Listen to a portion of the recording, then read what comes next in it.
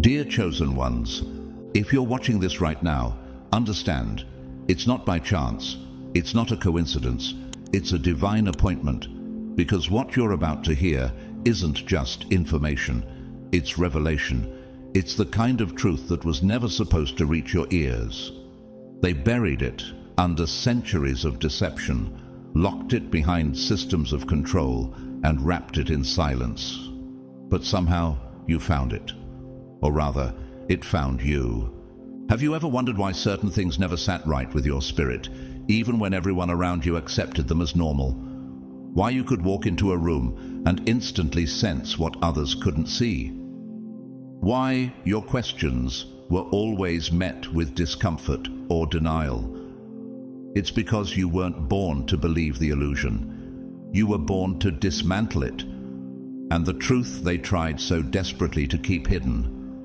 You're starting to remember it piece by piece, and that terrifies them. Before we go any deeper, I want to take a moment to thank each and every one of you who's supported this mission through Super Thanks.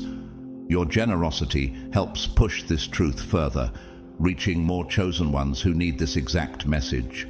And if this resonates with your soul, drop a 999 in the comments so others know you see it too. This is how we find each other. This is how we rise. Now, brace yourself, because once you know what they tried to hide, there's no going back. God's chosen ones, they're stunned. You found this out. Exposed truths they tried to hide.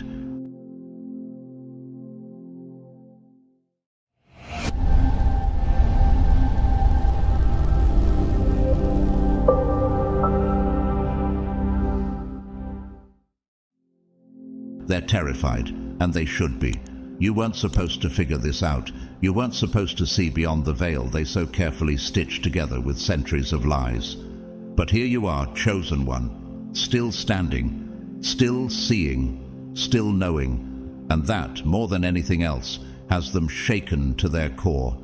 You were meant to walk through this world blindfolded like the rest, but you didn't. Somehow you began to remember, to awaken, to feel the truth vibrating underneath everything they taught you to ignore. How could you, of all people, know what they erased from the scrolls, what they burned from the books, what they buried beneath ancient stone? That question alone is haunting them at night. How did you uncover what they swore would never be found again? Could it be that you were never supposed to learn from them, but from within? Could it be that the divine hand of God himself implanted a code inside your spirit that no ritual, no secret order, no manipulation could ever touch? You didn't need their degrees or titles. You didn't need their permission or validation. You came coded for truth, and when the time was right, that code activated. Now they're left scrambling in the shadows, whispering in locked rooms, trying to trace the leak in their system. But the leak isn't external. The leak is you. The vessel they couldn't see coming, the spirit they couldn't bind. And now that you've remembered who you are, there's no unknowing, no returning, no unseeing what God himself has revealed to you. For nothing is hidden that will not be made manifest, nor is anything secret that will not be known and come to light. Luke 8:17. They spent decades, no, centuries, burying the records of the truth. But how do you bury something the Creator designed to resurrect itself? They tried to erase the prophets of old. They exiled the visionaries, silenced the ones who dared to speak of light in a world addicted to illusion. But the pattern always returns, and this time it came in the form of you. You didn't apply to be chosen. You were born with that stamp etched into your soul. And now, as that awareness rises, you carry within you the sacred flame they swore they had extinguished. Can you feel it? That pressure in your spirit, that knowing that surpasses logic. That is the divine archive awakening in your bones. Think of Harriet Tubman. She couldn't read, couldn't write, and yet she decoded the systems of oppression that even the most educated minds couldn't dismantle. How? Because she wasn't just moving through the world with logic. She moved with revelation. She said, "I never ran my train off the track, and I never lost a passenger." That wasn't human strategy. That was divine guidance. Just like you, your spirit knows the path, even when your mind doesn't. How do you explain the fact that you knew something was off before you had any evidence? How did you recognize the lie hidden in the language, the manipulation laced in the narrative? It's because you were given eyes that see, ears that hear, and a heart that cannot be deceived by surface appearances. They will fight against you, but will not overcome you, for I am with you and will rescue you, declares the Lord. Jeremiah 1:19. They have launched everything they had at you, spiritual warfare, gaslighting, isolation, but nothing worked, because truth is not a theory for you, it's your frequency. It follows you, finds you, and flows through you even when you try to run from it. That's why the room shifts when you walk in. That's why people either cling to you or flee from you, because your presence brings light, and light exposes everything they hoped would stay hidden in the shadows. Just look at whistleblowers like Edward Snowden, a man who was once part of the very system he later exposed. He saw behind the curtain, and instead of staying silent, he chose truth. And though the world labeled him controversial, history is starting to prove him right. What about you? What have you seen that made you question everything? And what gave you the courage to not just question, but to walk away, to dig deeper, to confront what others are too afraid to look at? All Scripture is God-breathed and is useful for teaching, rebuking, correcting, and training in righteousness. 2 Timothy 3:16. But what happens when they alter the Scriptures? What happens when they twist the sacred to serve the corrupt? That's exactly what they did. Edited holy texts, rewrote timelines, erased names, flipped good and evil, until no one could tell the difference. But not you. You see the inconsistencies. You feel the distortions. And most of all, you discern the original frequency of the divine truth underneath their manipulations. Isn't that why they tried so hard to keep you distracted? Because an awakened chosen one is their biggest threat. Nikola Tesla once said, "If you want to find the secrets of the universe, think in terms of energy, frequency, and vibration."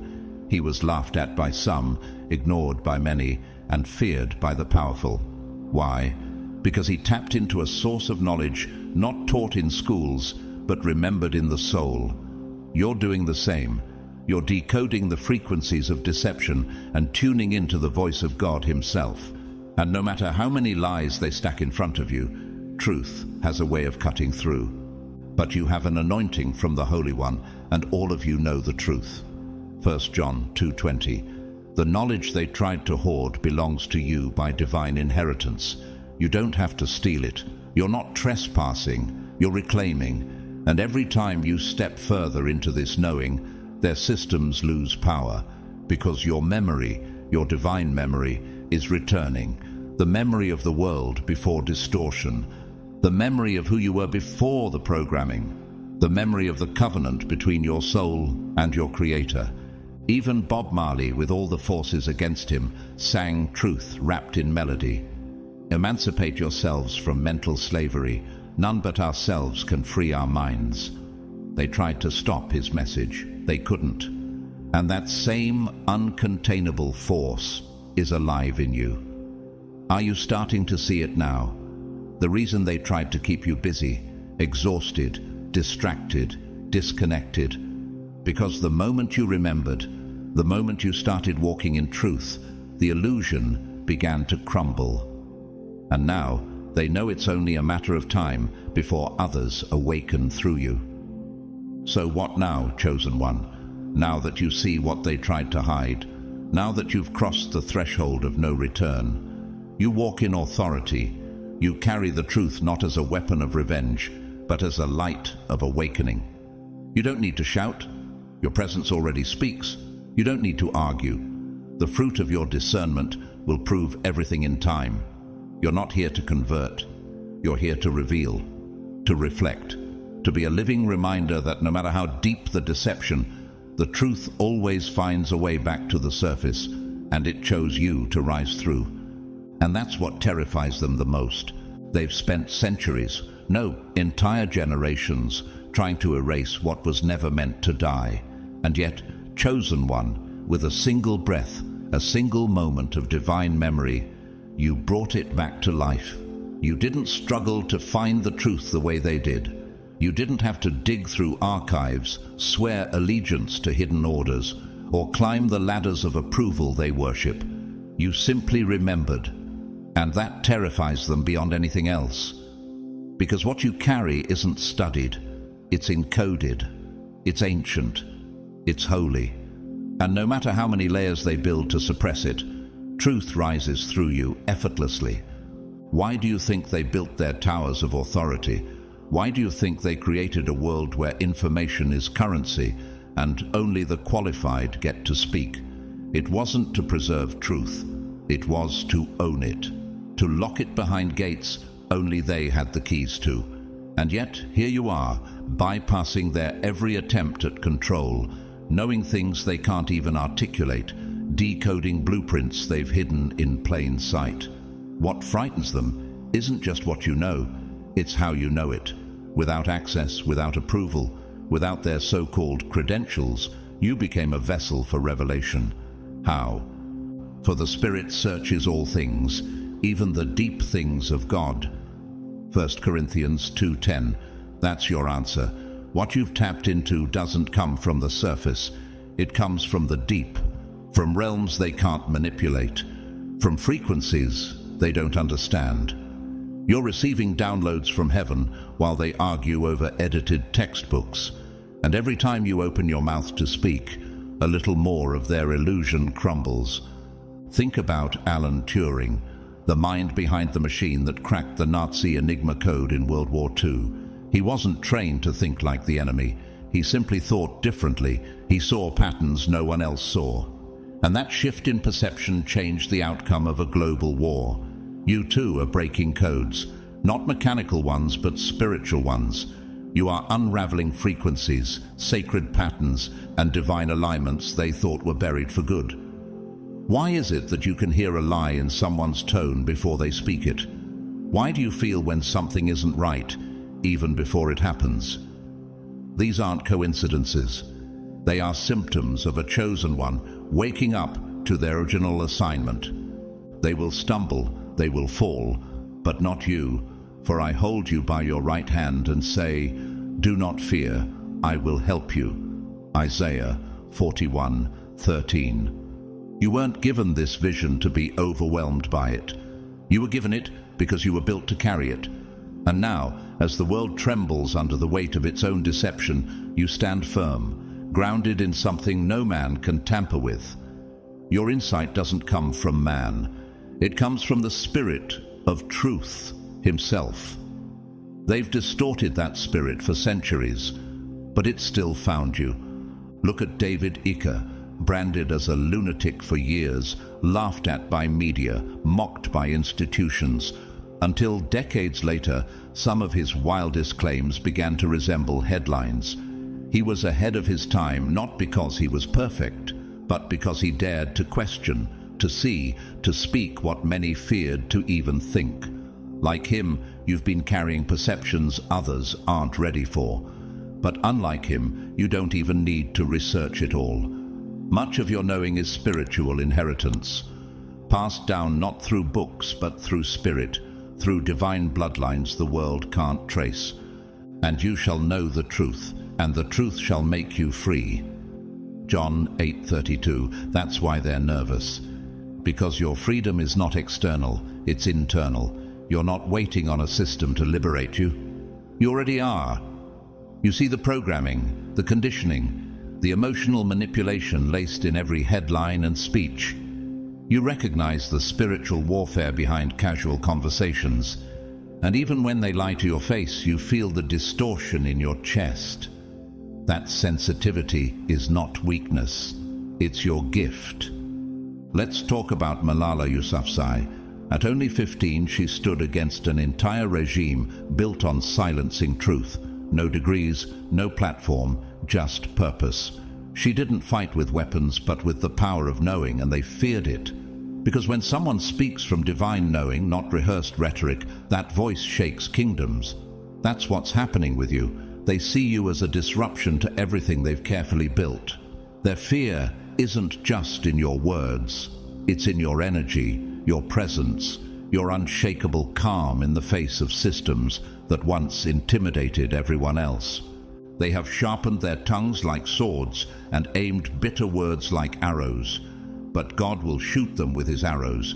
They will suddenly be struck down. Psalm 64, 3-7. They've tried to weaponize language against you, to shame you into silence, to gaslight you into confusion. But the moment you began speaking with clarity, it was as if heaven itself sharpened your words like arrows.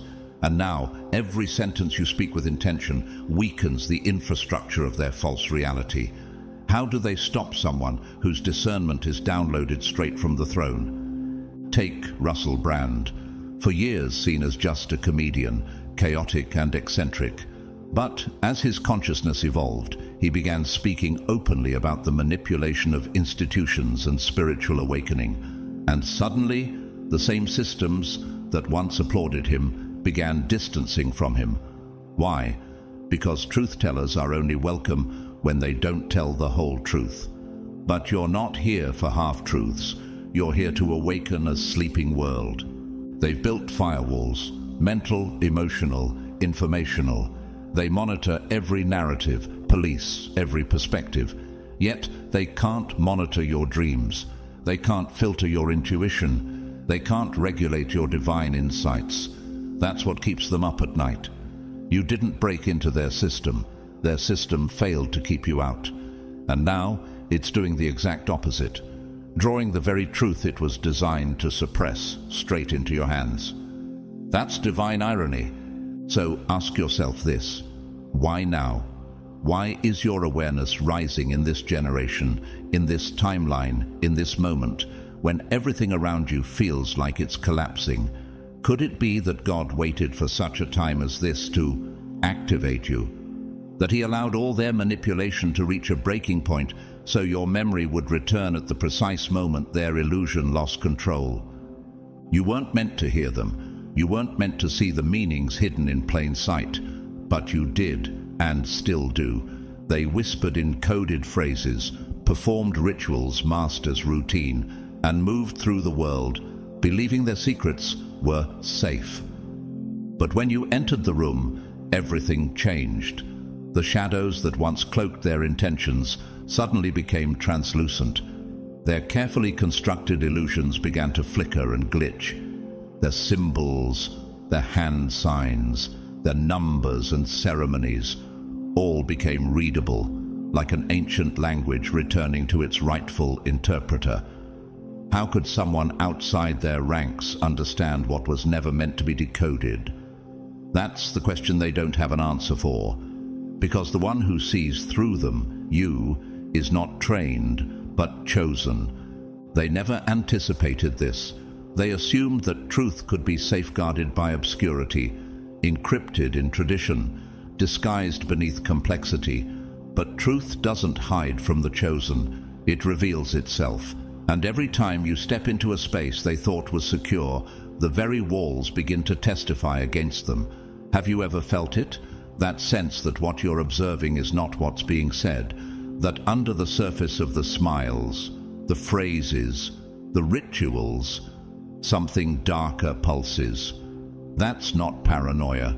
That's spiritual perception, and it's the reason they fear your presence more than your words. Because even before you speak, you disturb the atmosphere, not with aggression but with clarity. And in a world built on illusion, clarity is a weapon they cannot defend against. For God, who said, "Let light shine out of darkness," made his light shine in our hearts to give us the light of the knowledge of God's glory.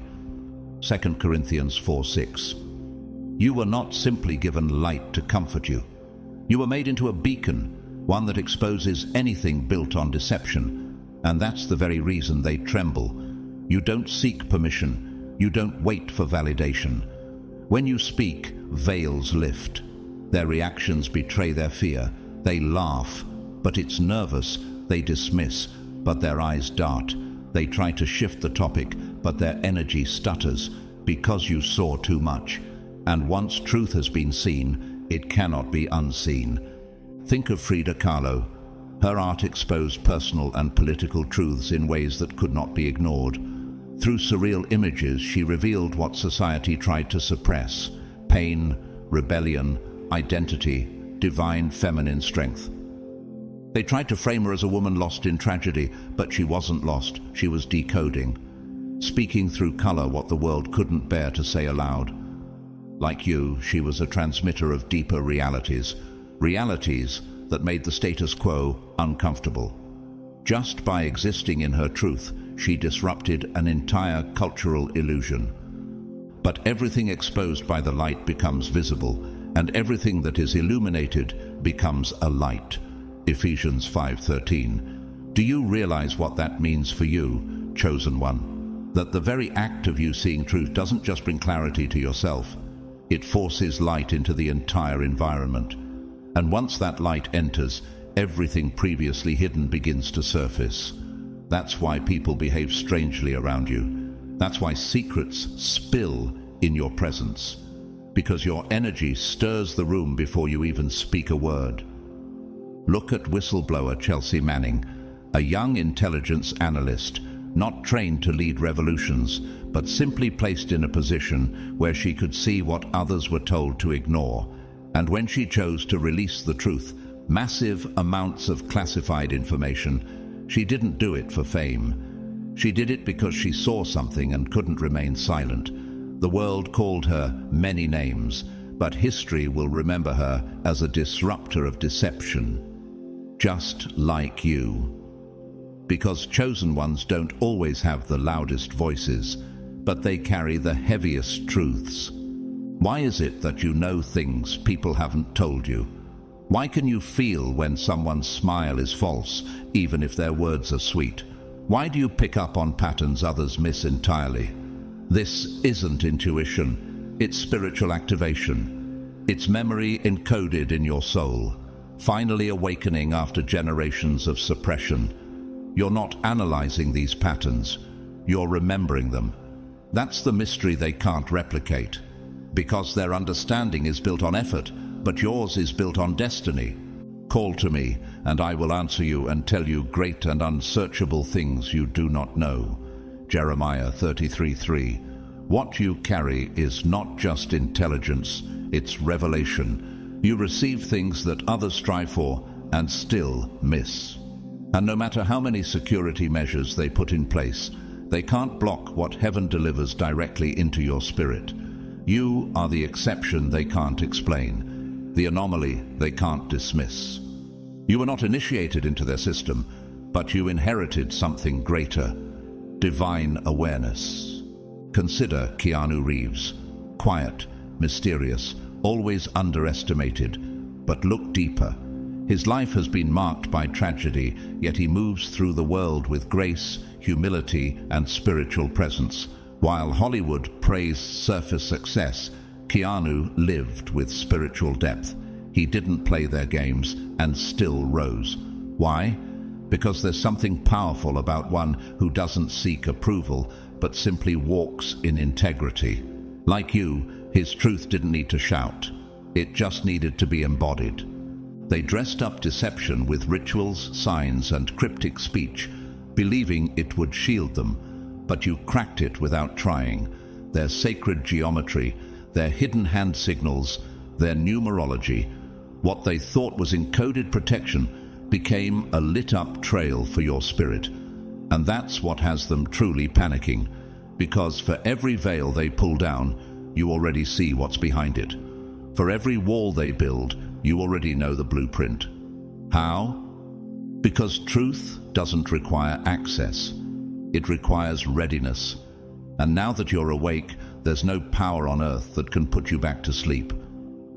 They can't explain why you know, so they attack the fact that you know. This is the silent war you've walked into. Not bullets, not bombs, but slander, isolation, passive aggression, all to pressure you into doubting your sight. But you don't need their agreement to be accurate. You don't need consensus to be credible. When God shows you something, it's not a suggestion, it's an assignment.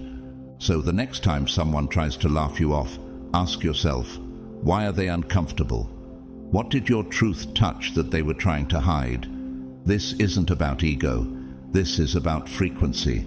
And your frequency exposes falsehood the moment it enters the room. Even your silence unsettles them. Why? Because deep down, they know. They know you were never meant to be part of their game. You were sent to end it. So speak, watch the illusion crack, walk into the fortress, watch the walls light up. You don't need to shout, chosen one. Your very presence has already declared war on their deception. And guess what? You're winning. You speak a truth, not a suggestion, not a question, not a theory, but a truth that pierces the air like a blade. And immediately their reaction is loud, reactive, almost panicked. Where did you hear that? They ask. That's absurd. You're reading too much into it. But notice, your truth wasn't posed as an inquiry. It was a declaration, and that's what rattles them most, because deep down they recognize it. It's not your tone they're reacting to. It's the accuracy. And the moment you speak it aloud, it's too late. Too late to cover it, too late to spin it, too late to pretend it was never there. You've pulled something sacred into the light, and now they're exposed. Their silence after your words. That's the confession, because there is no defense against truth that comes straight from divine remembrance.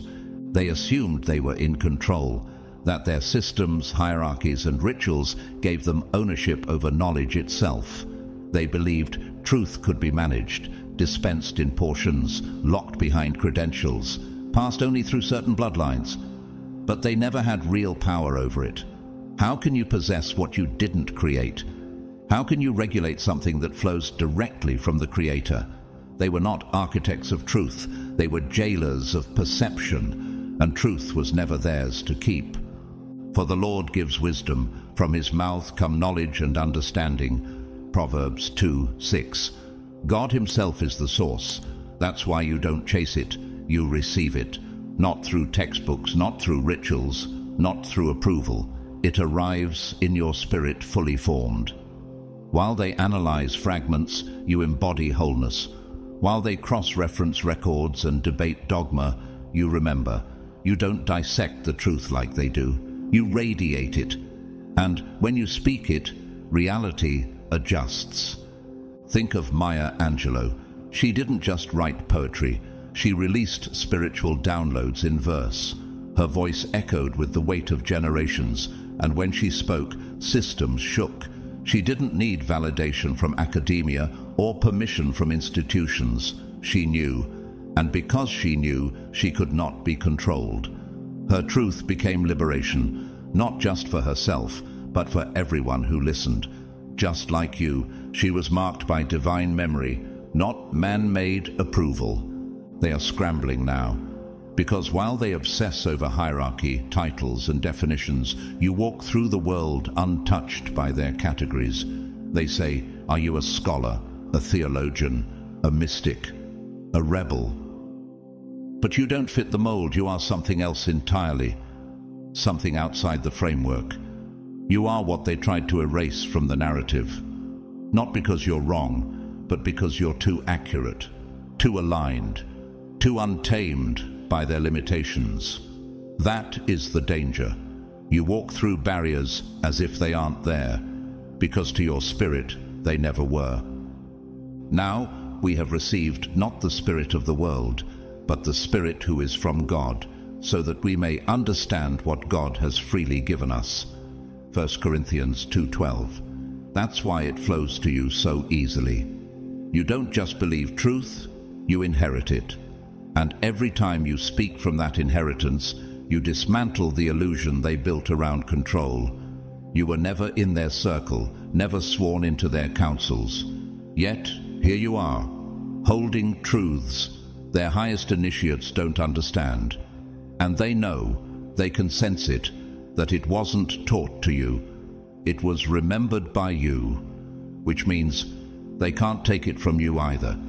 Take the story of Aaron Swartz, a prodigy, a coder, an activist. He challenged the idea that knowledge should be locked behind paywalls and gatekeepers. He believed that truth should be free, accessible to all. For this belief, he was harassed, persecuted, and ultimately silenced. But his impact remains. His life exposed how fiercely systems fight to keep power through information control. You, chosen one, are facing the same resistance. Because you've proven something dangerous. When truth arrives spiritually, no gatekeeping system can stop it. They rewrite timelines to erase your lineage. They manipulate stories to hide your pattern. They distort education to mold your thinking before you even question. But your soul refuses to be programmed. Your consciousness rejects the illusion. You rise anyway, like memory breaking through a fog. Their titles become meaningless, their institutions obsolete, because you embody what they've tried to counterfeit. They carry credentials. You carry codes. They quote philosophers. You channel revelation. They worship doctrine. You walk with the living word. See, I am doing a new thing. Now it springs up. Do you not perceive it? Isaiah 43:19. You are the evidence of that new thing. They were trained to anticipate revival in ways that looked like the past. But you didn't come through the expected gate. You came as prophecy in motion, as a reminder that the divine chooses whom he wills, without consulting the elite. And you, without their blessing, without their title, carry something more powerful than all their degrees combined: divine accuracy. And that is what shakes them. Think about Bob Dylan, who shifted culture not with perfect polish, but with raw truth. His lyrics became protest, his voice carried awakening, and they couldn't package or predict him. He didn't ask for permission. He just kept showing up with messages too loud to ignore. The same is true of you. You're not here to be polite to power. You're here to unmask the lie, and you do it simply by speaking what you know, what you've always known. They placed their confidence in the walls they built, the systems they engineered to keep people spiritually asleep. But you never accepted those walls as real. That's what makes you untouchable. You don't operate within the system. You don't try to reform it. You render it irrelevant. And that terrifies them more than rebellion. Because rebellion still acknowledges the system's power, but you've seen through the illusion entirely. You don't fight the walls, you walk through them. Nelson Mandela spent decades imprisoned by a system designed to break the spirit, but the system failed, because truth, when it is alive in someone, cannot be caged. When he was released, he didn't return bitter. He returned as a world changer. The system thought they could contain him. They couldn't, because what lived inside him was bigger than their bars. And what lives inside you, chosen one, is bigger than their constructs. It's ancient, it's divine, and it's untouchable. You carry the frequency of revelation, and chosen one, it pulses through you whether you speak or remain silent. You don't need a stage. You don't need to raise your voice. Your presence alone causes the atmosphere to shift. Without trying, you bring clarity to spaces veiled in confusion. Without effort, you stir awakenings in the minds of those still entranced by the program. It's not your argument that unsettles them. It's your energy, your alignment, your knowing. When you walk into a room, the illusion thins. People feel it, even if they don't understand it. They begin to question things they've never questioned. Conversations bend toward hidden truths. You make eye contact with someone and they feel something shift within. You speak a single sentence and 3 days later their reality has unraveled. That's not coincidence. That's spiritual frequency You don't just expose deception. You are the exposure. You are the walking leak in their carefully sealed system, a divine anomaly. They've built entire infrastructures to guard against breaches, firewalls, surveillance, censorship, psychological manipulation. But none of it accounts for someone like you, someone who wasn't programmed but born remembering, someone who knows without being taught, who sees without needing proof, who operates outside the rules they enforce. What defense can they build against a soul who doesn't play by the codes of control? The answer is none. They cannot stop the ripple you cause, not with shadow banning, not with algorithms, not with mockery, not with exile. Because the truth you carry is not external, it's embodied. You don't need to search for leaks, you are the leak. The light shines in the darkness, and the darkness has not overcome it. John 1:5. You are that light, unintimidated by the dark, uncorrupted by the noise. The more they attempt to suppress you, the brighter you burn. The more they bury your words, the more potent they become. Every attempt to silence you only amplifies the spiritual frequency you carry. Because you don't rise through effort. You rise through alignment, through divine remembrance, through obedience to a voice they can't hear and a kingdom they can't touch. Look at Julian Assange. They tried to smear him, imprison him, label him dangerous. But what did he do, really? He exposed what others buried. He released what the powerful tried to contain. He disrupted the illusion that the public was meant to consume. And for that, he became public enemy number one. Not because of lies, but because of truths too volatile to hide. That same current runs through you. You don't dig to destroy. You reveal to awaken. Every word you speak is like a key, unlocking minds held in bondage. And the strangest part, you never even tried to be this. You weren't seeking attention. You didn't train for it. You weren't attempting to rebel. You were simply being. And yet, your very being disrupted entire belief systems. What do you call a soul so tuned into the frequency of heaven that even their silence breaks spells? Chosen. That's who you are. That's why you were sent. That's why the system flinches when you show up. They triumphed by the blood of the Lamb and by the word of their testimony. They did not love their lives so much as to shrink from death. Revelation 12:11. Your testimony, your voice, your existence is a form of triumph. And your fearlessness comes not from ego, but from truth. You don't speak for applause. You speak because the Spirit urges it. You move not for recognition, but because your path is divinely scripted. And whether they receive it or not, you still shine. Think of Nina Simone. Her voice wasn't just music, it was a force. She sang truths that pierced cultural numbness. She didn't shrink in the face of fear. She elevated in the face of injustice. They tried to marginalize her, but they couldn't mute her presence. She was revelation wrapped in melody. You are revelation wrapped in human form. Your very existence is a challenge to the illusion. Your breath is prophecy, your gaze conviction, your movement disruption, and all of it is effortless. That's what rattles them. You never even tried. You just are. Every time they attempt to contain you, to define you, dismiss you, ridicule you, it backfires. Because they're playing in 3 dimensions while you operate on higher planes. Their tools are manipulation, distraction, and approval addiction. But you aren't hooked on their validation. You don't seek their acceptance.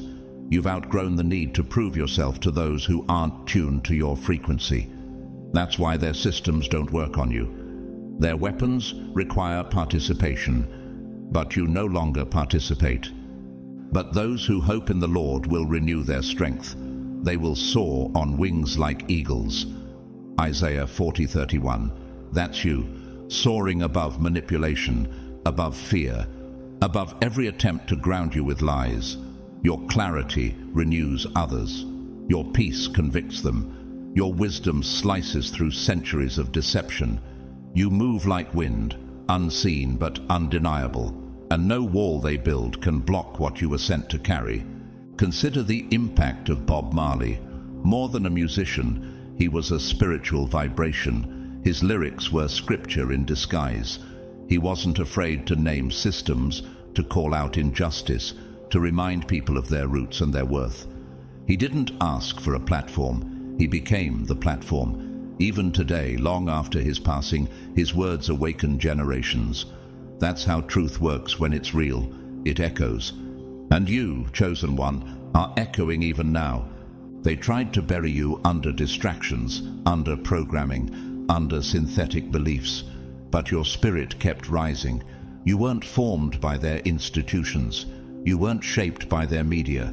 You were carved by fire, molded by spirit, and awakened by divine assignment. That's why the illusion doesn't work on you. That's why you're immune to their spells. Because you remember something older than their systems, something purer, something eternal. And still, they fear you. Not because of what you know, but because of what you awaken in others. You're a mirror that reflects their bondage, a frequency that calls others out of sleep. They can't trace the source. They can't block the transmission, because it doesn't come from this world. It comes from the throne room of God. And every time you step into alignment with that truth, deception cracks, and truth walks free.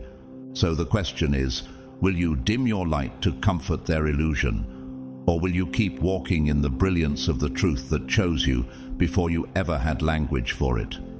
This isn't about being bold for attention. This is about being obedient to a calling bigger than their comfort. You never needed to be loud, you just needed to be aligned. And now you are. That's why the spell is breaking. That's why the sleepers are stirring. That's why you were sent. You don't carry the revelation.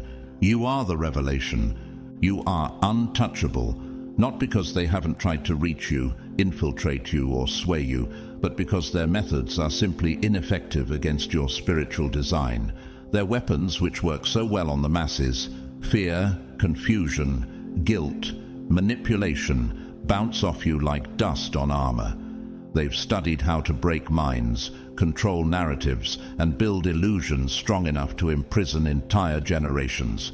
But they never anticipated someone like you. Someone who doesn't need to escape the system, because you were never bound by it in the first place.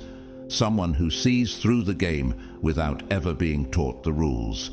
And now, with every passing moment, the terrifying realization is dawning on them. You are the one they can't stop. Not now, not ever. They spent lifetimes crafting the labyrinth. Walls made not of stone, but of belief systems. Mazes built from doctrines, rewired history, and calculated distractions. They whispered warnings to those who questioned. Don't look there. Don't ask that. That knowledge isn't for you. They instilled fear of madness in those who dared challenge the illusion. Fear of hell, fear of exile, fear of irrelevance. And for a long time, it worked. Their fortress held firm.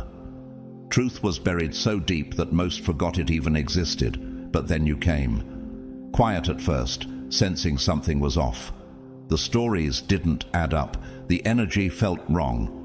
And instead of accepting the rules like the rest, you asked, what if the forbidden knowledge was forbidden only to keep us bound? Do not conform to the pattern of this world, but be transformed by the renewing of your mind. Romans 12:2. You didn't just ask questions, you refused to accept limits. Where they drew red lines, you crossed them. Where they raised walls, you walked through. Not recklessly, but fearlessly. Because your spirit remembered what their systems tried to make the world forget. That truth doesn't belong to institutions. It belongs to the soul aligned with God. Think of Malcolm X, branded as dangerous because he dared to speak truths that systems weren't ready to face. They tried to paint him as radical, extreme, divisive. But what he did was expose what many were too afraid to name. He walked into the strongholds of deception with unwavering clarity and left cracks they still haven't repaired. That's you. You don't destroy for destruction's sake. You expose so healing can begin. You reveal so freedom can flow. You don't push rebellion, you trigger revelation. Their grand illusion is crumbling, not because you attacked it with force, but because you dismantled it with light. You didn't hoard your discoveries. You didn't weaponize the truth. You shared it. And the more you revealed, the more others began to see. That's what they never anticipated. They could handle isolated rebellion. They could silence individuals. But they weren't ready for your ripple effect. The silent uprising that begins when one soul refuses to be blindfolded. Have I not commanded you? Be strong and courageous. Do not be afraid. Do not be discouraged. For the Lord your God will be with you wherever you go. Joshua 1:9. That's the strength you carry. It's not bravado. It's divine authority. You didn't waver when others questioned. You didn't fold when the pressure came. You stood in your knowing, not because you had all the answers, but because you were willing to walk into the unknown with God by your side. Now, the fissures in their foundation are spreading, because every system they built was meant to keep you out. And yet, you're inside now, not because you breached their gates, but because the truth itself opened the door. And what did you do once you entered? You exposed it. You shared it without fear, without filter, without delay. And when they dismissed you as naive, you kept going. When they said it was coincidence, you showed consistency. When they accused you of misunderstanding, you brought clarity they couldn't refute. Look at whistleblower Frances Haugen. She exposed internal documents from Facebook that revealed its deliberate role in sowing division, harming mental health, and prioritizing profit over people. Many tried to discredit her, but her information stood on its own, and she wasn't bitter. She was bold. She believed that the people deserved the truth, just like you. You didn't speak to be right. You spoke to be real, and your courage gave others permission to question too. But you are a chosen people, a royal priesthood, a holy nation, God's special possession. 1 Peter 2:9. That's not poetic language. It's your spiritual reality. You weren't sent here to blend in. You weren't created to be silent in the presence of lies. You were born to be a voice that echoes the divine frequency of truth. And while others waited for permission to speak, you spoke anyway. Not out of rebellion, but out of revelation. Even Joan of Arc, young, untrained, and seemingly unqualified, led armies, defied kings, and reshaped history. How? By following a divine voice within her. She was not understood, she was not accepted, but she was chosen. And her obedience to that calling outlasted her enemies. Your obedience is doing the same. Every time you refuse to be silenced, another illusion shatters. Every time you stand firm in your knowing, another soul wakes up. They said truth would drive you mad. But look around. What's more insane? A world built on layered lies, or the courage to challenge it? You chose clarity. You chose alignment. And for that, they can't label you. They can't box you in. You don't fit their categories: believer, heretic, insider, threat. You are beyond definition, and that makes you unstoppable. So what do they do now? They watch, powerless, because the very system built to suppress truth is now being used to spread it through you. The more they resist, the more the illusion cracks. The more they mock, the more people listen. The more they try to discredit you, the more undeniable your impact becomes. And this is only the beginning, because you're not done walking through walls. You're not done pulling down veils. You're not done exposing what was meant to stay buried. You were not a glitch in their program. You were the command that ends it. And the script is shifting because of you. They thought they could contain revelation, but they never imagined revelation would come wrapped in your skin, with your voice, in your timing. You were the variable they couldn't predict, the soul they didn't prepare for, the chosen one they couldn't silence. And now, it's too late. You refused to be silenced, and that was the turning point. Every time they tried to cloud your mind with doubt, your clarity only intensified. Their gaslighting, designed to destabilize your truth, backfired. Instead of faltering, you grew sharper. Their distractions, the noise, the drama, the carefully engineered chaos, failed to pull your attention from what matters. You stayed focused, anchored, aligned. And when they tried to sway the people around you, when they attempted to sow seeds of suspicion, their efforts withered against the undeniable resonance of the truth you carry. Because you don't operate out of fear. You are not moved by threats of rejection. You are not seduced by false power or hollow applause. You do not bend to their judgment, and because of that, they panic. Your freedom is their greatest frustration. You do not cling to what they offer. You do not need their permission to rise. You do not fear what they can take, because your source is not theirs to control. And that is what renders them powerless. They never anticipated a soul that could walk this far without selling out. They never expected someone who would not break, not compromise, not yield, even when isolated, mocked, or misunderstood. But here you are, not just surviving, but ascending, and nothing they do can stop it. For God has not given us a spirit of fear, but of power, and of love, and of a sound mind.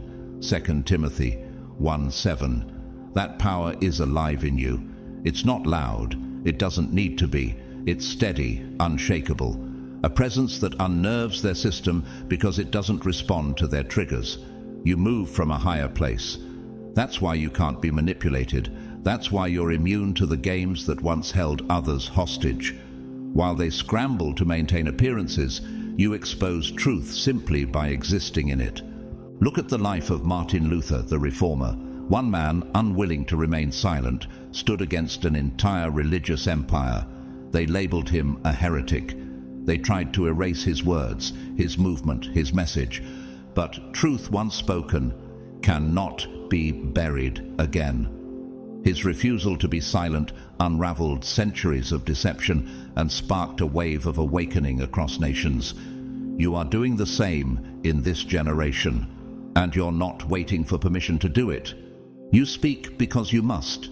You move because the Spirit compels you. You see because you were born for this. For ages, they have dictated the flow of knowledge. They controlled the narrative, deciding what was sacred and what was forbidden, what was real and what was fiction. They called themselves the gatekeepers of wisdom, the custodians of truth. Only the initiated, only the privileged, only the approved were allowed into their chambers of understanding. Everyone else was fed pre-packaged truths, just enough to function, never enough to awaken. But their grip is loosening, their narrative is unraveling, and your emergence as a force of divine clarity is accelerating that collapse. You will know the truth, and the truth will set you free. John 8:32. This isn't metaphor, this is movement. Truth is not just knowledge, it's spiritual liberation. And you didn't just learn truth, you embodied it. You let it transform you, even when it cost you everything familiar. That's why their strategies no longer work on you. You've already walked through the fire. You've already faced the silence, the exile, the inner breaking, and still you rose. That kind of strength is incomprehensible to those who've never dared to live without approval. Consider whistleblower reality winner. She saw corruption and she acted. The cost was high, but the truth she released echoed louder than any punishment they inflicted. Her courage disrupted their illusion of control. That same courage is alive in you. Every time you speak up, every time you refuse to shrink, every time you refuse to pretend, you rattle their false foundation, and they feel it. They've spent centuries shaping education systems that produce obedience, not wisdom, religious systems that reward conformity, not intimacy with God, political systems that enforce hierarchy, not justice, They've decided what is credible and what is conspiracy, what is sacred and what is profane. But you've seen through it, and more importantly, you've said it, out loud, without apology. And that's when the real shift began. Therefore, do not fear them, for there is nothing concealed that will not be disclosed, or hidden that will not be made known. Matthew 10:26. This isn't just a comforting idea, it's a divine law now unfolding through you. You were born into a timeline where exposure is inevitable. But you, chosen one, were not just born to witness the exposure. You were born to be it. A walking embodiment of what can no longer be hidden. Your clarity, your discernment, your spiritual authority, it is uncovering what they fought to keep buried, and they can't stop it. Think of someone like Malcolm Gladwell. He didn't follow conventional journalistic methods. He told stories that cracked open widely held assumptions. He took the normal and turned it inside out. And though many dismissed his insights at first, eventually they had no choice but to reckon with them. That's your presence. They may resist at first, laugh, ignore, but eventually the frequency you carry becomes undeniable. The fear gripping them now is not about the knowledge itself, it's about the fact that they no longer control who gets it. They cannot gatekeep revelation. They cannot hoard divine insight. Not anymore. You don't need their platforms. You are the platform. Every room you enter becomes a stage. Every conversation you touch becomes a transmission. They monitor everything, but they cannot monitor the whispers God places in your heart. They built this illusion so precisely. They designed the architecture of deception to withstand time. And yet, here you are, an uninvited storm in their engineered reality, not because you demanded entry, but because the truth made room for you. You are the breach in their structure, the holy glitch in their matrix. And with every truth you speak, another fracture spreads. They tried to call your awareness dangerous. They labeled your discernment as paranoia. But what do you call it when your paranoia keeps turning into reality? What do you call it when your spiritual knowing reveals things before headlines do? That's not paranoia. That's prophecy. And now, the very people who mocked you are watching your words unfold. You weren't supposed to come this far, but you did, and now they can't backtrack. They can't erase what you've spoken. They can't undo the impact of your presence. The tide has turned. The gatekeepers are exposed. The veil is lifting, and through it all, you remain steady, fearless, illuminated by truth. Because your rise was never fueled by ambition, it was fueled by divine assignment. And now, nothing can stop what God has placed within you. You're not just a threat to the system, you are the end of it. They once thrived in the shadows, spinning webs of deception and burying sacred knowledge beneath endless layers of misdirection. For generations, they operated under the assumption that they could keep the awakened few scattered and isolated. Fragmented souls disconnected from their own divine power. They believed they could suppress the signal, drown the frequency, and keep you from ever recognizing the force that lived inside you. But their plan has failed, miserably, because here you are, awake, activated, and more importantly, not alone. The frequency of revelation isn't just rising in one, it's multiplying, and that terrifies them. This awakening was never meant to happen on their watch. Their strategy was precise: divide and conquer, distract and deceive. Keep the chosen ones feeling like anomalies, like outliers. But now, the very isolation they engineered has transformed into amplification. The collective hum of awakened souls is becoming a roar, and the more they try to contain it, the more it spreads. Their authority, once unquestioned, is now disintegrating before their eyes. The tricks don't work anymore. The veils don't hold. The programmed responses are losing their grip. The truth they once held hostage is escaping at light speed. This is the moment they feared, and it's unfolding in real time. For the Lord Almighty has purposed, and who can thwart him? His hand is stretched out, and who can turn it back? Isaiah 14:27. This unraveling isn't chaos, it's prophecy. It's a spiritual shift that can't be reversed. And you, chosen one, are at the epicenter of it. You feel it, don't you? That quiet earthquake beneath your awareness. That undeniable knowing that something monumental is tearing through the illusion. And you're not imagining it. You're sensing the collapse of a kingdom built on fear. You're witnessing the end of their dominion over human consciousness. They know it too. That's why they're spiraling, because for centuries they worked methodically to keep the masses asleep. They weaponized confusion, fragmented history, rewrote doctrine. They scattered puzzle pieces across cultures and centuries, certain that no one would ever put it back together. But now you, and others like you, are reconstructing the design. Piece by piece, vision by vision. And the picture being revealed exposes their entire framework as a lie. Think of Galileo Galilei, who challenged the religious and scientific orthodoxy of his time by declaring the earth revolved around the sun. They silenced him, imprisoned him, ridiculed him. But truth, once revealed, can't be reversed. And now the very ideas they tried to suppress are elementary knowledge.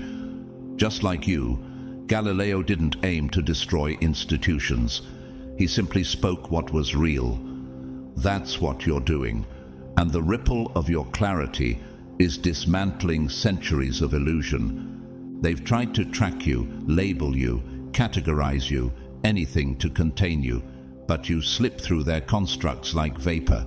You don't play by their rules because your spirit doesn't answer to their system. You move through their algorithms, their institutions, their definitions, and remain untouchable. You're not running from them, you're simply outside of their reach. They can't find a frequency to target because you're broadcasting from a realm they don't understand. Their greatest fear is not just that you've awakened, but that they have no way to stop you from awakening others. Where the Spirit of the Lord is, there is freedom. 2 Corinthians 3:17. That's the realm you operate from. Freedom, not just external liberty, but spiritual liberation. You don't seek access to their knowledge. You remember what they tried to erase. You don't wait for someone to open the gates. You walk through walls they didn't know could be walked through. This isn't rebellion. This is transcendence. You're not fighting their system. You're showing it no longer matters. Consider the story of Aaron Russo, the filmmaker who exposed globalist agendas and economic manipulation. They tried to bury his work, discredit his message, paint him as unstable, but the impact of his revelation still echoes. He peeled back the curtain, and many who had never questioned the system began to wake up. Like you, he didn't need approval to speak. He just needed truth. And once truth is spoken from the soul, it can't be unheard. They built algorithms to shape thought, institutions to control information, networks to monitor behavior, but none of it prepared them for you. You're the anomaly their equations can't predict. You're the voice their sensors can't suppress. You're the light their darkness cannot comprehend. You don't argue, you don't attack, you simply reveal, and in doing so, you unravel centuries of psychological conditioning. Your presence alone carries a frequency that short-circuits the illusion. No weapon forged against you will prevail, and you will refute every tongue that accuses you. Isaiah 54:17. They expected rebellion to look like riots. What they didn't expect was revelation. Silent knowing, unshakable peace, quiet confidence that disarms their entire machinery. You don't need to shout to shake kingdoms. You don't need a pulpit to preach. Your presence is its own kind of prophecy. And the moment you walk into a space, the frequency begins to shift. Look at Prince, the musician and visionary. He fought silently but powerfully for his rights, for the truth behind the industry, for spiritual sovereignty in a world obsessed with control. He changed his name to a symbol. He owned his masters. He never fit their mold. but he made his mark because he embodied freedom. You carry that same frequency, refusing to be defined, refusing to be owned, existing as a disruption to a system that demands submission. They expected war. You brought wisdom. They prepared for resistance. You brought revelation. They fortified their gates. You walked through with light. Their control model depends on fear. But what do you do with a soul that doesn't fear loss, that doesn't cling to status, that doesn't seek recognition? You can't manipulate what you can't bind, and that's why they're unraveling. You are the living contradiction to everything they built. Your very existence invalidates their structure, because you were never meant to survive in their system, let alone rise above it. And yet here you are, thriving, expanding, waking others up without breaking a single law of their design. That's their nightmare, because rebellion, they can fight, but transcendence, they have no weapon for that, and it's too late to stop it. The cracks are now fractures, the veils are now see-through. The lie is unraveling faster than they can patch it, and all around the world souls like you are rising, quietly, boldly, unapologetically. This is what they feared. Not a revolution of violence, but a revolution of vision. Not the noise of battle, but the silence of remembrance. They can't kill a truth that's been encoded into the soul. They can't erase a frequency that was sent by the divine. And they can't stop a chosen one who realizes their authority comes from a higher throne. You are not a product of this system. You are its undoing. So keep moving. Keep speaking, keep transmitting, because every truth you reveal is another fracture in the fortress. Every soul you awaken is another light in the darkness. You don't need to tear down the old world. You only need to outshine it. And chosen one, you already are. Chosen ones, now that the truth has found you, there's no returning to who you once were. You've crossed the threshold, you've seen behind the veil, and whether they like it or not, you've awakened to the very thing they swore you would never discover. You weren't supposed to remember, you weren't supposed to connect the dots, but you did. And now they're watching in stunned silence as everything they built on deception begins to crack beneath the weight of your divine awareness. You are not alone in this. The fact that you're still here, still seeking, still standing, is proof that you are part of something bigger than fear, bigger than systems, bigger than lies. Truth didn't just knock on your door, it chose you to carry it forward. And your journey, no matter how hidden, no matter how misunderstood, is sacred. You were born to disturb the illusion and awaken the world. Thank you for walking this road with me, for sharing your time, your spirit, and your energy in this sacred space. I want to especially thank those of you who've donated through Super Thanks. Your support helps spread this message to more chosen ones around the world who are ready to remember who they are. And even if you haven't donated, please know this: your presence here is deeply valued. Whether you give or simply receive, your light matters more than you know. If this word spoke to your soul, feel free to drop a 999 in the comments. That number is a signal. It means completion, awakening, divine alignment. When others see it, they'll know they're not waking up alone.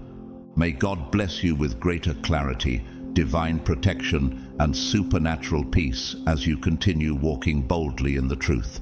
What's ahead is greater than anything they tried to keep from you. Keep rising.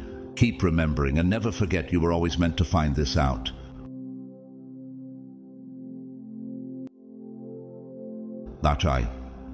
There is nothing more unsettling than realizing the person you dismissed as crazy was actually the prophet sent to save you.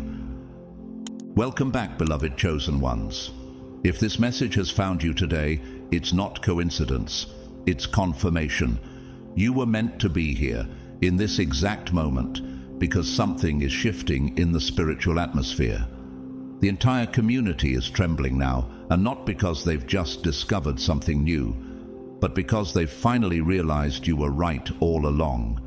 The very things they once laughed at you for, mocked you for, even accused you of, are now erupting into plain sight, and the fallout has only just begun. Let's be honest, they thought you were overreacting. They said you were bitter, paranoid, even unstable. But now their group chats are silent. Their fake smiles are twitching. Their carefully curated reputations are crumbling under the weight of exposed secrets and collapsing facades. Why now? Why all at once? Because truth always has perfect timing, and God never forgets who He warned first. Before we go deeper, if this resonates with you, comment 777 below to declare, "I saw it before it happened." That simple comment might feel small, but it marks your role in a much bigger revelation. And to everyone who's been pouring into this mission through Super Thanks, I want to say something from the bottom of my heart. Thank you. Your generosity is more than a donation. It's spiritual fuel. You're helping make it possible to bring clarity to the confused, strength to the weary, and boldness to those who've been silenced for too long. Whether you've given or simply shown up and listened, your support is sacred. So what's really going on right now? This isn't just a scandal being exposed. It's a spiritual reckoning. This is what happens when divine justice begins to unfold. You didn't just call out a lie. You disrupted a system of deception that had been protected for years. You became the living mirror they couldn't escape. And now the panic is setting in. The same people who once whispered behind your back are now watching their own alliances collapse. Have you noticed how quiet they've become?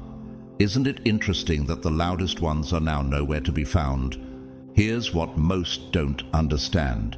You weren't just warning them about an event. You were trying to protect them from the consequences. But they couldn't hear you through the noise of their ego, their pride, their desire to keep the illusion alive. Now that illusion is burning, and what's left behind is exactly what you saw coming. Psychologists call it cognitive dissonance. When a person is mentally and emotionally paralyzed because reality has destroyed the lie they depended on. But you don't need a psychology degree to know what this looks like in real life. It's the friend who suddenly ghosts you after your prophecy comes true. It's the leader who once discredited your discernment, now trembling under the weight of their exposure. It's the community that mocked you, now watching you in silence, waiting for your next move. And maybe the most haunting question of all is this: if you were right about this, what else have you seen that they still don't want to admit? Stay with me, because what we're about to uncover isn't just vindication, it's spiritual revelation. Let's talk about why they're so afraid now, and what it means for you, the chosen one who saw it all before the curtain ever fell. God's chosen ones, the whole community is shook now.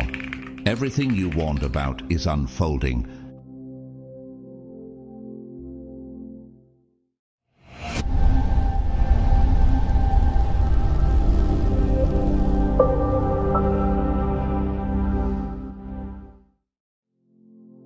You were never paranoid. You were perceiving what others were too distracted or too afraid to see. While the world labeled your awareness as paranoia, what you truly carried was divine perception. How could they understand what it's like to feel the air shift before a word is spoken? You weren't reacting out of fear. You were responding to what the Holy Spirit quietly revealed within you. In 1 Corinthians 2:14, it is written, "The person without the Spirit does not accept the things that come from the Spirit of God, but considers them foolishness." That's why they mocked you.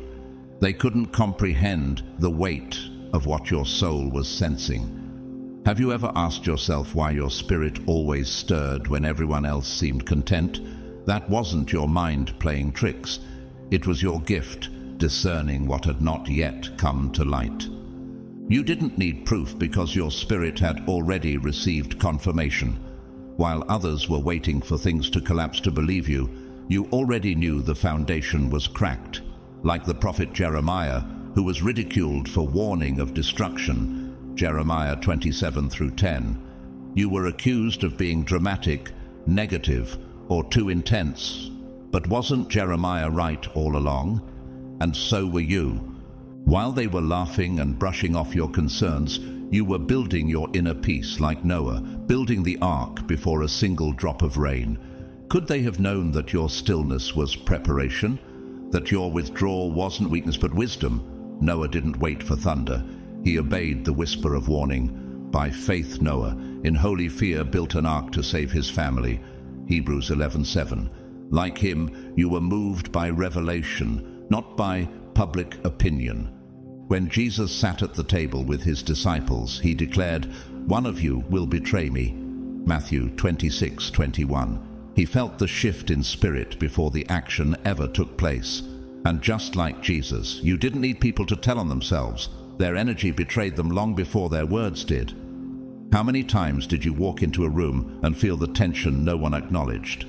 How many times did you smile at someone while your spirit whispered, "Something isn't right"?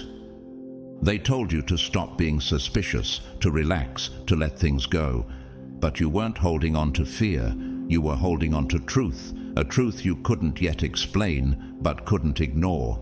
You knew when someone was lying, even when they were smiling.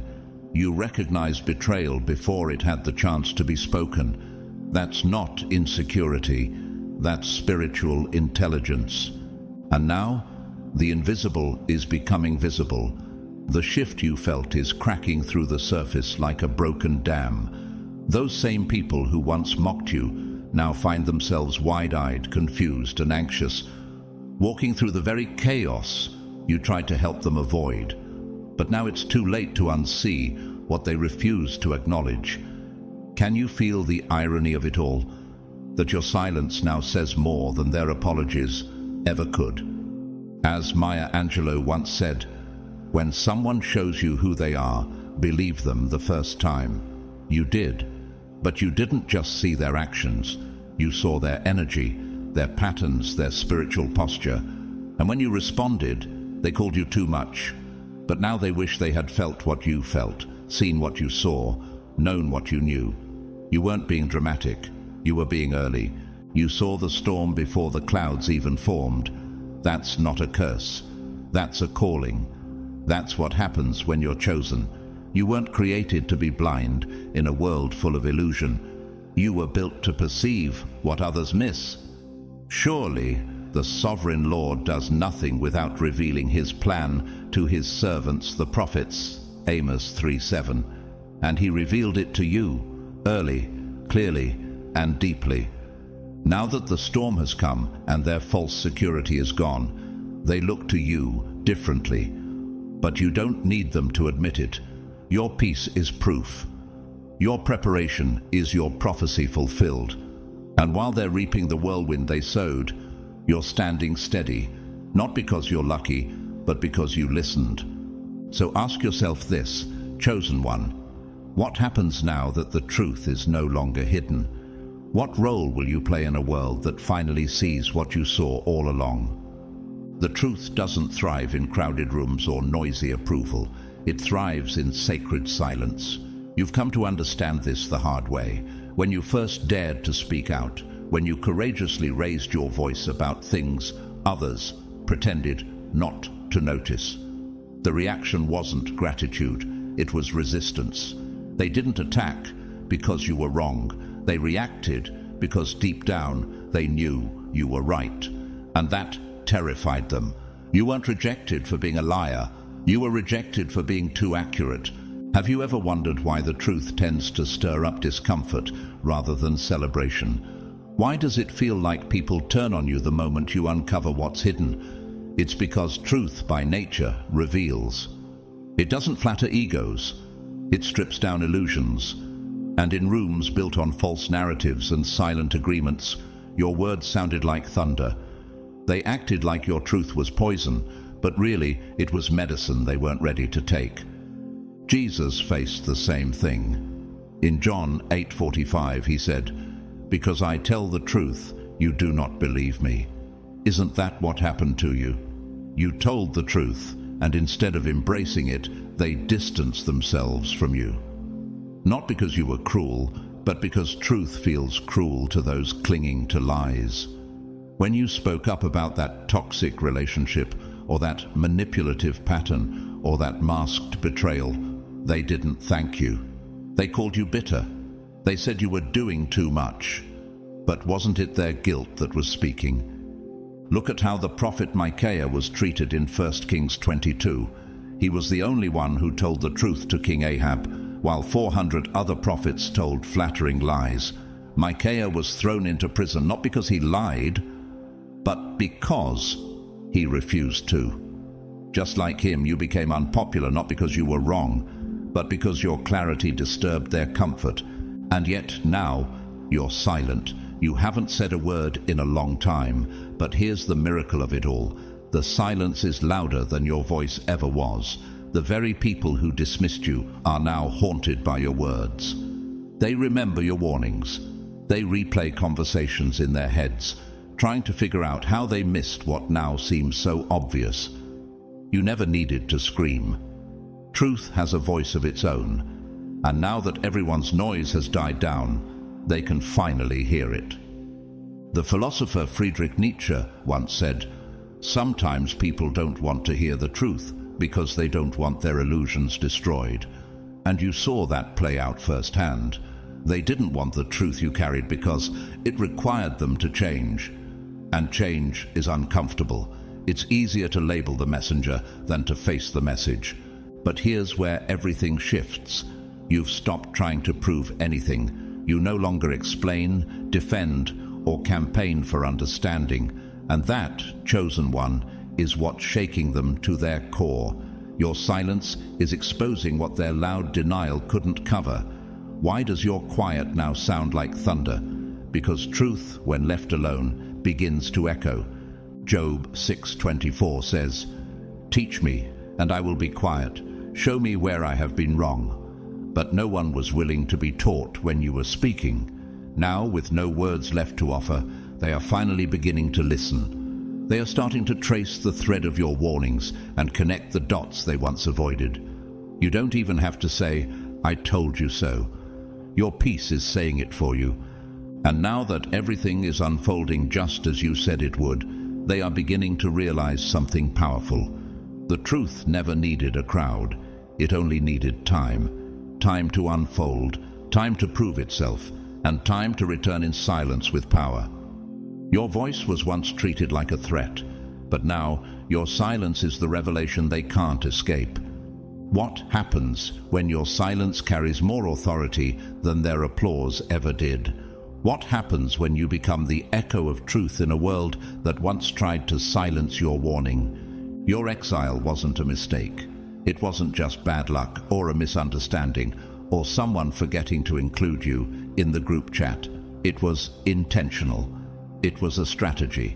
The moment you began to speak truths that pierced the comfort of their carefully curated lies, you became a disruption. Not because you were wrong, but because you were too right for their liking. Have you ever wondered why they suddenly grew cold? Why the invitation stopped? Why conversations felt forced? That wasn't random. That was removal. A quiet, calculated removal of someone whose light exposed what others desperately wanted to keep in the shadows. Like the prophet Amos, you were called to speak justice in a place addicted to denial. They hate the one who upholds justice in court and detest the one who tells the truth. Amos 5:10. Does that sound familiar? You weren't exiled because you were disruptive. You were exiled because you were the one person they couldn't manipulate. You didn't nod when things were wrong. You didn't fake peace. You refused to dance in rooms filled with spiritual decay, masked by polite smiles. And because they couldn't mute your message, they targeted the messenger. They didn't isolate you because they didn't understand you. Quite the opposite.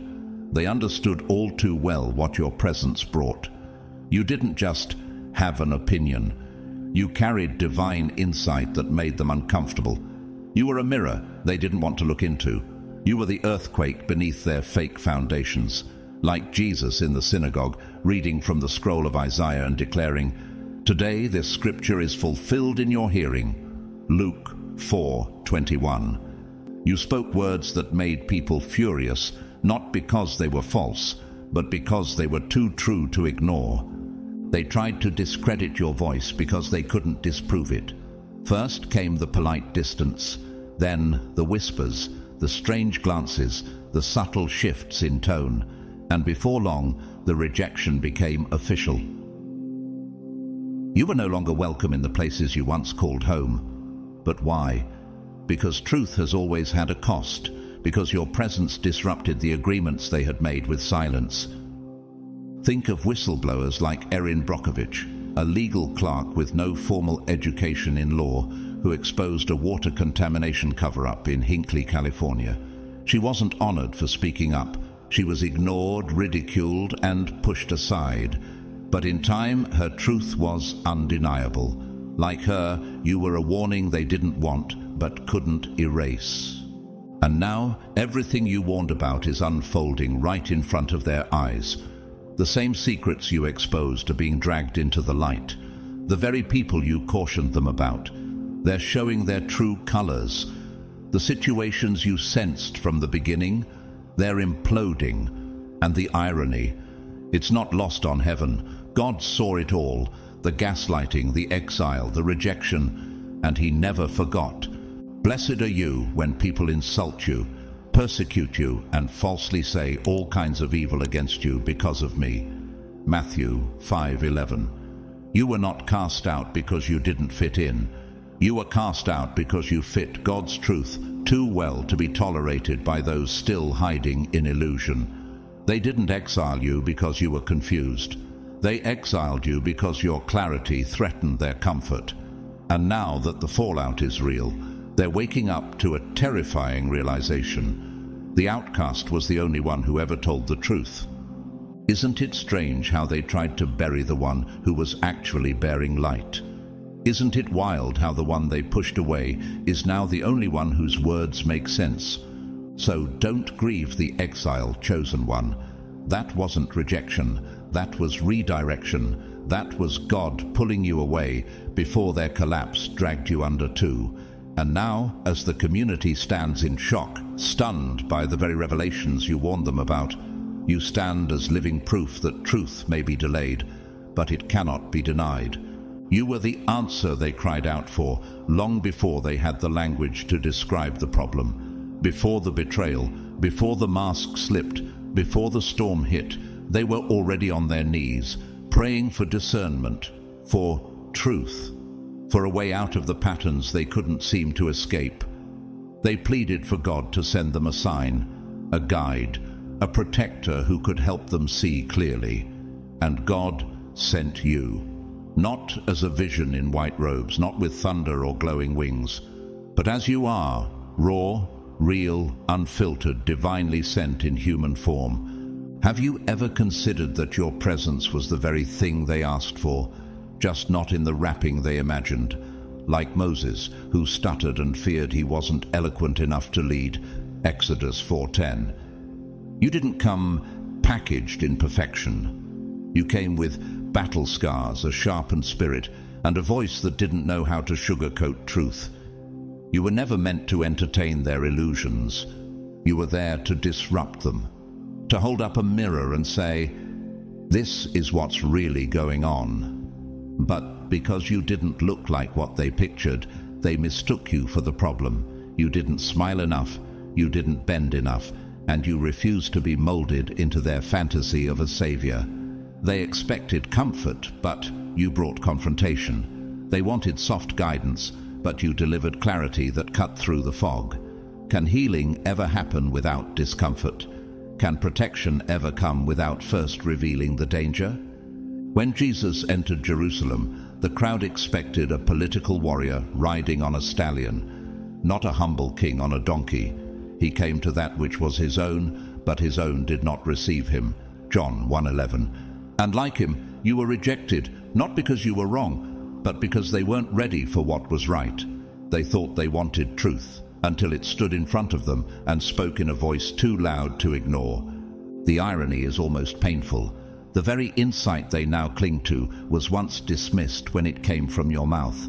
The very energy they crave in this moment was what they rejected when you offered it, without performance or polish. You didn't fit their fantasy, so they pushed you aside, not realizing they were pushing their breakthrough out the door. It's like when Harriet Tubman returned to free others after escaping slavery. Many of the enslaved were too afraid to follow her. They couldn't see that the answer to their prayers was standing in front of them. She once said, "I freed 1,000 slaves. I could have freed 1,000 more if only they knew they were slaves." What if the same is true for you? What if you were sent to guide people who still preferred captivity because it was familiar? They idolized a version of deliverance that made no demands. But real healing doesn't arrive gently. It shakes foundations. It questions loyalties. It tears open blind spots. You didn't come to offer temporary relief. You came to break the cycle. And for that, they chose rejection over recognition. Now the cycles you tried to stop are spinning out of control. The very people you warned them about are finally showing their true nature. The signs you spoke of are no longer subtle. The exposure has begun. And somewhere deep inside, they're beginning to whisper, "God did send someone. We just didn't recognize them." So what happens now, chosen one, when they finally realize that the answer they were waiting for was you all along? What do they do with the regret of pushing away the one voice that could have changed everything? You don't need to answer. God already has. He was never interested in their comfort. He was interested in their freedom. And freedom often arrives wrapped in a voice that shakes the room. They thought chaos would come like a bomb, loud, obvious, and dramatic. But they never expected it would arrive in the form of your presence. Long before the fallout began, you were already the alarm, not the noise, not the storm, but the sacred signal. You didn't carry flashing lights or shout from rooftops, but everything about you quietly whispered, "Pay attention. Something is off here." Your spirit disrupted the room, not because you were loud, but because you were spiritually alert. Your silence spoke volumes. Your questions pierced through pretenses. Your refusal to conform revealed the cracks they were trying so hard to hide. Do you realize now that your very being was the divine interruption? You weren't stirring conflict. You were sent to warn them before it was too late. In Ezekiel 33:6, God said, "But if the watchman sees the sword coming and does not blow the trumpet to warn the people, I will hold the watchman accountable." You were that watchman. You blew the trumpet, not with noise, but with discernment. But they were too busy covering their ears to hear the frequency you were tuned into. And what did they do? They mistook your insight for interference. They called your spiritual sensitivity a problem. Have you ever noticed how people often attack what they don't understand? You felt the spiritual smoke before they even saw the fire. But because you didn't come with credentials they respected, they ignored you. To acknowledge your warning would have meant admitting that the one they overlooked, rejected, and pushed away was the only one awake. Like Cassandra from Greek mythology, gifted with prophecy, cursed to never be believed, you spoke the truth they desperately needed, but refused to hear. But unlike a myth, you carried the anointing of real revelation, not just foresight, but divine authority. Why do you think they were so uncomfortable around you? Why did your presence alone shake them? Because the Holy Spirit inside you was pressing up against the spirit of deception in them. They wanted to remain in their illusion, like the Israelites who demanded Aaron build them a golden calf, while Moses was meeting God on the mountain, Exodus 32, they preferred comfort over conviction. And like Moses, you came down only to find a people lost in their delusion, and they blamed you for disturbing the peace they never really had. You were never the cause of chaos. You were the interruption before destruction. You were the last red flag waving in their faces before the consequences began to rain down. But instead of heeding the signal, They silenced it. They told themselves you were too much, too intense, too spiritual. In truth, you were simply too real for their artificial peace. And now, the fallout they feared is finally here. Relationships are cracking under truth's weight. Secrets are breaking open like fragile glass. Reputations are collapsing in slow motion. And the same people who once laughed at your warnings are now looking around asking, why didn't someone say something? But someone did. You did. In Amos 3:8 it says, "The lion has roared, who will not fear? The sovereign Lord has spoken, who can but prophesy?" You couldn't stay silent. You weren't trying to control anyone. You were simply obeying the tug on your spirit. And now, as the fire they denied knocks at their door, all they can do is remember the voice they tried so hard to forget. What's more heartbreaking, the chaos, or the fact that they chose it by refusing to hear you? What happens when the emergency they mocked becomes their reality? And what does it say about their pride, that they would rather burn in silence than admit you were right all along? Actor Denzel Washington once said, "Ease is a greater threat to progress than hardship." That was the world they lived in, a place where comfort was worshipped more than truth. But you disturbed that comfort. You were the spark meant to wake them up, not burn them down. But their denial did the burning, not your discernment. So now, chosen one, don't regret being the alarm. Don't regret the awkward moments, the rejection, the labels they gave you. Because while they were sleeping, you were awake.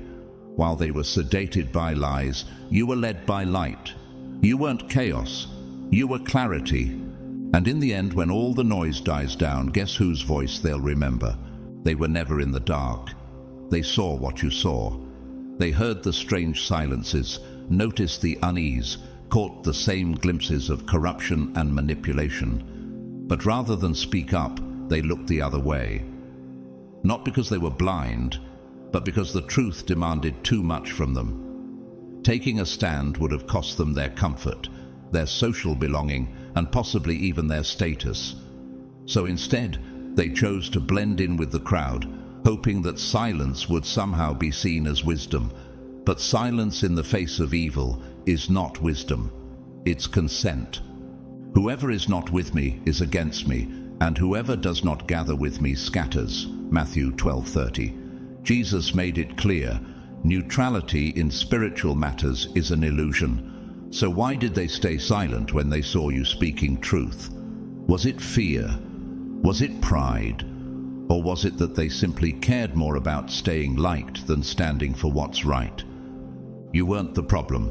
Your presence was just the mirror that made their inaction impossible to ignore. When you stood up and called out what everyone else was pretending not to see, you didn't just disturb the atmosphere. You revealed the loyalties that had always been hidden. And that's what made them uncomfortable, because deep down, they weren't confused, they were complicit. Your courage was a confrontation. It wasn't just the issue you exposed, it was their choice to protect the illusion. You broke the spell. You forced the lie into the light. You shattered the fragile peace they were clinging to. Have you ever noticed how truth becomes a threat in places where lies have been normalized? That's what made you dangerous. Not because you were wrong, but because you were unwilling to play along. This is the same pattern we see in the story of Stephen in Acts 7. He preached truth with boldness, and instead of being embraced, he was stoned by the very community that claimed to honor God. They weren't angry because he was lying. They were enraged because he told the truth they didn't want to face. You stiff-necked people. You always resist the Holy Spirit. Acts 7:51. Stephen's message pierced them, and rather than repent, they reacted. Like him, you became the scapegoat for everyone's discomfort. They watched as you were isolated, dismissed, ridiculed, and most of them said nothing, not because they thought you were wrong. In fact, many of them knew you were right. But choosing truth over tribe is a lonely road, and few were willing to walk it with you. They let you carry the weight of revelation while they carried on with business as usual. They smiled in passing, but spiritually they abandoned you. They watched from the sidelines while you stood in the fire. Why? Because aligning with you would have meant stepping out of the crowd, and they weren't ready for that kind of sacrifice. But now, everything is unraveling. The leaders they defended are falling. The systems they upheld are crumbling. The peace they protected has turned into pure panic, and now they're waking up, not because they found courage, but because the illusion can no longer hold itself together. The herd they followed has wandered into disaster, and they're only now realizing that you weren't the enemy. You were the siren. You were the call to repentance they ignored. Civil rights leader Dr. Martin Luther King Jr. once said, "In the end, we will remember not the words of our enemies, but the silence of our friends." And now you understand this on a soul-deep level. It wasn't just their betrayal that cut deep. It was their quiet consent, their refusal to speak, their choice to protect community over conviction. So now the fallout has arrived. What they thought would never be exposed is being shouted from rooftops. What they tried to keep hidden has broken through the surface. And you, the one they cast out, the one they ridiculed, you're standing in peace. You're standing dry on the shore while they try to swim in waters they were never prepared for. They thought staying quiet would save them, but now they're drowning. Not because they didn't know, but because they refused to act. And the voice they tried to silence, that voice is echoing now in their minds louder than ever before. So, chosen one, in a world full of people who choose comfort over conviction, will you keep being the one who carries the weight of truth, even if it means walking alone? You didn't just disrupt the surface, you exposed the very foundation. While others played along with the script, pretending everything was fine, you refused to join the performance.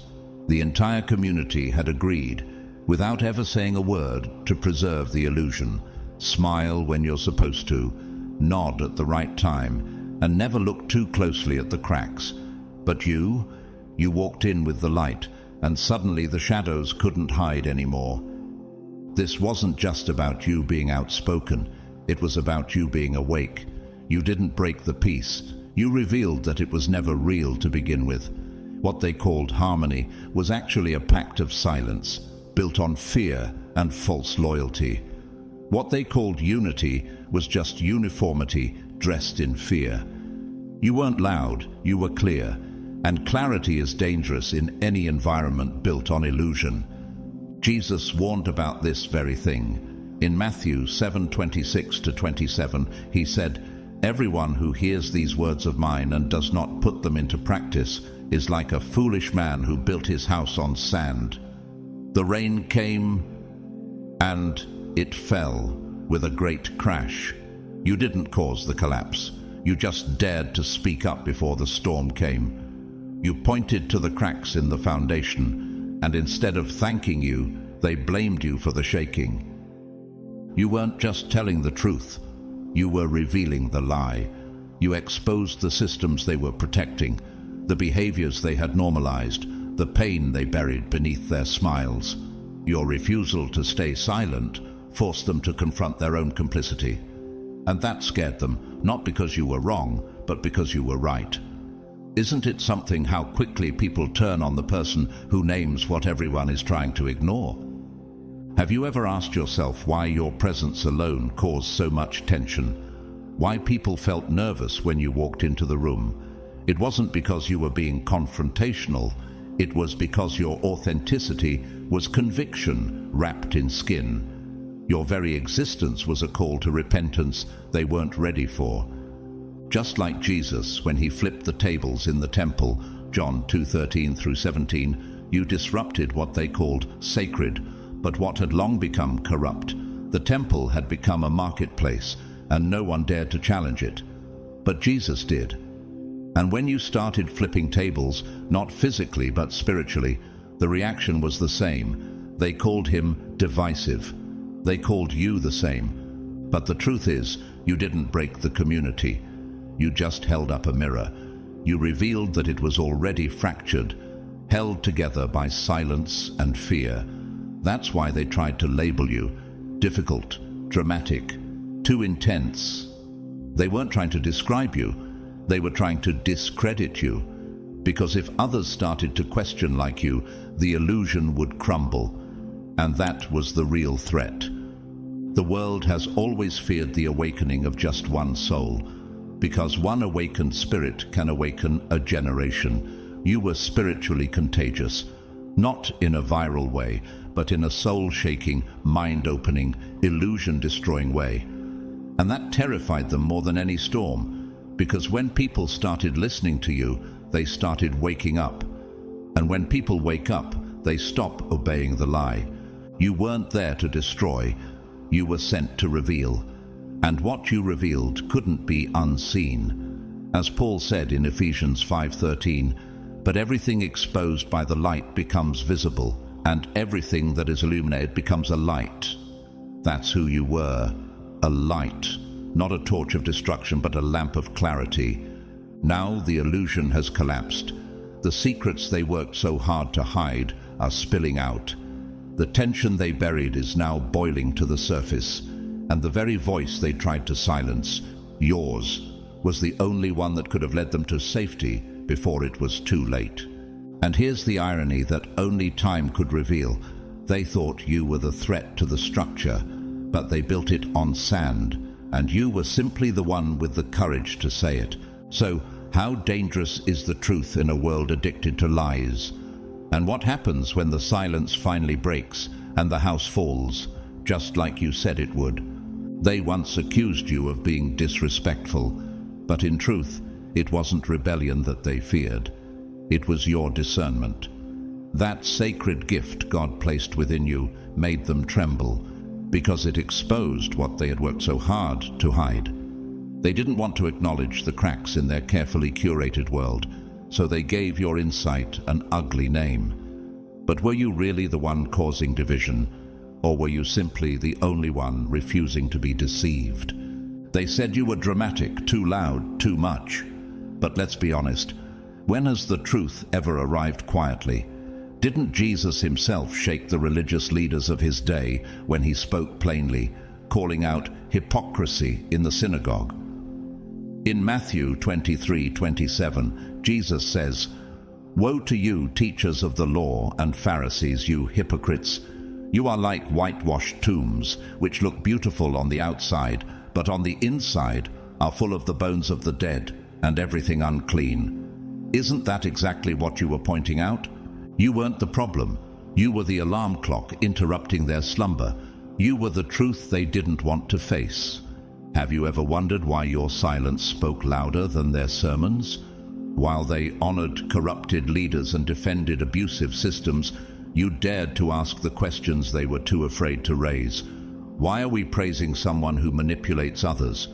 Why are we calling it unity when it's really control? You didn't walk away out of pride. You pulled back because your spirit could no longer tolerate spiritual rot disguised as righteousness. That's not rebellion. That's righteousness in action. Just like the prophet Nathan, who stood before King David and said, "You are the man." 2 Samuel 12:7. You too exposed hidden sin with holy clarity. But unlike David, many of them hardened their hearts instead of repenting. Have you noticed how the more honest you became, the more uncomfortable they got? Your refusal to laugh at cruelty, to pretend you didn't see what you saw, made them squirm. But isn't it better to lose a seat at the table than to dine with deception? You chose to walk in truth, even when it cost you connection. You didn't kiss the ring, you didn't play the game, and in doing so, you preserved something far greater than their approval, your soul. In today's world, figures like Malala Yousafzai, who challenged oppression even as a young girl, show us that speaking the truth often means being labeled dangerous. But what's more dangerous than silence in the face of evil? You, chosen one, carried the same fire. That same divine boldness that refuses to bow to falsehood. Do you realize now that your so-called attitude was really anointing? They weren't ready to admit what you exposed, because doing so would mean confronting their own reflection. They would have to admit that they sat silently while others suffered, that they chose comfort over conviction. Your discernment wasn't an insult. It was divine protection, a shield given to you by God to keep you from being swallowed by their deception. Isaiah 5:20 warns us, "Woe to those who call evil good and good evil, who put darkness for light and light for darkness." And yet, that's what they did to you. They flipped the script to preserve their illusion. But the illusions are crumbling now. The masks are slipping, and in this hour, the same ones who cast you aside are beginning to realize you weren't defiant, you were delivered. They're now sitting in the fallout of what you tried to warn them about. They remember your words, your warnings, your quiet walk away, and deep in their hearts, some of them are wishing they had seen what you saw. Some are even whispering, "They were right all along." Isn't it something how the one who was rejected has become the reference point for truth? So, chosen one, don't regret your clarity. Don't mourn the spaces that couldn't handle your light. God gave you eyes to see what others refuse to acknowledge. And now, as the truth unfolds publicly, your discernment is being revealed as divine foresight. What they once called disrespect was really just your soul refusing to bow to what God never blessed. Your suffering was never without purpose. While others lounged in comfort, thinking life was favoring them, you were being refined in a furnace that felt endless. But what if the fire you endured wasn't punishment? It was preparation. What if your trials were never about breaking you, but about revealing everyone else? You were placed in the fire, not because you were cursed, but because you were chosen to expose what was hidden. God allowed your suffering to become the stage upon which hearts would be revealed. Just as Job's affliction exposed both his friends' assumptions and God's ultimate glory, your pain uncovered truths they didn't want to face. Job's friends thought they understood suffering. They didn't, and neither did those who judged you while you were in the pit. Man looks at the outward appearance, but the Lord looks at the heart. 1 Samuel 16:7. But through your pain, the condition of their hearts was put on display. They didn't just watch your suffering, they responded to it, and that response became their testimony. Did they offer compassion, or did they mock you? Did they draw near, or did they turn away when you needed them most? Their silence, their condescension, their dismissiveness, every reaction was a mirror reflecting their character. And you, chosen one, became the litmus test God used to weigh the hearts of those around you. You were the measuring stick, even when you didn't realize it. Have you ever thought about that? That while you were pleading for relief, heaven was recording responses. Jesus said in Matthew 25:40, "Truly I tell you, whatever you did for one of the least of these brothers and sisters of mine, you did for me." And they did to you exactly what they would have done to him. The indifference, the gossip, the judgment, none of it was random. It was all revealing. In the eyes of heaven, your pain wasn't just personal, it was prophetic. It became the document that cannot be denied, the evidence of who they really are beneath their spiritual masks. Do you remember how they looked at you when you were vulnerable? How they smirked when you fell? How they whispered when you were struggling? They thought it didn't matter, just a comment here, a rejection there. But God was listening. God was watching. And nothing slipped past his eyes. Modern history offers a chilling reminder in how many responded to Mother Teresa during her hidden years of doubt and sickness. While she continued serving faithfully in the shadows, some criticized her for not being spiritual enough.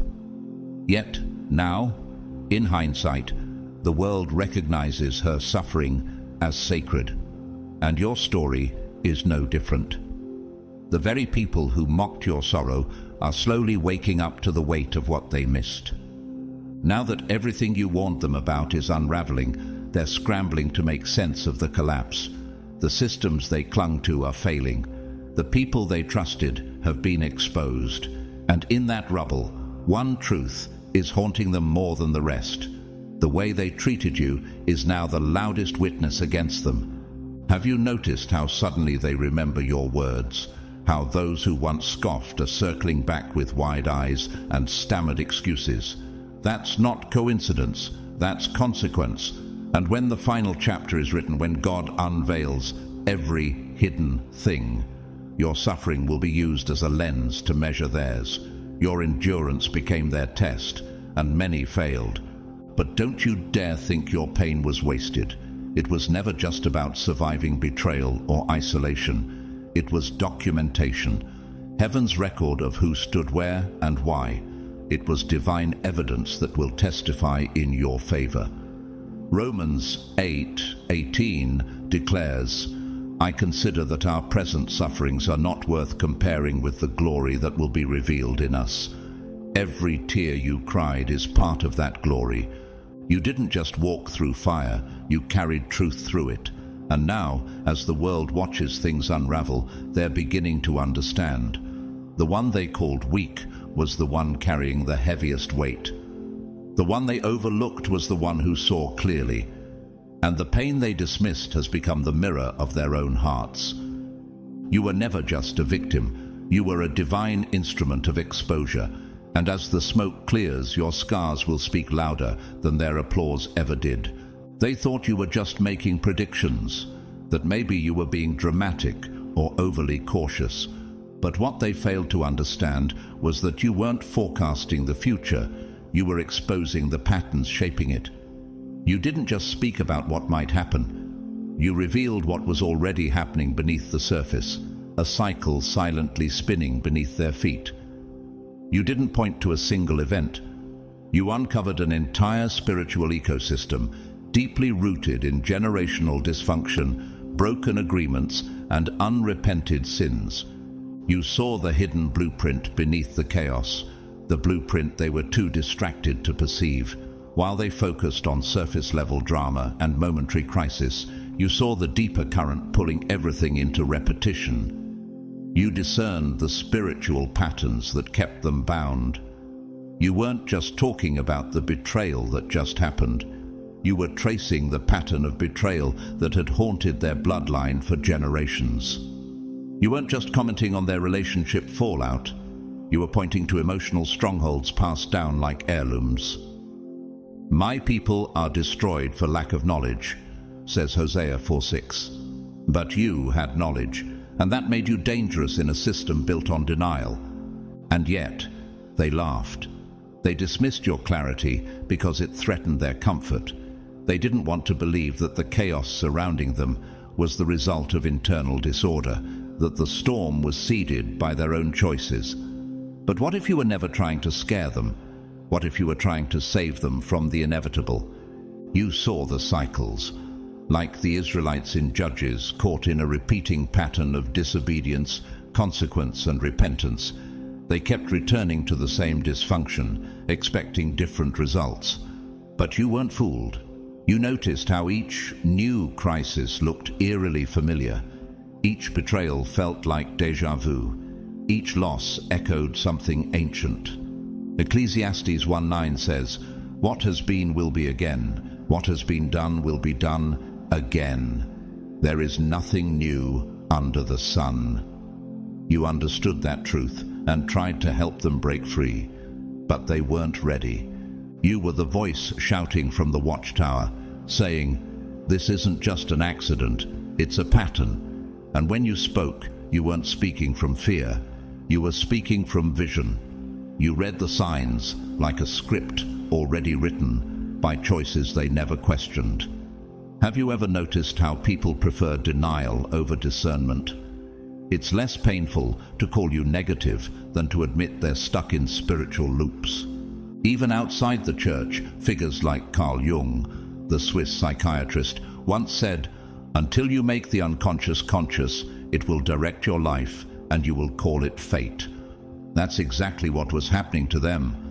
They called it bad luck, but you saw it as delayed accountability. You saw the pain that was inherited, not random, the dysfunction that wasn't isolated but generational. And now, the fallout, has arrived. One by one, the things you warned them about are unfolding, not like surprise disasters, but like reruns of a script they never rewrote. They can't say you didn't tell them. The betrayal, the breakdown, the exposed manipulation, it's all lining up like chapters in the book you already summarized. And they are no longer watching a storm, they're standing in one. They thought they could outrun the consequences. They thought ignoring the wound would mean it would heal. But now the cycle has come full circle. And it's not just about one event.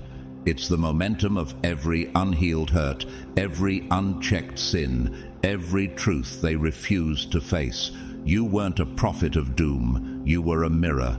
And now they're seeing what was always there. Your insight was never about a single moment. It was about freeing them from spiritual amnesia. But because they refused to remember, they're now being forced to relive. They see now that you weren't trying to control their story.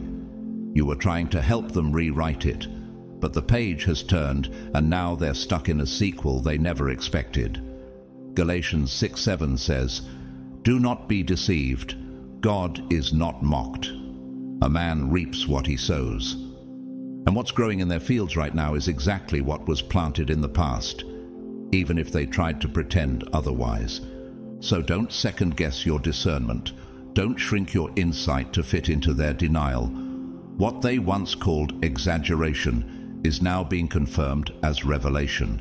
And you, chosen one, were never just predicting outcomes. You were exposing ancient patterns disguised as coincidence. You didn't speak to frighten them, you spoke to free them. But now that the cycle has returned, the truth is undeniable.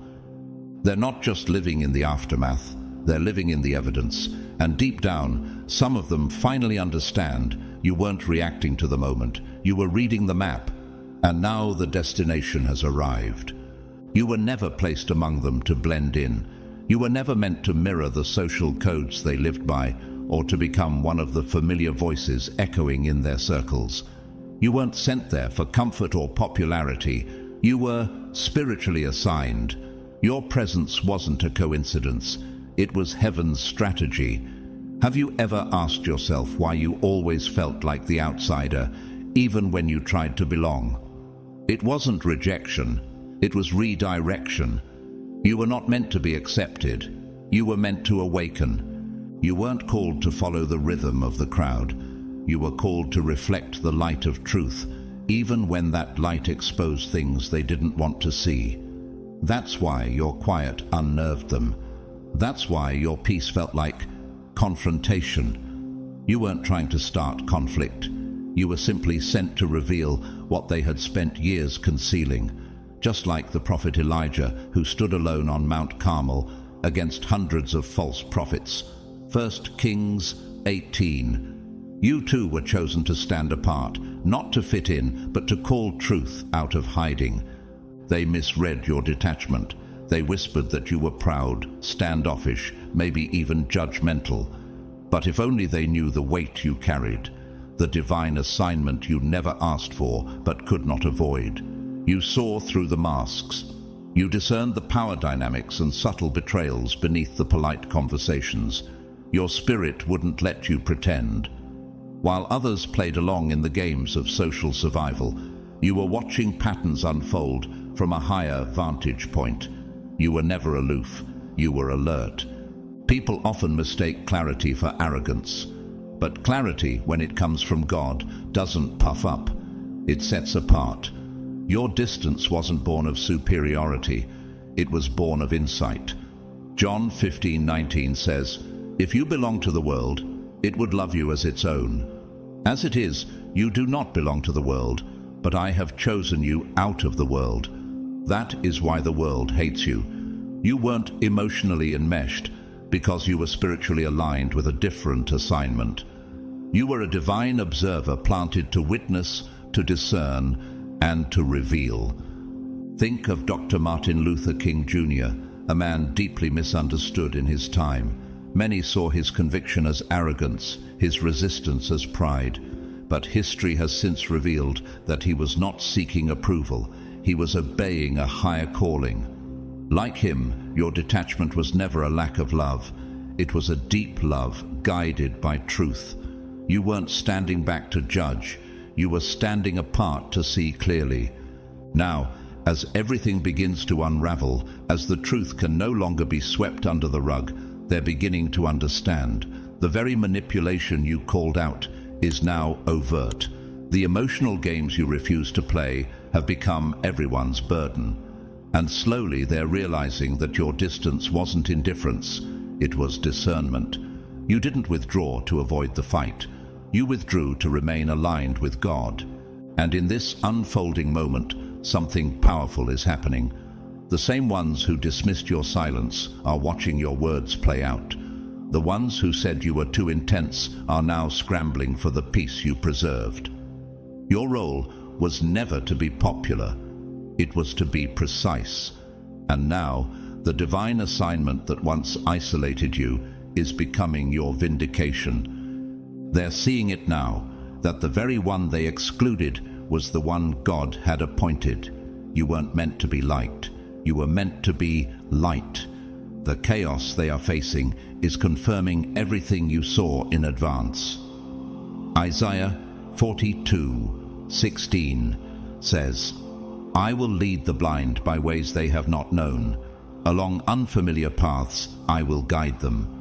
You were placed in unfamiliar territory because you were called to lead, not follow. And now, the sender, the one who appointed you, who gave you this mission, is lifting you in plain sight.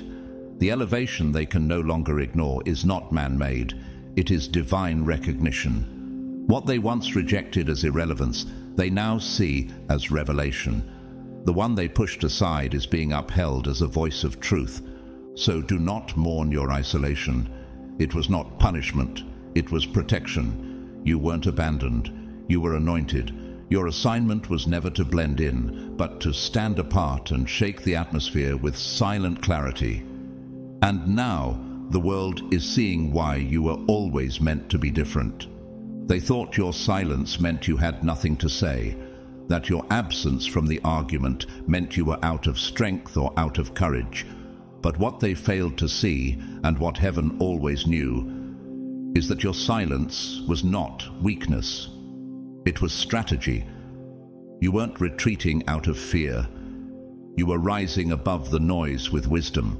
You understood something most people never grasp, that the loudest voice isn't always the one speaking. Sometimes it's the one watching, discerning, waiting for truth to reveal itself in its own time. You could have defended yourself.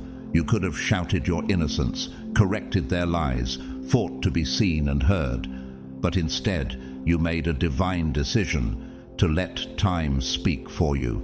What made you different, chosen one, is that you didn't need applause to validate your vision. While they scrambled to defend false narratives, you remained still, not because you were powerless, but because you trusted the power of God's unfolding justice. Ecclesiastes 3:7 says, "There is a time to be silent and a time to speak, and you had the spiritual maturity to know which was which." They mistook your stillness for surrender. They assumed your quiet was the end of your story. But the truth was, you were in alignment with something greater, a strategy orchestrated by God Himself. You weren't arguing because you knew the war was already won. You weren't clapping back because you knew the applause was premature. You weren't trying to force understanding where there was none. You were waiting for the day when reality would speak louder than rumor.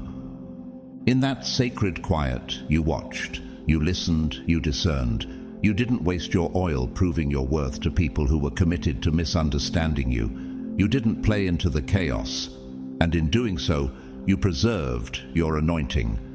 Just like Jesus, who remained silent before Pilate, even as false accusations were hurled at him, Matthew 27:14, you knew that silence in the face of mockery was not cowardice. It was kingdom confidence. But Jesus made no reply, not even to a single charge, to the great amazement of the governor. Why? because truth doesn't need to argue with lies. It just needs time. Have you ever noticed how the most dangerous people in the room are usually the quietest? Think of Maya Angelou, the celebrated poet and civil rights icon, who once said, "A wise woman refuses to be anyone's victim." That was you. You weren't interested in playing the victim or the villain. You stepped back, preserved your peace, and allowed the seeds of truth to grow in the soil of time. Now, the same ones who thought they had the final word are being confronted by consequences they never saw coming. The systems they weaponized are collapsing. The alliances they trusted are unraveling. And while they scramble for cover, you stand still, not bitter, but confirmed. Your silence has outlasted their noise. Their laughter has faded. Their applause for themselves sounds hollow. And the only sound that remains is the echo of your stillness. Unwavering, undeniable. They're beginning to see what you always knew, that the truth doesn't need a microphone, it just needs room. And now that the truth is making its entrance, your silence is being interpreted correctly, as strength, as wisdom, as prophetic precision. You didn't engage because you weren't meant to wrestle in the mud. You were meant to rise above it. Isaiah 30:15 says, "In quietness and trust is your strength." And that's exactly where your power has always been. You were preparing, not retreating. You were observing, not avoiding. And now, as the dust settles and the illusions fall, your silence has become the final testimony. Everything they thought was victory has turned to vanity. Everything they used to shame you is now turned against them. And while they scramble for new narratives, your stillness has already spoken. So, don't regret your silence. Don't mourn the words you didn't say. They weren't wasted. They were reserved for a time such as this, because now the truth is being confirmed without your voice needing to rise. And those who once misread your quiet are finally realizing you weren't passive. You were prophetic. Your silence was the setup, and now it's become the strongest sound in the room. They believed that by staying quiet, they were choosing peace. They convinced themselves that their silence was wisdom, that taking no side was the safer, smarter path. But what they didn't realize is that neutrality in the face of truth is never neutral. It's a silent agreement with destruction. They weren't avoiding conflict. They were simply buying time before consequence arrived. And it always does. When you showed up, you weren't just a random presence in their world. You were a divine disruption, a spiritual siren signaling that something deep beneath the surface was dangerously off. You weren't loud for the sake of being heard.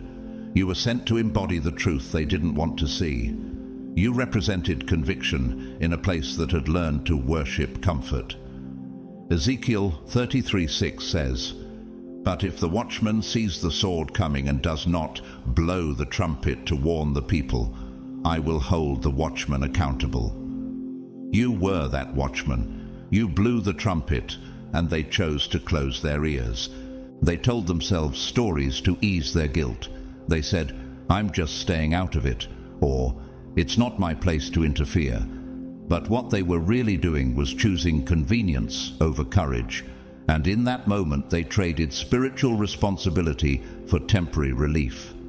Have you ever wondered how many people pretended they didn't hear you just so they wouldn't have to change?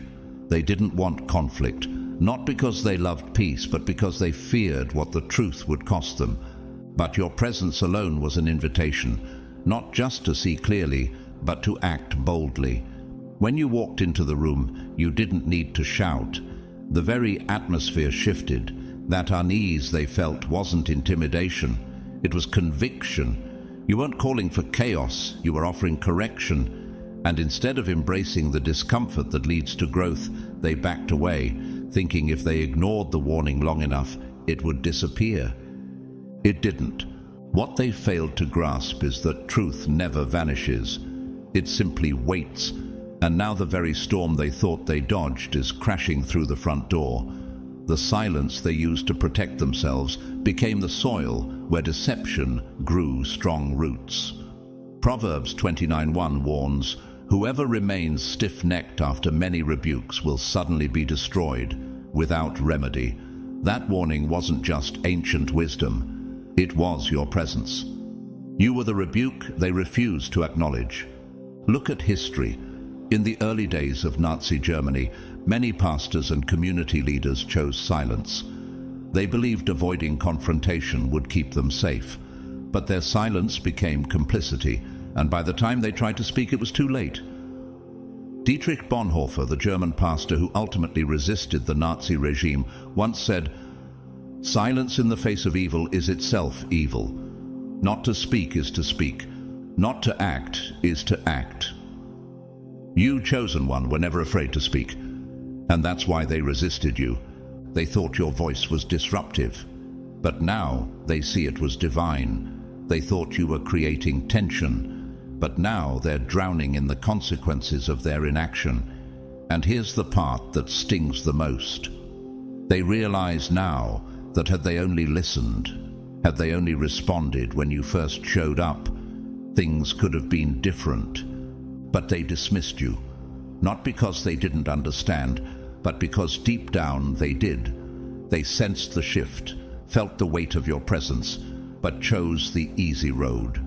They thought they were being wise. But what they called wisdom was really fear dressed up as diplomacy. They told themselves they were being neutral, but in truth, they were helping the lie thrive. And now the fallout they hoped to avoid is surrounding them. The house built on denial is collapsing. The seeds of avoidance have borne fruit, bitter and undeniable. The destruction wasn't sudden. It was slow, silent, and entirely avoidable. And it came not just because of what they did, but because of what they refused to do. Your role wasn't to fit in. It was to interrupt, to alert, to shine a light before the shadows consumed everything. And now, as everything falls apart around them, they're remembering the moment you showed up. The moment they chose comfort over confrontation. And it's clear, they didn't avoid destruction, they partnered with it. They're learning now, painfully, that you weren't the problem. You were the pause before the consequence, the interruption before the collapse. And now, God is making it unmistakably clear. Ignoring the truth doesn't erase it. It only guarantees that you'll face it later, with greater cost. They called you a storm, chaotic, disruptive, unpredictable. They saw your arrival not as help, but as a threat. But the truth they couldn't bear to see then is now becoming painfully clear. You weren't the storm. You were the warning before the real one. You were the divine sign, the protective force sent to alert them of what was on the horizon. But instead of listening, they ran. They didn't recognize you as a gift. They misjudged you as a threat. And in doing so, they chose destruction over deliverance. You didn't come to stir up chaos. You came to shake them out of complacency. You came with truth in your mouth and light in your presence. But truth is confrontational, and comfort hates confrontation. Like the prophet Jonah, who warned the people of Nineveh about impending judgment, your very presence demanded repentance. Not because you desired their downfall, but because you were trying to help them avoid it. Jonah 3:5 says, "The Ninevites believed God." A fast was proclaimed, and all of them, from the greatest to the least, put on sackcloth. But unlike Nineveh, the people around you didn't listen. They ran the other way. Have you ever asked yourself why your honesty made them so uncomfortable? Why your presence seemed to shake the atmosphere in rooms where others felt at ease? It's because your spirit carried an assignment that couldn't be ignored. You weren't there to flatter, you were there to reveal. And instead of rising to the challenge, they chose retreat. They hid behind false peace, behind hollow smiles, behind the fragile comfort of pretending everything was fine. But now the actual storm has arrived, and this time there's no outrunning it. The very thing they feared has become their reality. And what's more painful is the realization that it was never you they should have feared. It was their refusal to prepare, their refusal to humble themselves, their refusal to receive the divine truth wrapped in your presence. Proverbs 27:6 says, "Faithful are the wounds of a friend, but deceitful are the kisses of an enemy." You were the faithful wound, the hard truth sent to heal. But they preferred the soft lie. In the world of psychology, there's a phenomenon called cognitive dissonance, the mental discomfort that arises when someone is confronted with truths that challenge their beliefs. You embodied that dissonance, and instead of choosing growth, they chose rejection. Just like people rejected Christ, not because he was wrong, but because his truth made them choose between repentance and rebellion. And now, as the dust settles and their illusions collapse, they're standing in the fallout of everything they tried to avoid. They're not just witnessing the storm, they're living in it. And somewhere deep in their spirit, they remember the one they pushed away, the one who spoke up, the one who warned, the one who didn't stay silent just to be liked. Your presence was divine mercy. You weren't there to expose them. You were there to give them time to change. You were the spiritual early warning system they didn't know they needed. But in dismissing you, they dismissed their only chance at preparation. Luke 19:44 speaks of a people who did not recognize the time of God's coming to you. And that scripture now echoes through their hearts like thunder. History offers a haunting reflection in the story of Cassandra, the prophetess of Troy in Greek legend, who was cursed to see the future but never be believed. Her warnings were dismissed, and her city fell. Like her, you were burdened with sight, not to terrify, but to save. And now those who mocked your discernment are living the consequences of ignoring it. They thought rejecting you meant avoiding the storm, but ironically, it was their rejection that invited it. Because what they didn't understand is that God often sends protection wrapped in disruption. Sometimes the storm you feel is actually the shield you need. And now they see it. The shaking you brought was mercy. The challenge you represented was a lifeline. But they cut the rope. So now, as everything unravels around them, they're realizing you weren't the storm. Their denial was, their silence was, their pride was. You were their rescue disguised as resistance, their safety dressed as discomfort, their salvation veiled in truth. And while they're left facing the consequences, the memory of you rises like the sun after a long night, too late to stop the storm, but not too late to recognize who you truly were.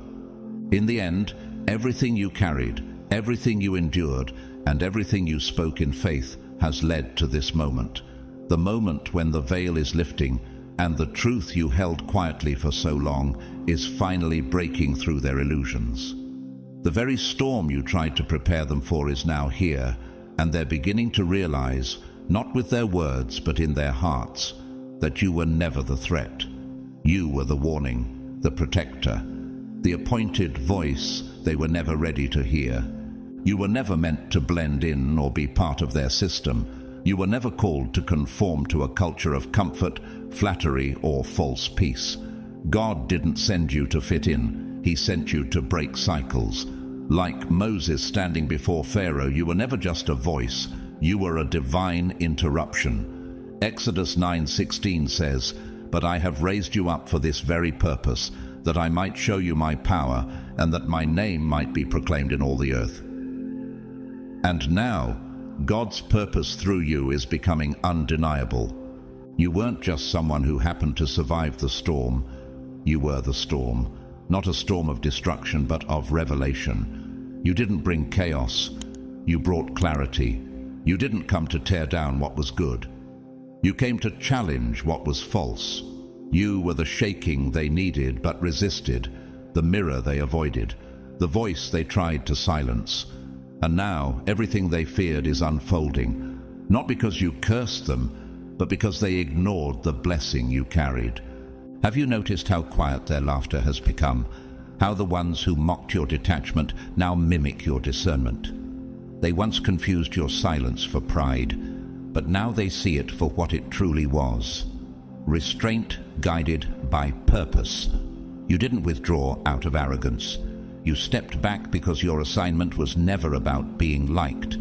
It was about being true. Isaiah 30:15 says, "In repentance and rest is your salvation. In quietness and trust is your strength." And you embodied that strength while they chased noise and applause. Their rejection didn't delay your destiny, it revealed it. You didn't need their recognition to rise. You were rising while they were watching, even if they didn't understand what they were seeing. And now, as divine justice unfolds with perfect timing, it's becoming evident that everything you endured, every insult, every isolation, every moment of being misread, was not only foreseen, it was required. It was part of the preparation for your elevation. Think of how Joseph's brothers threw him into a pit, thinking it would end his purpose, but it only positioned him for promotion. Genesis 50:20 reminds us, "You intended to harm me, but God intended it for good, to accomplish what is now being done, the saving of many lives." You too were thrown aside, but heaven never forgot. And now, in the fallout of what they refused to face, your presence is being remembered, not as a disruption, but as deliverance. You weren't just witnessing their collapse, you were being crowned in the process. The pain they thought would silence you only sanctified your spirit. The exile they imposed became the elevation God promised. And now, as the dust settles and the truth cannot be denied, they're remembering the one they refused to listen to, the one who spoke quietly, yet carried heaven's thunder in their bones. Even if they never admit it aloud, your name will be carried in quiet reverence. They will remember the calm in your silence, the fire in your warning, the clarity in your detachment. You weren't their enemy. You were their escape route. You were never the storm meant to break them. You were the storm meant to awaken them. And now, as divine order restores everything you lost, you will stand unshaken. Because deep down, you always knew this moment was coming. You were born for it. You were assigned to it. And now the time has arrived. They will see it. They will remember you. You were never the problem. You were the answer they refused to receive. And you were always, always the storm they should have prepared for. As we come to the conclusion of this profound message, take a moment to reflect on everything that has led you to this point. Everything you warned them about, the betrayal, the deception, the struggles, has now come to light. The community, once blind to the truth, is finally waking up, realizing the depth of what you've always known. Everything you have faced, everything you have endured, has been preparing you for this very moment.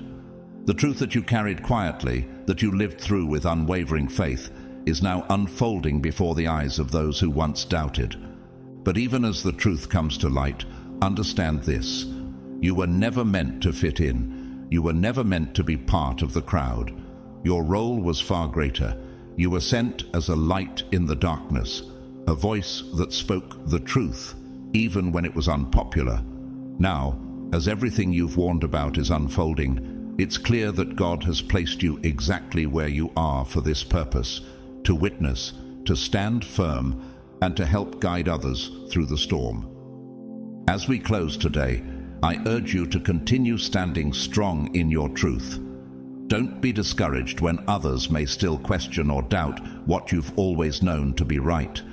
Your silence has spoken volumes, and now, as the noise of the world begins to settle, your message will resonate louder than ever. You are a living testament to God's faithfulness, and His timing is always perfect. If you've been moved by today's message, I humbly invite you to support this channel through Super Thanks. Your donations, no matter the amount, make it possible for us to continue spreading these life-changing messages of hope, faith, and inspiration. We also want to express our heartfelt gratitude to all who have already supported us. Your generosity is a blessing that helps us reach even more hearts around the world. Whether or not you're able to donate, your presence here means everything. We value each one of you who takes the time to watch, share, and engage with this community. Please take a moment to like this video if it has touched your heart. Don't forget to subscribe and hit the notification bell so that you can stay connected with more empowering messages. I encourage you to leave a comment below. Share how this message resonated with you. Or let us know what truths you are seeing unfold in your own life. Lastly, I pray that God continues to bless you abundantly. May He guide your every step, fill your heart with peace, and strengthen your faith as you walk in the purpose He has designed for you. Keep shining your light, keep speaking your truth, and remember, the best is yet to come. You are truly God's chosen one, and your purpose is unfolding in ways greater than you can imagine. Stay faithful, stay strong, and may God's blessings be upon you always.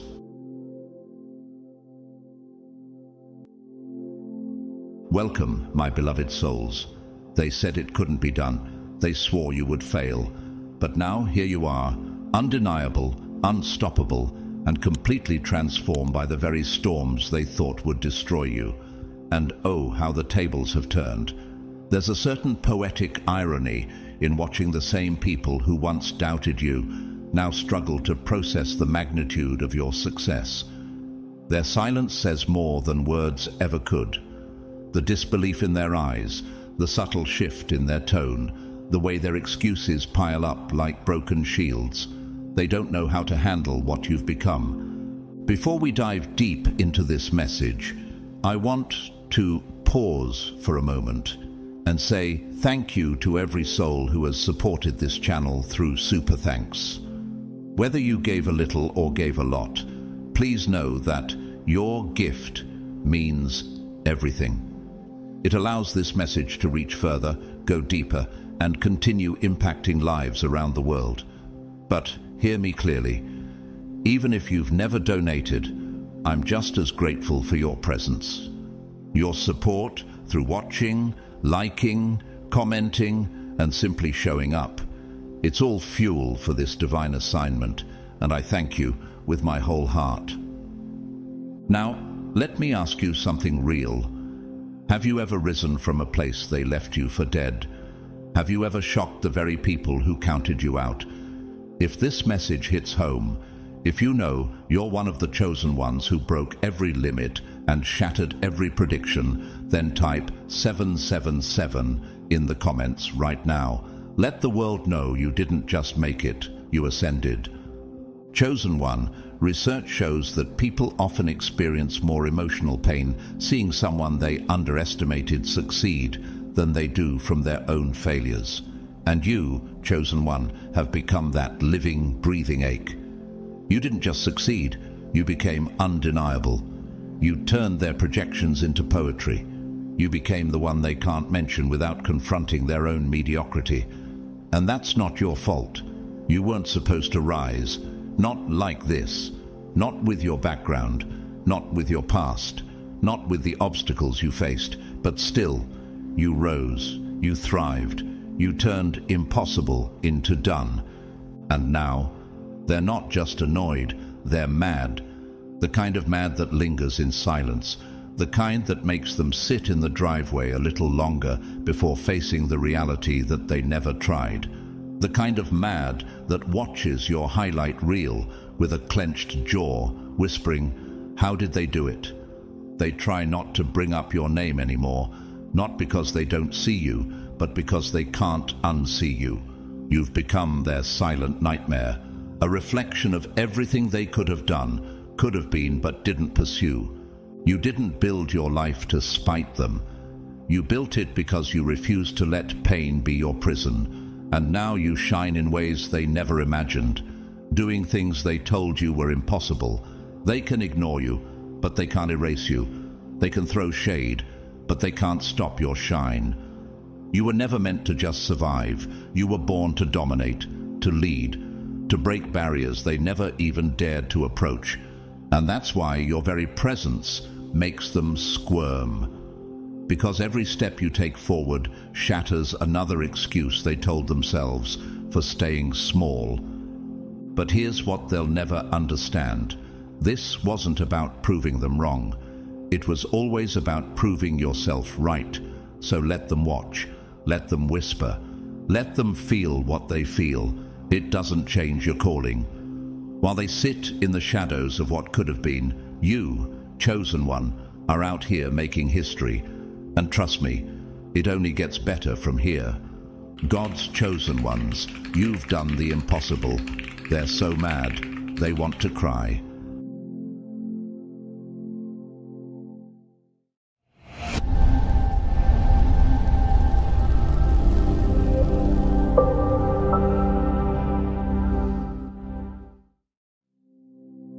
Number 1, they never expected you to escape the mental cage.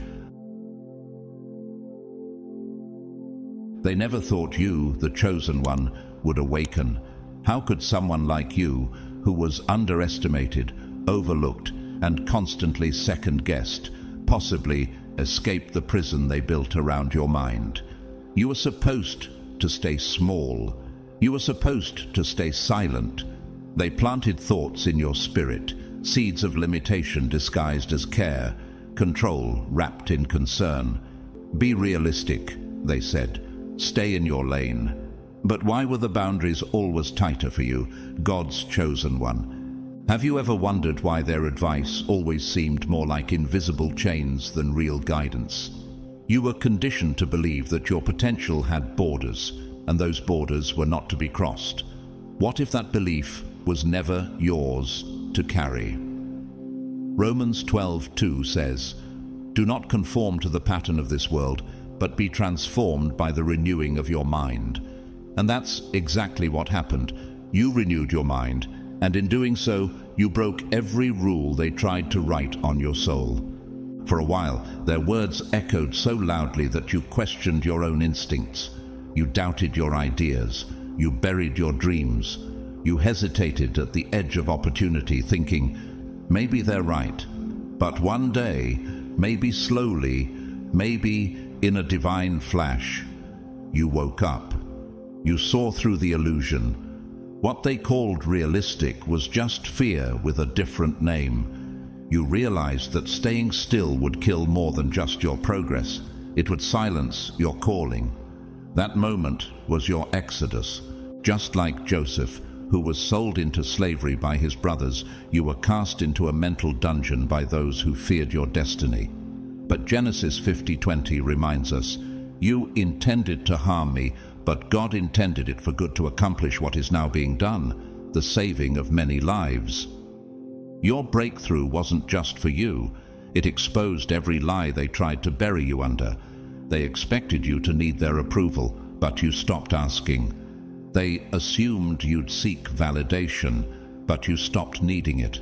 They thought you'd live and die in the limitations they drew around you, but you rose anyway. Look at people like Tyler Perry.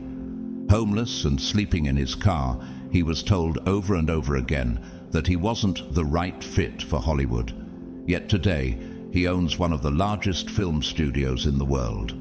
Or consider Viola Davis, who grew up in poverty and battled through rejection, yet became an Oscar, Emmy, and Tony winner. These people didn't just break barriers, they made the world reimagine what's possible.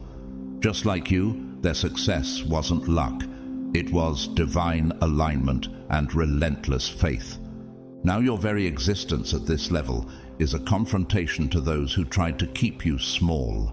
Psalm 18:29 says, "With your help I can advance against a troop. With my God I can scale a wall." And you did. You scaled the walls they swore were too high. You shattered the ceilings they pretended didn't exist.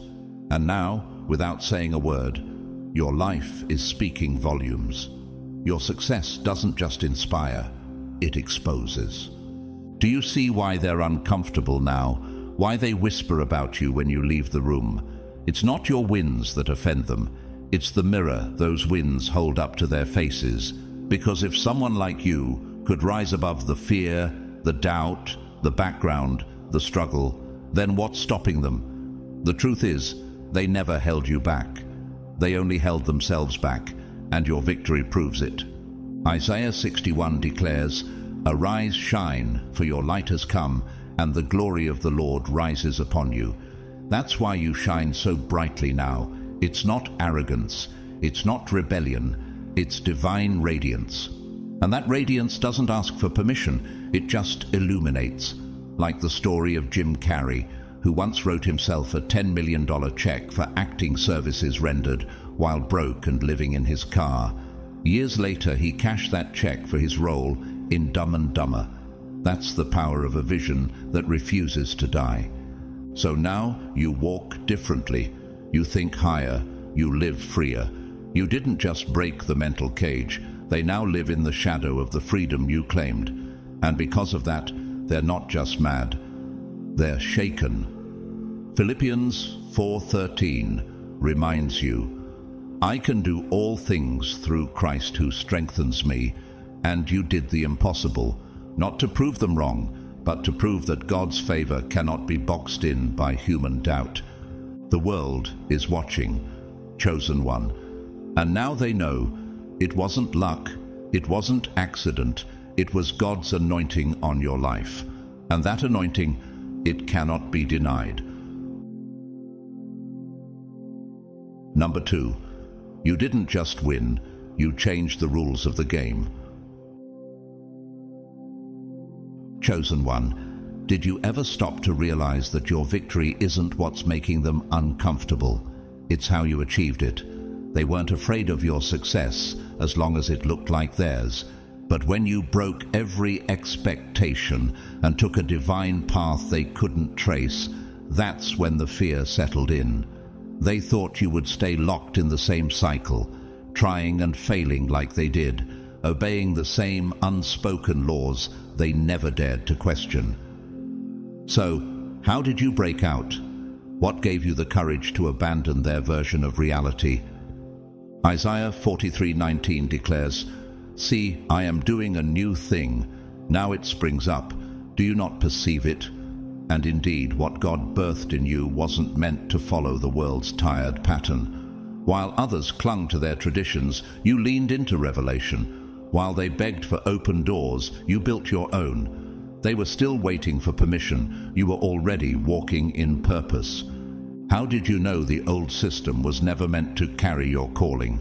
They expected you to climb step by step, quietly, humbly, without challenging their fragile balance. But instead of waiting for a seat at their table, you carved your own space out of stone, fire, and faith.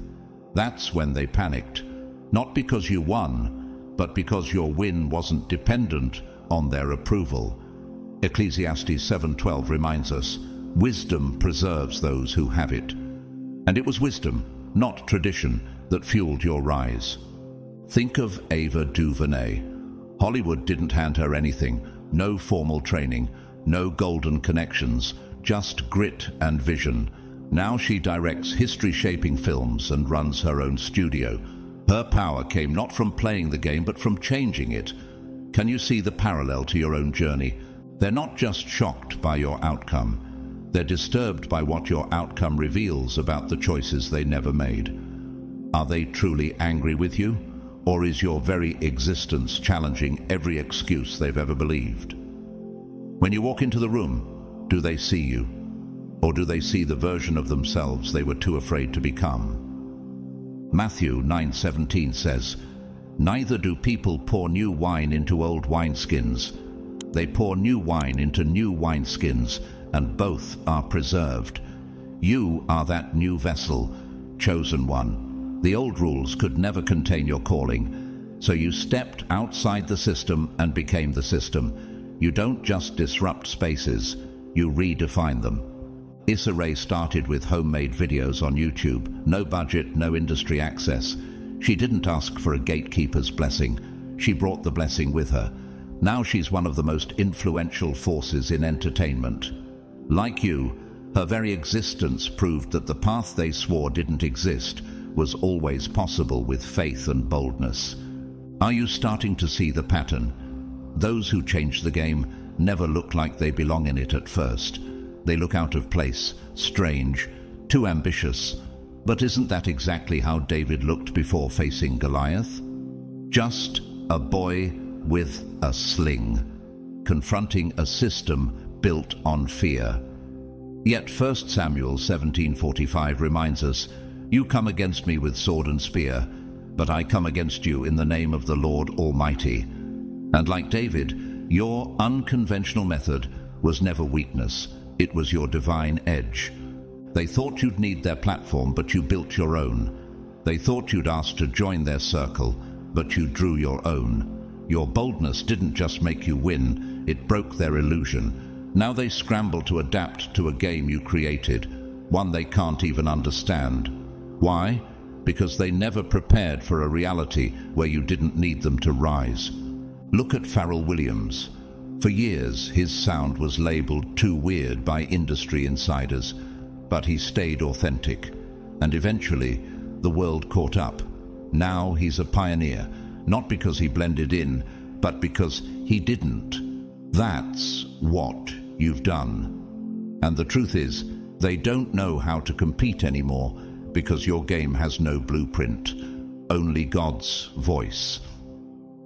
2 Corinthians 3:17 says, "Where the Spirit of the Lord is, there is freedom." That's the game you're playing now, freedom. A game where success isn't measured by status but by surrender, where advancement isn't by approval but by anointing. And in that game, they are lost, not because you excluded them, but because they never believed it was possible. Proverbs 4:18 proclaims, "The path of the righteous is like the morning sun, shining ever brighter till the full light of day. And your light, chosen one, is no longer ignorable." Your journey wasn't about breaking their rules. It was about stepping into your own divine rhythm. Number 3, your existence proves they lied to themselves.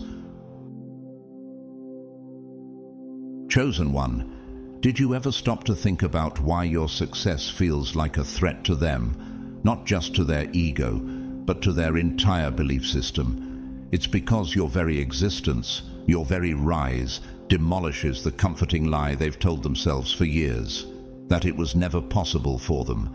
Have you realized how powerful you've become simply by showing up and refusing to quit? They needed that lie. It shielded them from facing the truth. It justified their fear. They told themselves that the system was too broken, that people like them don't make it, that success was reserved for the lucky or the connected. But what happens to that narrative when someone with the same background, the same pain, the same odds, you, breaks through anyway? Romans 1:20 says, "For since the creation of the world, God's invisible qualities have been clearly seen, being understood from what has been made, so that people are without excuse." In other words, when something or someone proves that greatness is possible, no excuse can stand. And you, chosen one, are that proof. Your story isn't just a testimony, it's a confrontation. You didn't come from privilege. You didn't have perfect timing. You didn't get a shortcut. You had doubts. You faced rejection. But you still chose to rise. And because you did, every excuse they built like armor began to crack. Their story, the one that said, "I can't because," lost its power the moment you walked into your purpose. And now, whether they admit it or not, they feel exposed. Take the story of Tiffany Haddish. She grew up in foster care, homeless at times, laughed at and ignored by the industry, but she kept going. When her breakthrough came, people weren't just surprised, they were shaken, because she didn't look like success. She didn't follow the script. She was raw, real, and relentless, just like you. She didn't just succeed, she disrupted narratives that kept others trapped. And now, every time you shine, you force them to see what they didn't do. That's why they shrink back. Not because they hate you, but because loving your journey would mean mourning their own hesitation. James 4:17 reminds us, "If anyone then knows the good they ought to do and doesn't do it, it is sin." They knew they had more inside, but they let the fear speak louder than faith. You didn't. So what are they left with?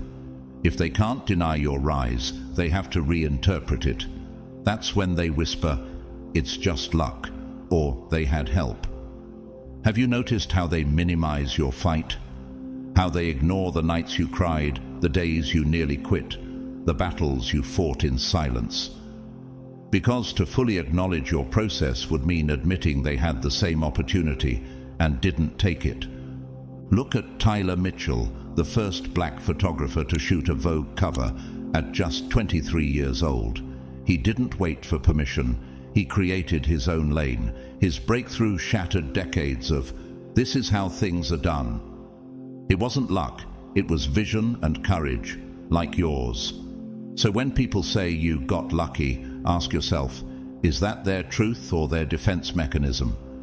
Galatians 6:4 says, "Each one should test their own actions. Then they can take pride in themselves alone without comparing themselves to someone else." But comparison is exactly what haunts them now. They can't celebrate you without comparing themselves to what they could have been. And it hurts. Even Les Brown, one of the most famous motivational speakers in the world, was labeled educable mentally retarded as a child. He was abandoned, overlooked, counted out, but he refused to accept the limits placed on him. Today, millions know his voice. His existence, like yours, proves that destiny doesn't ask for credentials. It only asks for faith. 2 Timothy 1:7 declares, "For God gave us a spirit, not of fear, but of power and love and self-control." You walked in that power, you moved in that boldness, and in doing so, you took away every excuse they had left. That's why they're uncomfortable. Not because you did the impossible, but because you revealed it was never impossible to begin with. So here's the question they're silently asking themselves, but terrified to answer. What if it was me? What if I had tried? What if I had pushed through just one more time? That's not envy, that's regret in disguise. And regret is far more dangerous than jealousy because it lingers. It rewrites memories. It whispers what if in the quiet of the night. Chosen one, your rise didn't just elevate you, it exposed the limits others settled for. And you didn't do it out of spite. You did it because the call on your life was louder than their comfort zone. You answered. And now, the light of your obedience is shining into places they'd rather keep in the dark. John 3:21 tells us, "But whoever lives by the truth comes into the light, so that it may be seen plainly that what they have done has been done in the sight of God." Your life is in the light now, and not everyone can stand it. But don't dim it. Don't apologize for it, because you didn't just prove them wrong. You proved that God was right for choosing you all along. Number 4, they wanted to inspire you, not be surpassed by you. Chosen one, have you ever noticed that some of the people who once cheered the loudest for your growth now grow silent in your presence? Why is it that those who once claimed to believe in your potential now struggle to celebrate your progress? It's not because you've done anything wrong. It's because you've done something unexpected.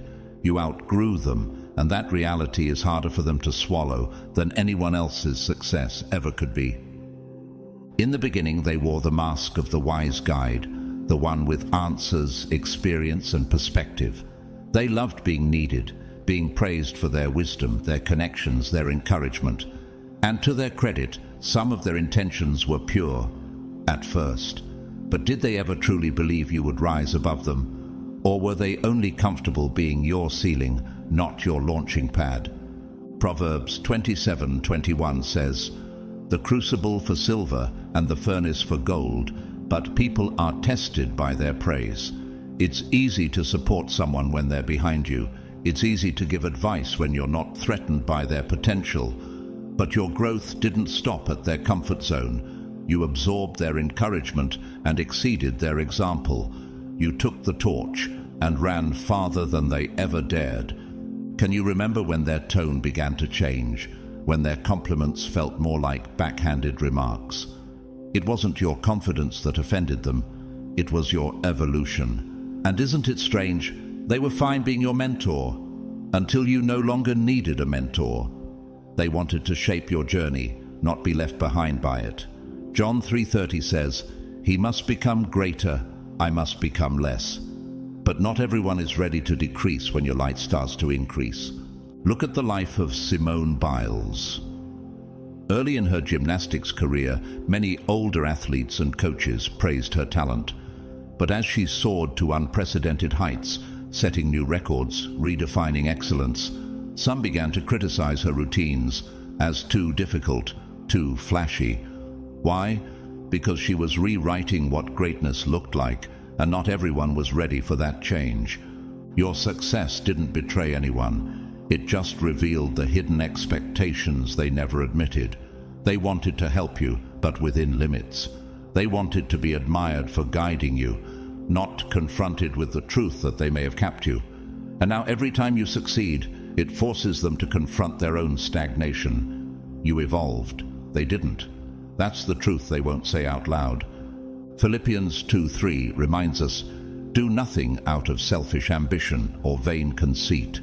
Rather, in humility, value others above yourselves." But when people only value you while you're behind them, they're not mentoring, they're managing. And you, chosen one, were never meant to be managed. You were meant to break boundaries, even the invisible ones built by those who claim to love you. Take Greta Thunberg, for example. As a teenager, she was praised for her passion about climate change. But when her voice grew louder, when world leaders had to sit across from her in silence, some who once applauded her began to roll their eyes. Why? Because she didn't stay in her place. She rose beyond the role of inspired youth and became a global force. Now, they say you've changed, but is it really that you changed, or that you stopped needing their approval? The very people who once said, "Go farther," now whisper, "Slow down."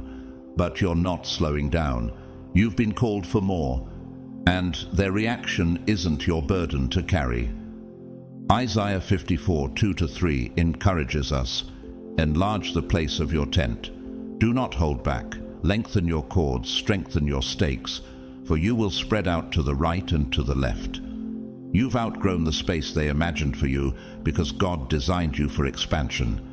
And no earthly mentor can limit a divine mission. Even Brian Chesky, the co-founder of Airbnb, once sought advice from tech veterans who doubted his vision. Many told him it wouldn't work. People wouldn't rent homes to strangers. But he pressed forward. Today, those same advisors have watched him become one of the most innovative CEOs in the world. And some, they never expected to be surpassed by the young man they once guided. So now, when they grow distant, when their encouragement fades, when their presence becomes conditional, don't internalize it. It's not your fault. You didn't fail them. You just refused to stop growing. And growth always makes insecure people uncomfortable. Psalm 115:14 promises, "May the Lord cause you to flourish, both you and your children." That's not a suggestion, it's a promise. And no mentor, no matter how seasoned, can override a promise from God. Number 5. They invested in your failure, not your success. Chosen one, have you ever felt the weight of hidden eyes, those watching not to cheer, but to witness your downfall? Some people clapped for you, but it was hollow. Their support was shallow because it was never about lifting you, it was about controlling the narrative. What happens when someone invests emotionally in your failure and then watches you soar? They never openly rooted against you, of course. That would have been too obvious. Instead, they smiled, they nodded, they offered you help laced with condescension. They stayed close, not to build you up, but to be close enough when you crumbled. It gave them comfort. It validated their belief that you were never going to make it. But then you didn't fail. You rose, you figured it out. And now their quiet hope in your collapse has turned into a loud, invisible grief. Genesis 50:20 reminds us, "You intended to harm me, but God intended it for good." You were surrounded by people who expected your ruin to be their reassurance, but God flipped the story. What they hoped would be your breaking point became your breakthrough. Isn't it wild how your success drained the life from their illusions? They felt superior while you struggled. As long as you were losing, they could feel okay with mediocrity. But when you rose, despite everything, they lost their script. They lost their safety. They lost the lie they lived by. So now they avoid your wins. They look away when your name is mentioned. They shift the subject when you walk into the room. 1 John 4:4 declares, "The one who is in you is greater than the one who is in the world." That's why you didn't break when they expected you to. That's why your fall never came. Because you weren't moving with your own strength. You were being carried by divine grace. Think of Tabitha Brown, now a celebrated actress and social media personality. Before her viral success, she was dismissed, underestimated, and even mocked. Some laughed at her cheerful optimism and vegan journey. But now, she's a brand powerhouse. And you better believe, some who once smiled in her face are now choking on the reality that she didn't fail. You see, they didn't just want you to lose. They needed it, because your fall would have made their stagnation feel justified, but instead you became undeniable, and in that moment, their quiet investment in your failure turned into a total loss. Even Howard Schultz, the former CEO of Starbucks, came from a housing project in Brooklyn. Early investors walked away. People doubted him, but he pressed on, and now Starbucks is a global empire. Imagine how it must feel to be one of those silent skeptics who bet on your failure and lost everything. Luke 6:22-23 reminds us, "Blessed are you when people hate you, when they exclude you and insult you. Rejoice in that day and leap for joy, because great is your reward in heaven." Chosen one, some were never your supporters. They were silent observers of what they thought would be your slow demise. But heaven was watching too, and God had other plans. Look at Bozoma St. John, one of the most prominent businesswomen in tech and marketing. At every level, she was told she didn't fit, yet she shattered expectations and rose through companies like Apple, Uber, and Netflix. Her existence silences the doubters, and so does yours. Hebrews 10:35-36 says, "So do not throw away your confidence. It will be richly rewarded." You didn't just survive, you thrived. And now they're watching in silence, wishing the ending had gone differently. But this was never your ending. It's only the beginning, and they'll have to live with the truth that they bet against someone who was chosen. And in doing so, they lost everything.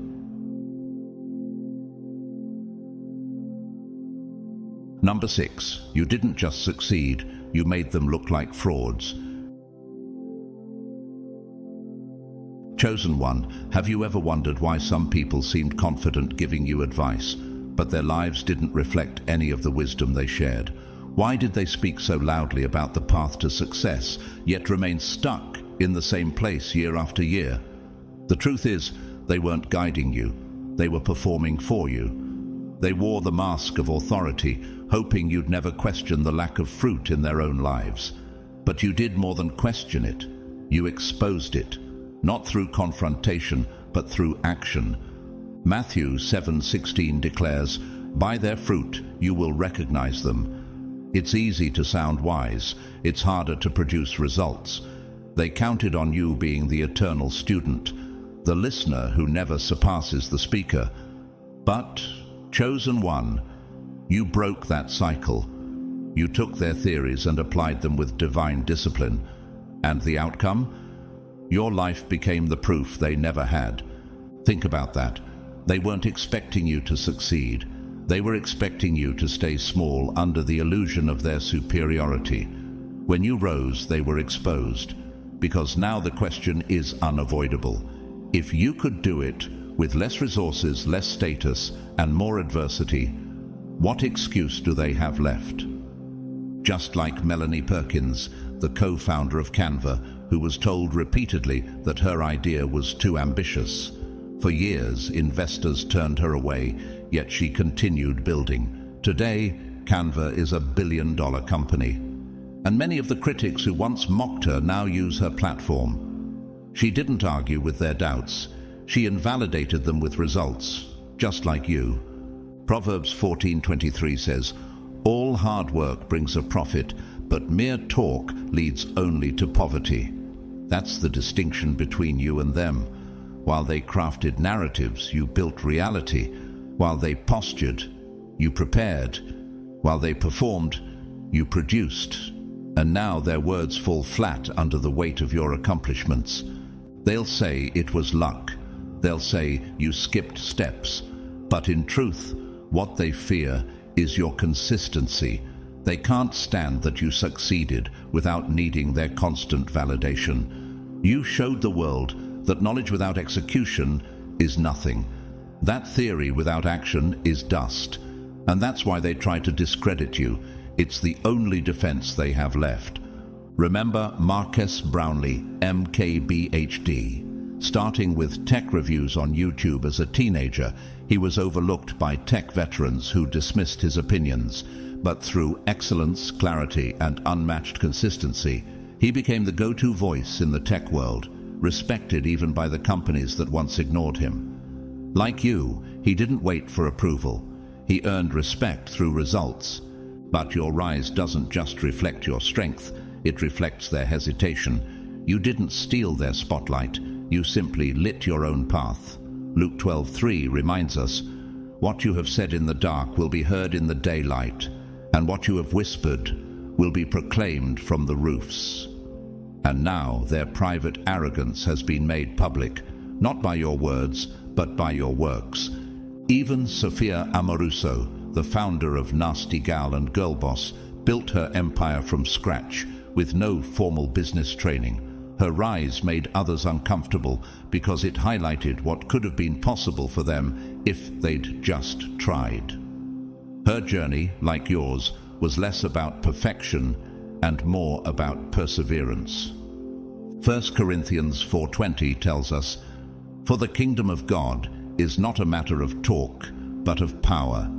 You operate in that power now, and for those who only talked, your presence feels like judgment, even when you say nothing at all. So they nitpick, they exaggerate your flaws. But why does your authenticity threaten them so deeply? Because you didn't just win, you revealed their inaction. You didn't just succeed, you made them look like frauds. And now no amount of talking can hide that truth. Number 7. They didn't expect you to keep going after the first win. Chosen one, how many times have people clapped for your first win, only to retreat when you kept winning? At first they smiled, celebrated, even praised your journey, but what they didn't know was that your first victory wasn't the mountain top. It was the warm-up. You weren't chasing a moment. You were stepping into a movement, and that shift, it terrified them. Most people get a taste of success and stop. One milestone becomes their final destination. But you weren't built for one peak. You were built for progression. So instead of settling, you kept climbing. And now, the ones who cheered at first are starting to fade. Why? Because your consistency has outlasted their attention span. Your fire is revealing their fatigue. Philippians 3:14 says, "I press on toward the goal to win the prize for which God has called me heavenward in Christ Jesus." You were never chasing a trophy. You were chasing purpose. That's why you keep going when others stop. That's why every time they think you've peaked, you redefine the summit. Look at Huda Kattan, who began her beauty career with a small blog and YouTube channel. Her first product launch was a hit, but she didn't stop there. Today, Huda Beauty is a global brand worth billions. People thought her initial success would be the end of her story. Instead, it was the beginning. Just like you, her momentum left critics breathless. At first, they were inspired by your discipline, but inspiration turned to intimidation when you didn't slow down. They're not tired of you. They're tired of what your momentum says about their mediocrity. Every new level you reach reminds them of how long they've been standing still. Every win you secure shines a light on the comfort zone they refuse to leave. Hebrews 12:1 reminds us, "Let us run with perseverance the race marked out for us." You understand that the real journey isn't about the first lap, it's about endurance. And that's why they're struggling to keep up. They trained for a sprint. You're running a marathon. Think of Brandon Sanderson, the prolific fantasy author. While others take years to publish one novel, he consistently releases multiple high-quality books within months. Critics assumed he'd burn out, but he built a rhythm they couldn't match. You did the same. You weren't aiming for applause, you were training for legacy. So now they pretend not to notice.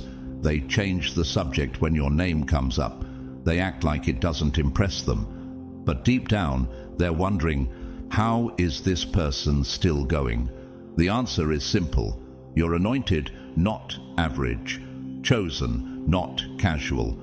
Even Tan France, fashion designer and TV personality, started with a single brand, but went on to become an international icon through entrepreneurship, advocacy, and relentless growth.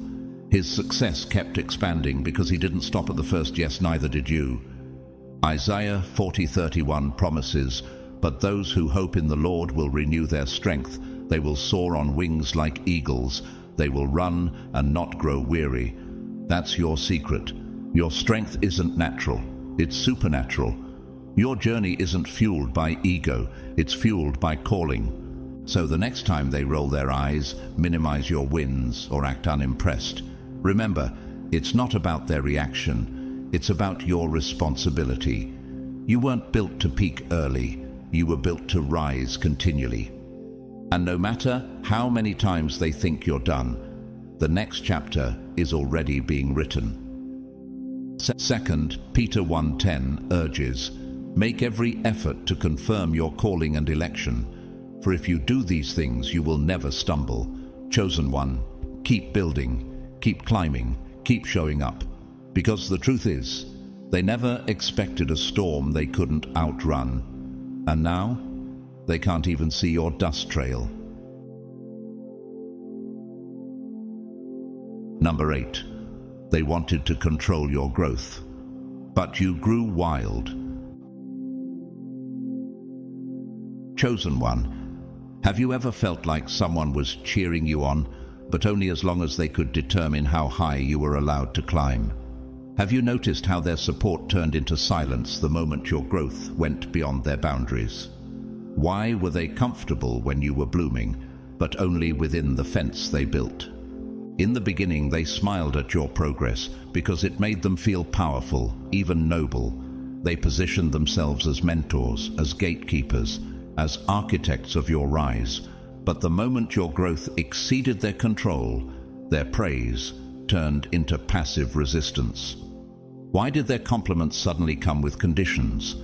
Why did their encouragement begin to sound more like warnings? Job 8:7 says, "Though your beginning was small, yet your latter end would increase abundantly, and your increase couldn't be regulated.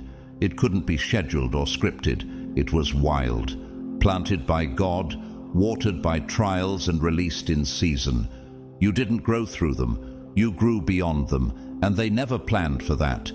Did they ever really want you to succeed, or did they only want to manage your shine?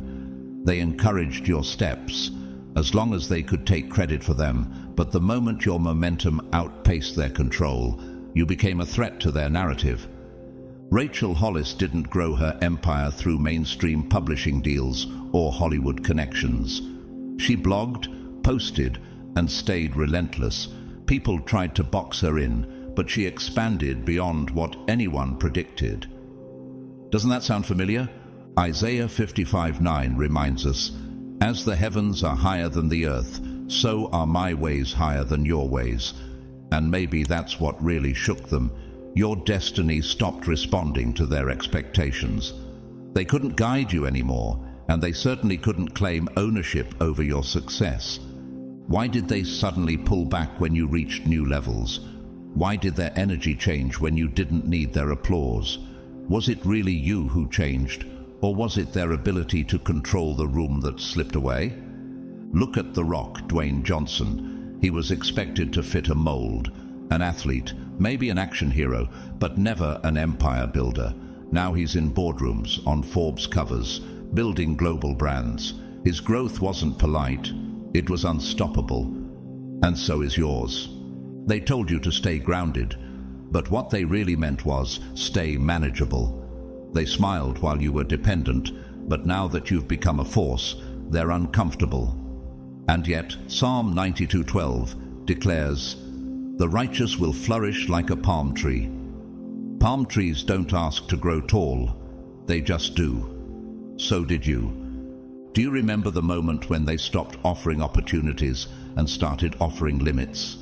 That was the moment your wild growth outgrew their structure. And now, you've become something they can't claim, can't cage, and can't cancel. Just like Whitney Wolfe Herd, who walked away from one company, launched another, and became a billionaire by rewriting the rules. She didn't stay where she was expected to be, neither did you. Galatians 5:1 reminds us, "It is for freedom that Christ has set us free." And your freedom, your wild, beautiful, untamed growth, is the most undeniable evidence that you were never built for smallness. You weren't just growing, you were breaking out. Number 9, you exposed how little they actually did with their own lives. Chosen one, have you ever watched someone flinch? Not because you hurt them, but because your success reminded them of everything they never pursued. Have you ever walked into a room and felt the temperature shift? Not because of what you said, but because of what your presence revealed. They had every advantage. They had time. They had resources. They had access. So what stopped them? It wasn't the system. It wasn't the struggle. It was fear disguised as wisdom. Comfort disguised as logic. You didn't just make it, you became a mirror. And what they saw in that reflection was painful. Luke 12:48 says, "To whom much is given, much will be required." They were given much, but did little. You were given little, but did much. Why does that imbalance bother them so deeply? Why do they mock your ambition now, when they once praised your effort? Could it be that your rise exposed the lie they've been living? That success was unreachable, that the odds were unbeatable, that they never had a chance? Vi Lyles, the first black woman mayor of Charlotte, North Carolina, came from a space of underestimation with less support and more scrutiny. Yet she climbed, broke through, and stayed standing. Her story forces others to ask, "What's really been holding me back?" They say you're lucky. But is it luck, or is it that you worked while they watched? You moved while they made excuses. You leapt while they lingered. Ecclesiastes 11:4 says, "Whoever watches the wind will not plant. Whoever looks at the clouds will not reap." And they spent years watching the weather, waiting for perfect conditions. You planted anyway. Sarah Blakely had no business degree, no fancy backers, just an idea, $5,000, and insane tenacity. Her billion-dollar Spanx empire wasn't built from luck, it was built from grit. Sound familiar? How do they sleep at night knowing you started with less and finished with more? How do they explain the fact that you had none of their tools, but created something that overshadows their lifetime of playing it safe? Romans 2:1 reminds us, "You have no excuse." And that's the real issue. They've run out of excuses. You made it without their safety net. Now they can't pretend the system failed them. They must face the truth. They failed themselves. They say you're too much, but isn't that easier than admitting they were never enough? They roll their eyes at your results because their own reflection brings discomfort. Just like Carmen Herrera, who was ignored for decades until the world had no choice but to recognize her brilliance. Your shine now demands acknowledgement, even from those who'd rather look away. 1 Corinthians 15:58 says, "Always give yourselves fully to the work of the Lord. Your labor in the Lord is not in vain." Your labor is not in vain. It's sacred, and every win reminds the world what happens when someone refuses to be defined by limits. So the next time they dismiss your victory, ask yourself, are they really questioning your success, or are they mourning their own surrender? You weren't just a fighter. You became the proof that excuses can't survive where purpose is alive. And now, every breath you take in success is a reminder that they could have too, but didn't. Number 10. They thought your pain would break you. Instead, it forged you. Chosen one. Do they even realize what they were really watching when they saw you in pain? They thought your suffering was your end. Your silence was surrender. Your failure was final. But did they ever consider that God wasn't punishing you? He was preparing you. While they were busy writing your obituary, heaven was rewriting your origin story. Romans 5:3-4 tells us, "We also glory in our sufferings, because we know that suffering produces perseverance, perseverance character, and character hope." You didn't collapse, you transformed. Every heartbreak hardened your resolve. Every closed door refined your direction. Every loss taught you lessons they've still never learned. Can you remember the moment you realized your pain wasn't a curse, but a curriculum? That you weren't being broken, you were being built. They mistook your struggle for weakness, but what if struggle was the exact ingredient God used to make you unshakable? Bethany Hamilton, the professional surfer who lost her arm in a shark attack, was told she'd never compete again. But not only did she return to surfing, she dominated. Her pain didn't make her bitter, it made her bolder. Like you, her strength wasn't born in comfort, it was forged in fire. Isaiah 48:10 says, "I have refined you, though not as silver. I have tested you in the furnace of affliction." The fire you went through didn't burn you. It baptized you. It gave you a kind of clarity others can't understand. That's why you see through fake support. That's why you walk with quiet authority. You've been in the dark and built yourself without applause. They thought you would tap out when life got hard. Instead, you adapted. They were waiting for your breakdown, but you had a breakthrough. And now, the version of you that's standing here today, they don't recognize it. Because this version wasn't built in spotlight, it was built in silence. Have you noticed how they speak to you now? Less support, more suspicion, less celebration, more skepticism. Why? Because they can't comprehend how someone who went through so much didn't end up angry, defeated, or emotionally paralyzed.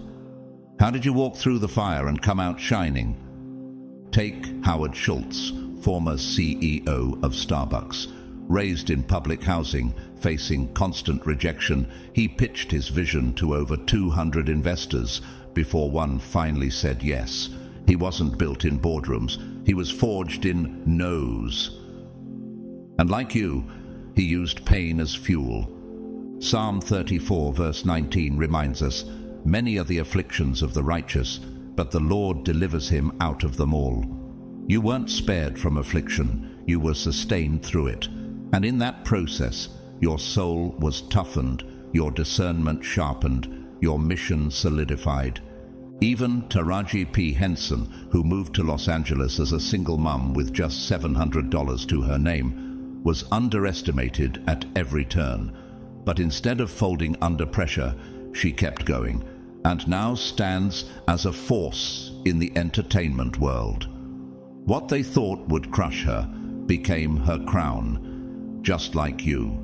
And now they're uneasy, not because you survived, but because you thrived. You didn't just endure the storm, you built in it. And now that you've emerged, chosen one, they don't know how to approach you. You became the very thing they feared, a reminder that pain doesn't always end in pity. Sometimes it ends in power. 2 Corinthians 12:10 says, "For when I am weak, then I am strong." Your weakness wasn't your downfall, it was your doorway. And now, the very struggles meant to bury you have become the badge you wear, as proof that God wasn't done with you. He was just getting started. Number 11. They are watching you. Do what they secretly dreamed of. Chosen one, have you ever felt the strange sting of resentment from someone who used to dream like you did? Someone who once had vision, ambition, and passion, but somewhere along the way, they laid it all down. Now, they watch you, fulfilling the very future they once prayed for, and they don't know how to handle it. What happens when your dream becomes someone else's regret? Why do people who once had hope become your harshest critics? Could it be that your success is waking up parts of themselves they buried long ago? Proverbs 13:12 says, "Hope deferred makes the heart sick, but a longing fulfilled is a tree of life." They gave up on the tree. You watered yours. Now your life is bearing fruit, while theirs is haunted by the seeds they never planted. And that contrast is unbearable. Take Viola Davis, who came from nothing, poverty, trauma, rejection, and built an award-winning career. Many actresses started with more but settled for less. Her resilience highlighted their resignation. That's the story of your life. Your pursuit exposes their pause. They told themselves they couldn't, that it wasn't meant for them, that dreaming was dangerous, so they settled. But what happens when someone like you, who had the same doubts and fears, decides not to quit? What happens when you chase the dream they walked away from? Richard Montañez, the janitor at Frito-Lay, dared to pitch an idea for Flamin' Hot Cheetos. No college degree, no executive title, just boldness. Today, he's a millionaire and best-selling author. He didn't let fear win, and neither did you. That's what burns them most. Matthew 25:29 says, "For whoever has will be given more. Whoever does not have, even what they have will be taken from them. You had little, but you stewarded it. They had more, but buried it." Now the difference is visible, and it's humbling. They say your success isn't impressive, but are they really unimpressed, or just uncomfortable with what your story forces them to confront? You were handed the same life deck, maybe worse, and you played it without flinching. How does one explain that? Except to admit they gave up too soon. Even Debbie Sterling, the founder of Goldie Blocks, was discouraged from engineering because she was a woman. But she took the very thing others mocked, her vision, and built a multi-million-dollar brand from it. Your dream, like hers, disrupted others' excuses. James 4:17 says, "If anyone knows the good they ought to do and doesn't do it, it is sin." They knew they had more to give, but didn't, and now they see you doing what they only talked about. That's not your sin, that's their silence. So when they criticize you, roll their eyes at your ambition, or pretend your victories don't matter, remember, it's not hate, it's heartbreak, but it's not your burden to carry. You weren't sent to soothe their shame, you were sent to fulfill your purpose. Galatians 6:9 encourages, "Let us not grow weary in doing good, for at the proper time we will reap a harvest if we do not give up." And you didn't. You stayed the course. And now, you're harvesting dreams while they're haunted by abandoned visions. Their battle is not yours. Their regret is not your responsibility. You are not the villain in their story. You're just the character who kept going. And now they have to live with the ending they wrote for themselves. Number 12. You are the blueprint, but they can't follow it. Chosen one, do you ever wonder why some people were so eager to learn from you, only to end up frustrated and distant when they tried to walk your path? In the beginning, they watched you with admiration. They thought, if they can do it, maybe I can too. So they studied your moves, mimicked your choices, copied the way you spoke, dressed and built. But no matter how closely they followed your steps, something was missing. Have you noticed how they began asking what you did, but never asked who you had to become in the process? Because success isn't just a list of tactics, it's transformation. And they didn't realize that your real blueprint wasn't found in a strategy. It was forged in the silent battles no one saw. 1 Samuel 16:7 reminds us, people look at the outward appearance, but the Lord looks at the heart. They saw your outcome, but not your internal war. They tried to copy your success without carrying your cross. Brandon Stanton, creator of Humans of New York, started with a simple camera and no media background. His blueprint: consistency, empathy, and boldness.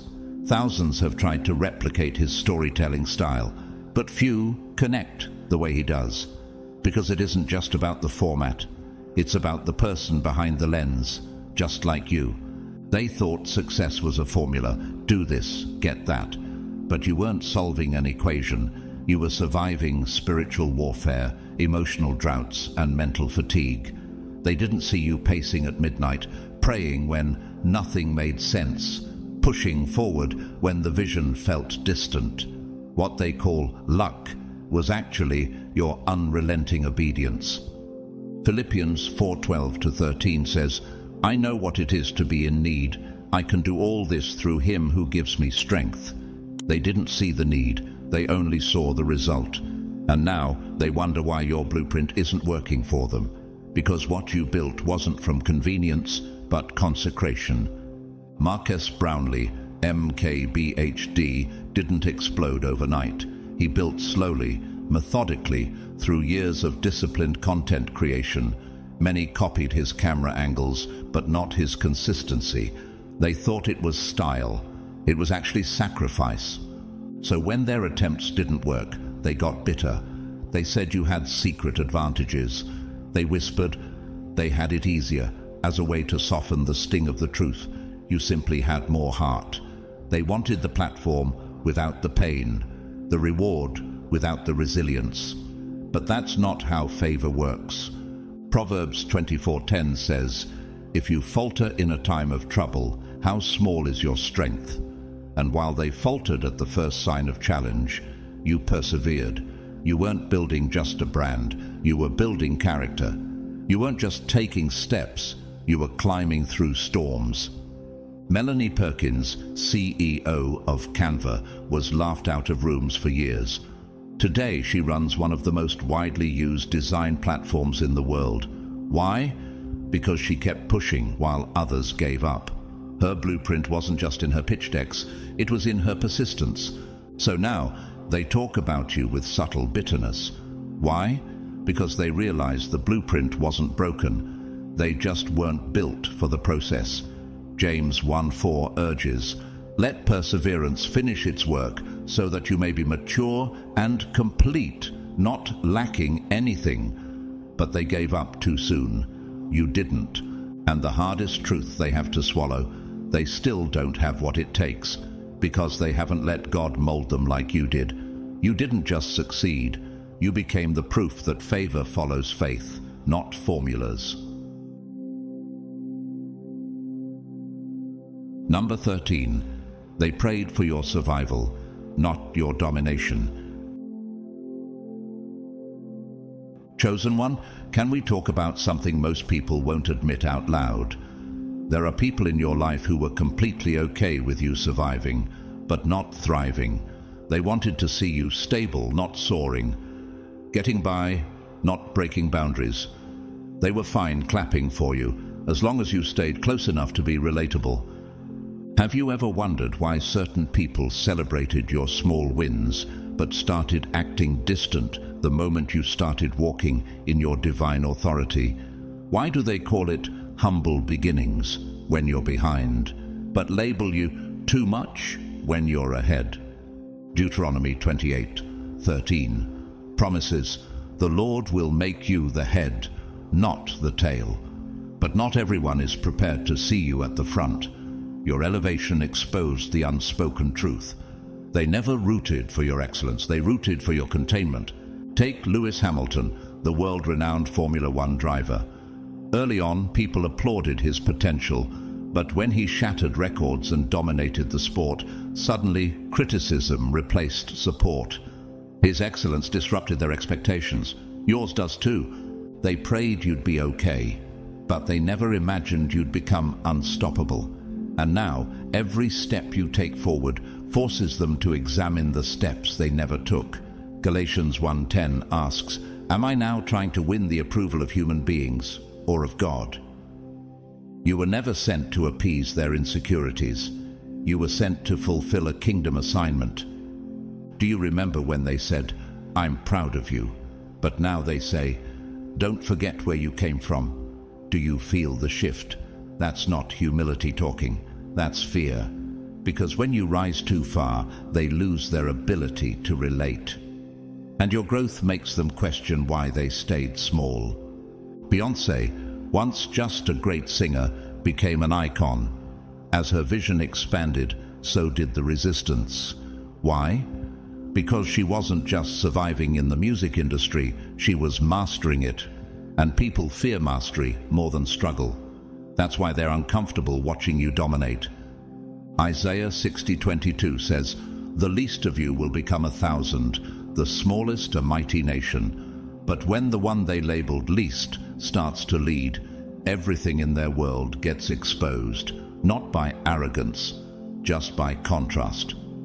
Fred Swaniker, founder of African Leadership Academy, dared to dream bigger than charity.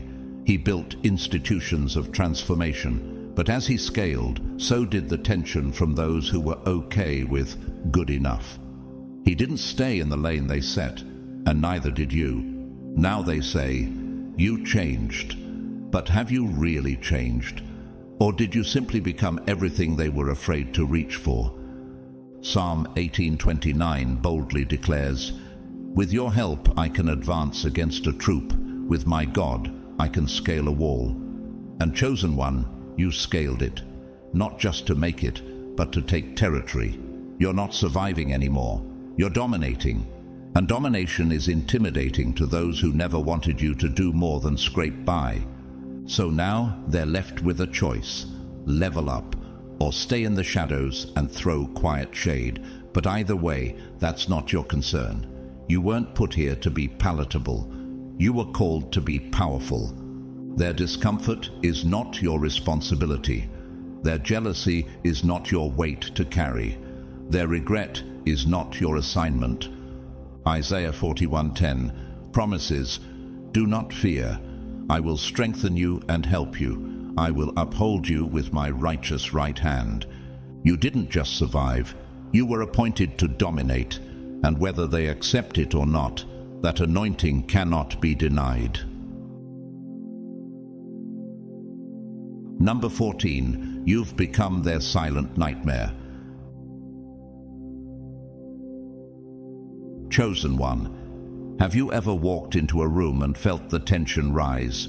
Not because of what you said, but simply because of who you've become. Have you noticed how some people shift uncomfortably in your presence? How they lower their voices when your name comes up? Or how they quickly change the subject when your success is mentioned? Why does your growth unsettle them so deeply, especially when you never did a thing to harm them? The answer is simple. You've become their silent nightmare. Proverbs 3:35 says, "The wise inherit honor, but fools get only shame." Your honor is unsettling to those still clinging to excuses. Your rise is a loud confrontation to their quiet regrets. They don't talk about you anymore, not openly, because to say your name out loud is to admit that someone they once overlooked, doubted, or dismissed has become everything they pretended wasn't possible. They hoped your success would be short-lived, that your first win would be your last. They called it a fluke, convinced themselves you'd burn out, or that life would humble you eventually. But what happened when the opposite occurred? What happened when you didn't just keep going, but kept winning? Jessica Watson, the teenage sailor from Australia, was told she couldn't possibly sail solo around the world at 16, but she did. And when she returned, they could no longer deny her courage.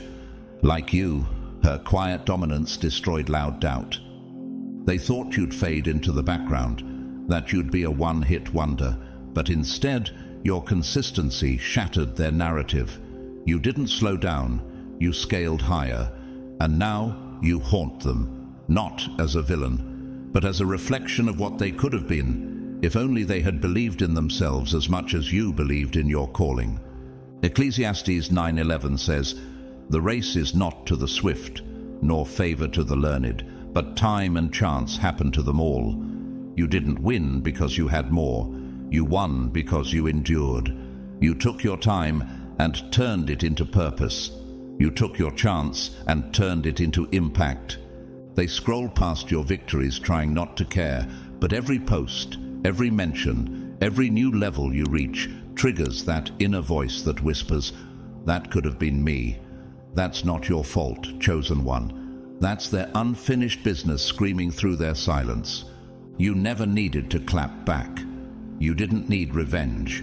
Your presence is the response. Your excellence is the evidence. And that's why they're so uncomfortable, because your results speak louder than their reasoning. Burna Boy, once ignored by international media, kept building his music, vision, and following. Now he's a global icon, and many who once doubted him now study him. His legacy isn't loud, it's undeniable, just like yours. 2 Timothy 4:7 says, "I have fought the good fight. I have finished the race. I have kept the faith." You didn't get here through noise. You got here through grit, through silent nights of discipline, through invisible warfare, through every moment you chose not to quit, even when quitting would have made more sense. Have you ever noticed how they try to act unfazed, throwing out phrases like, "good for them," or "they got lucky"? Why the sarcasm now? Why the subtle digs? Is it possible that your name, your existence, has become too heavy for their comfort zone to carry? Elizabeth Holmes built her life around a public image, one that eventually crumbled under pressure.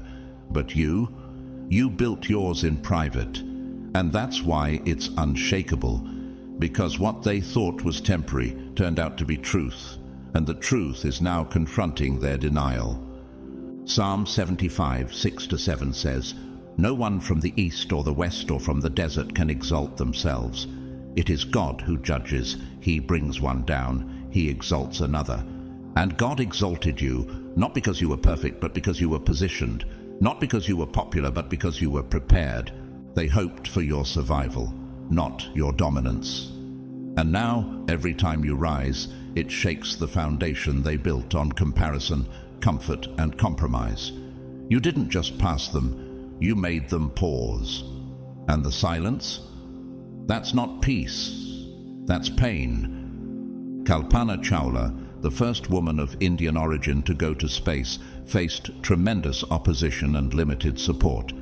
But she rose above it all, and in her journey she became a beacon.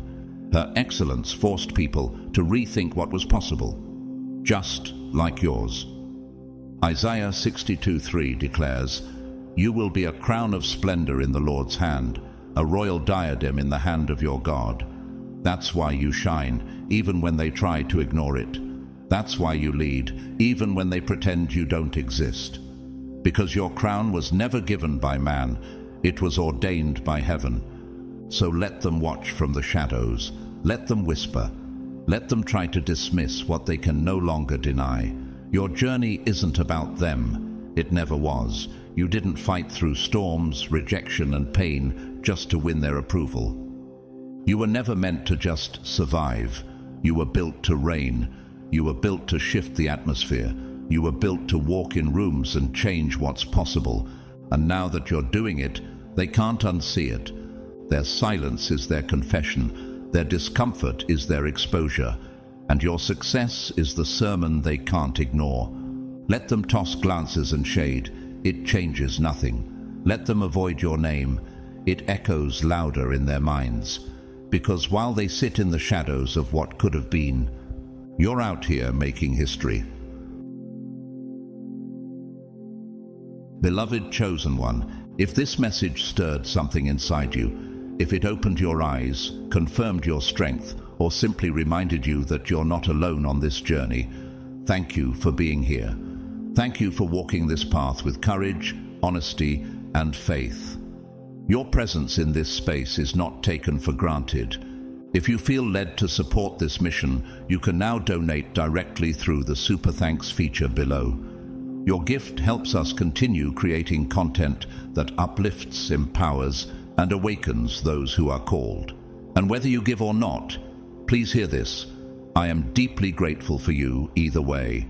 Just the fact that you're here, watching, listening, and growing means everything. I bless you, chosen one. May peace surround your mind, may strength fill your spirit, and may every door that God ordained for you begin to swing wide open.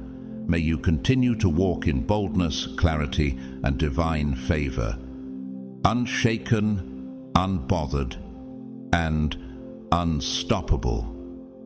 If this hit deep, if this made you see things differently, don't just keep it to yourself. Hit that like button, drop a comment, and share this with someone who needs to hear it. And if you're ready for more raw, unfiltered truth that pushes you to level up, subscribe to the channel and turn on notifications, because we're just getting started. Your growth is inevitable. Let's keep winning. With love, your fellow chosen one. To the one who was never meant to find this, welcome back. You were never supposed to hear these words, not according to the system, not according to the ones who worked overtime to keep you distracted and disconnected from yourself. From the very beginning, they didn't just want to silence your voice. They wanted to erase your signal. They weren't afraid of your noise. They were afraid of your knowing, because even before you remembered who you were, they could feel it. Your depth, your frequency, your potential to shake the foundations of everything they built on illusion.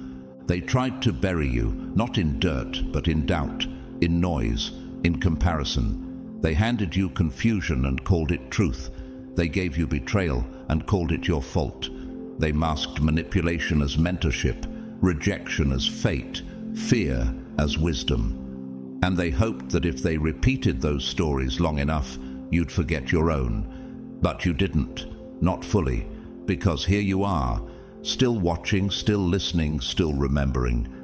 Before we go any further, let me say this from my heart.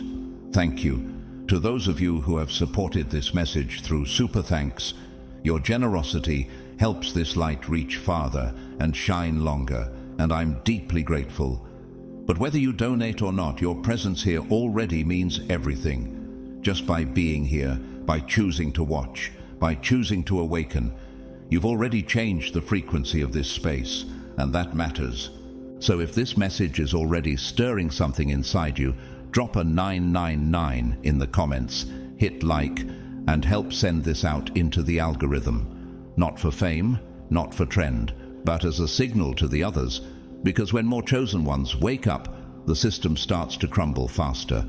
YouTube's algorithm responds to movement, to momentum, to energy, and your energy might be the one that wakes up someone else's soul.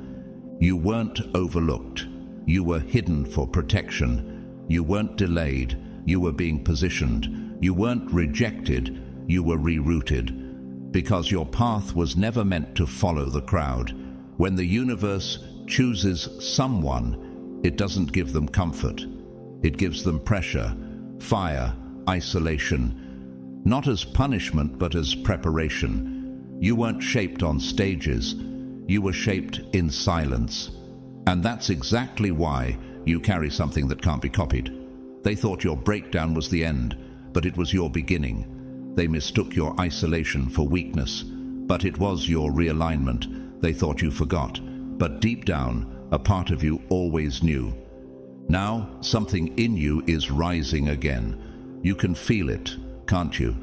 That pressure in your chest, that subtle remembering, that quiet voice whispering, "This message was meant for me." And you're right, it was. This isn't just a video, it's a mirror. And the person you're starting to see again, the one you were before the programming, before the pain, before the silence, that person is real. That person is coming back online. And that's exactly what they feared all along. So breathe. Settle into the truth that's been waiting for you beneath all the lies. You were never broken. You were never late. You were never weak. You were just distracted. But now, the remembering has begun. Let's begin. God's chosen ones. You weren't supposed to see this. And now they're terrified.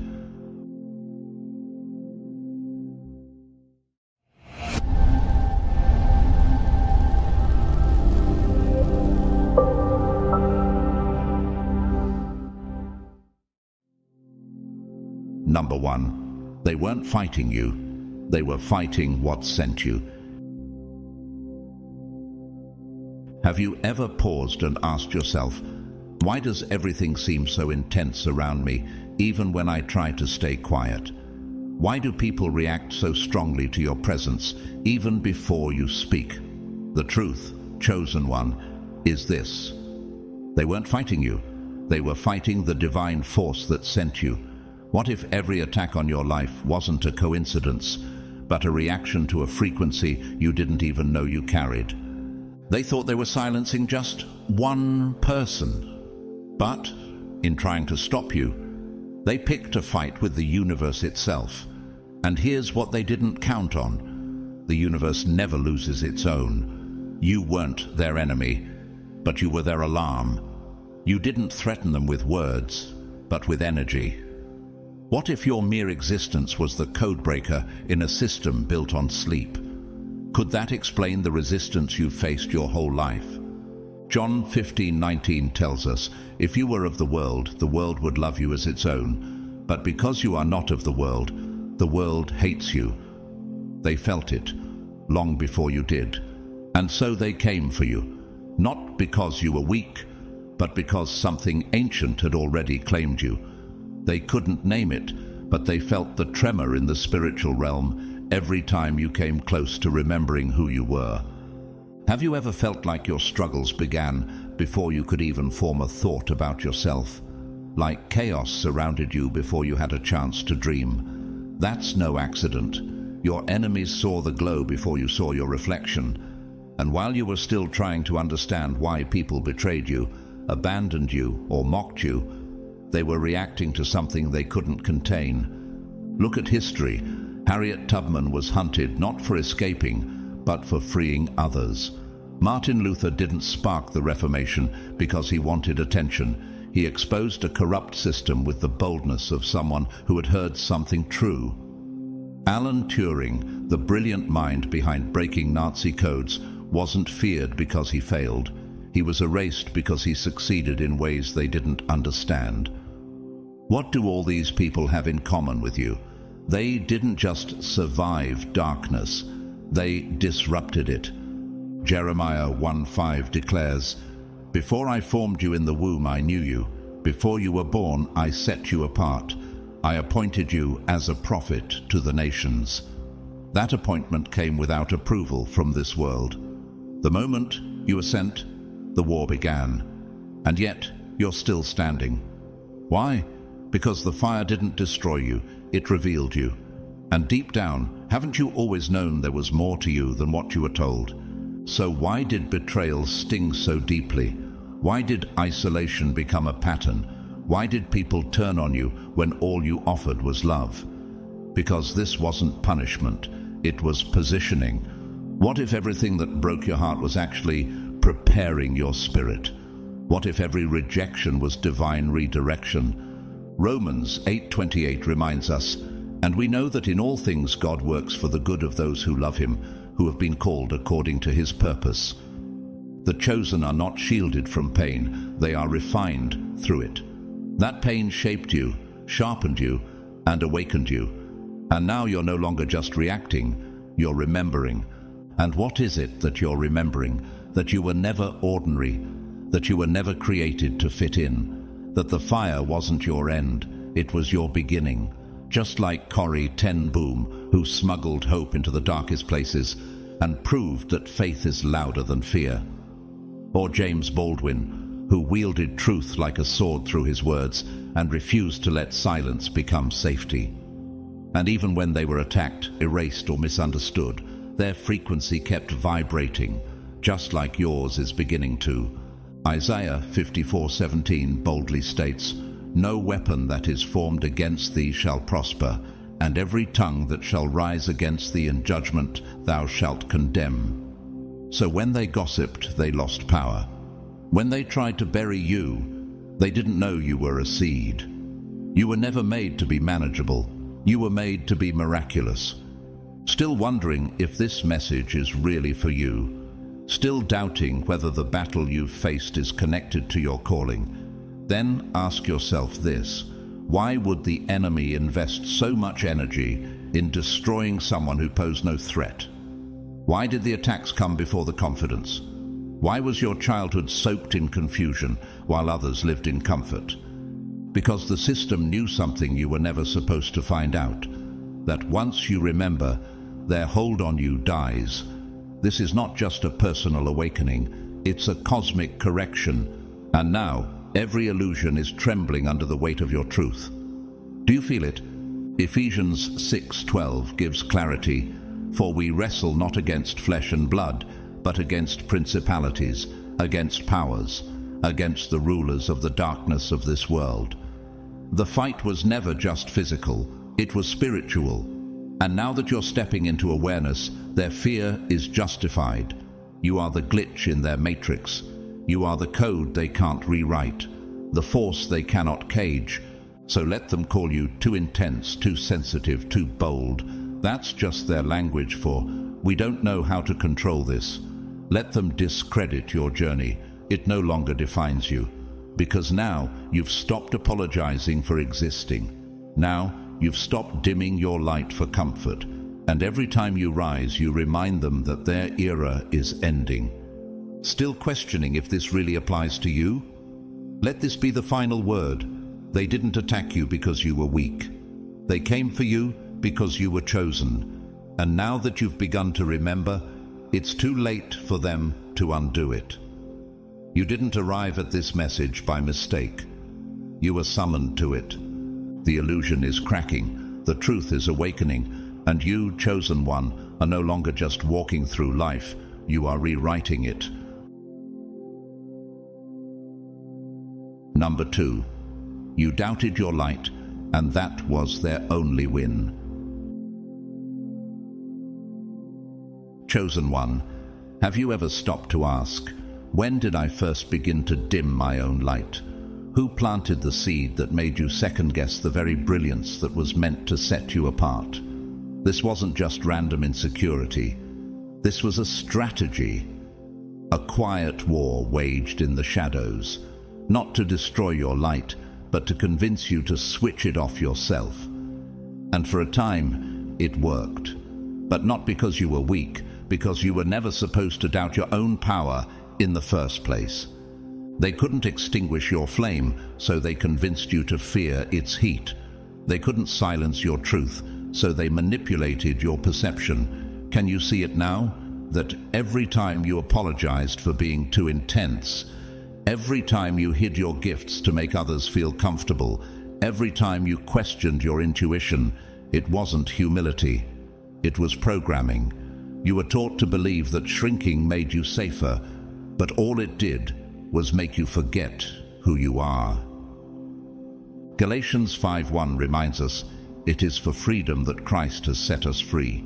Stand firm then, and do not let yourselves be burdened again by a yoke of slavery. They couldn't enslave your soul, so they enslaved your mind. They tricked you into thinking that taming your fire was maturity, when in reality it was self-erasure. What if the very parts of you that have been criticized most harshly, your depth, your sensitivity, your boldness, were always your divine tools? Think about this. Frida Kahlo, known for painting her pain into powerful self-portraits, was told she was too raw, too emotional. James Cameron, the filmmaker behind Titanic and Avatar, was constantly ridiculed for being too visionary. And Zora Neale Hurston, the groundbreaking author of Their Eyes Were Watching God, was once shunned by her peers for writing a truth too deep for her time. What did they all have in common? Their greatness was only ever too much for those living too little. And you are cut from the same radiant cloth. So ask yourself, who taught you to dim your joy to make others feel secure? Who told you your gifts were flaws? Who benefited when you started doubting your design? These weren't innocent moments. They were spiritual attempts to cage something divine. And it worked, only because you believed the distortion. Matthew 5:14-15 declares, "You are the light of the world. A town built on a hill cannot be hidden. Neither do people light a lamp and put it under a bowl. You were never made to blend in. You were never meant to ask for permission to shine, but they surrounded you with those who couldn't see your worth, hoping you'd forget it yourself. They gave you a mirror designed to distort, so you'd see flaws instead of fire. That mirror was a lie. Your doubt was never organic. It was engineered. You weren't broken. You were built with layers most people can't even comprehend. You weren't overthinking. You were decoding energy. You weren't too sensitive. You were emotionally tuned to frequencies that make others uncomfortable. Do you realize how powerful that is? 2 Timothy 1:7 reminds us, "For God has not given us a spirit of fear, but of power and of love and of a sound mind." The fear you've carried wasn't yours. It was injected into you. Every ounce of self-doubt was planted by those who feared what would happen if you ever fully believed in yourself. That wasn't love. It was manipulation dressed as mentorship. That wasn't advice. It was fear disguised as wisdom. And now that you're starting to remember, they're nervous, because once a chosen one reclaims their light, they don't just shine, they set fires. They wake others, they shift rooms, they dismantle systems. And suddenly the same ones who told you to tone it down will ask how you became so fearless. But by then, chosen one, it'll be too late. 1 Peter 2:9 declares boldly, "But you are a chosen people, a royal priesthood, a holy nation, God's special possession, that you may declare the praises of him who called you out of darkness into his wonderful light." You were chosen not to survive in the shadows, but to lead others into the light. Your journey through doubt wasn't a detour, it was part of the assignment. Because now you know what it feels like to be lost. And now you know how to lead others back to their own truth. So when they say you're too much, too deep, too intense, translate that as, "We're not ready for this level of realness." When they call you unstable, realize they're just trying to protect the system your energy is disrupting. You weren't designed to be palatable. You weren't crafted to be contained. You are a force that was never meant to be explained. You were meant to be felt. And if you're still carrying guilt for being who you are, let it go now. Guilt is the residue of programming that never served your soul. You are not a burden. You are the breakthrough. You are not too much. You are exactly enough to shatter ceilings. You were never the problem. You were the proof that the old way is done. The matrix only works if you forget who you are. The prison only holds power if you never try the door. And the illusion only wins if you believe your light is dangerous instead of divine. But now you remember. And now they've lost the only weapon that ever worked, your self-doubt. Let them scramble to rebuild the illusion. Let them call your awakening rebellion. Let them try to redefine you using the language of fear. It doesn't touch you anymore. You're not walking in hesitation. you're walking in divine clarity. You're not dimming to make others comfortable. You're burning bright enough to light the path for those still lost. So take back your light. Take back your fire. Because the moment you stop doubting and start standing, the world changes around you. Number 3, your isolation wasn't rejection, it was calibration. Chosen one, have you ever wondered why the loneliest seasons of your life felt the heaviest? Why in the moments when you needed others most, they disappeared like shadows at sunrise? Why doors closed, voices went silent, and connection seemed to dissolve into thin air? Was it really abandonment? Or was it alignment in disguise? You thought you were being rejected, but what if the universe was simply clearing the static so you could finally hear the original signal buried within you? Could it be that your isolation wasn't punishment, but precision? You weren't being left behind, you were being moved ahead, and what looked like silence was actually sacred space. Psalm 34:18 tells us, "The Lord is close to the brokenhearted and saves those who are crushed in spirit." In those quiet places where it seemed like no one saw you, heaven was drawing near. The noise was removed, not because you weren't worthy of attention, but because your spirit was too valuable to be diluted by distraction. You weren't lonely, you were being tuned. You weren't abandoned, you were being upgraded. And yes, at first it hurt. How could it not? Everything inside you had been conditioned to equate attention with worth. But chosen ones aren't trained through applause. We're refined in silence. Have you noticed that your most transformative moments didn't happen in crowds, but in stillness? When no one else was clapping, but something inside you was awakening. When you weren't being celebrated, but you were being stripped down to your truth. Why? Because your destiny doesn't require an audience. It requires alignment. Let's look at those who walked this path before you. Emily Dickinson, the brilliant poet, spent most of her life in solitude. Her genius wasn't validated in her lifetime, but her isolation gave birth to words that would ripple through generations. Isaac Newton, during the plague, went into isolation and emerged with the laws of gravity and motion, revelations that changed the world. And Jean-Michel Basquiat, the visionary artist, was often misunderstood, dismissed and isolated by the very culture he disrupted. But his work became a mirror that still reflects uncomfortable truths. You see the pattern, don't you? Hebrews 11:38 refers to God's chosen ones as those of whom the world was not worthy. You weren't hidden because you were lacking.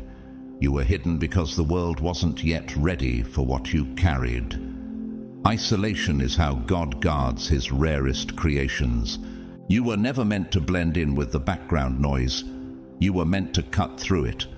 And that's why you were removed from environments that couldn't hear your frequency. They didn't recognize your power because it didn't sound like their echo. They couldn't feel your energy because it cracked the comfort zones they worshipped. You weren't rejected. You were preserved, still wondering why those friendships faded, why people ghosted you when you needed clarity the most, why you couldn't seem to hold on to communities that felt safe. Ask yourself this: were they truly supporting you, or were they taming you? Were they celebrating your light, or dimming it to keep their own shadows unexposed? The universe knew, and so it cleared the room. Isaiah 30:15 reminds us, "In quietness and trust is your strength." It was never in the noise that you would be restored. It was in the stillness. That stillness wasn't empty. It was full of coding, full of downloads, full of recalibration. You were never being ignored. You were being instructed. And you're not the only one who's walked this road. Bob Marley spent much of his creative process in solitude, writing lyrics that carried prophetic power. Mother Teresa admitted to experiencing long seasons of spiritual silence, where God's voice felt distant, but those very seasons birthed a depth of compassion that the world still remembers. And Vincent van Gogh, though misunderstood and unappreciated in his lifetime, painted in silence what the world would one day call brilliance. So if you're still in a season of solitude, good. Stay there. Let it do its holy work. Let it strip away every false identity, every role you were forced to play, every belief that says you must be surrounded to be significant.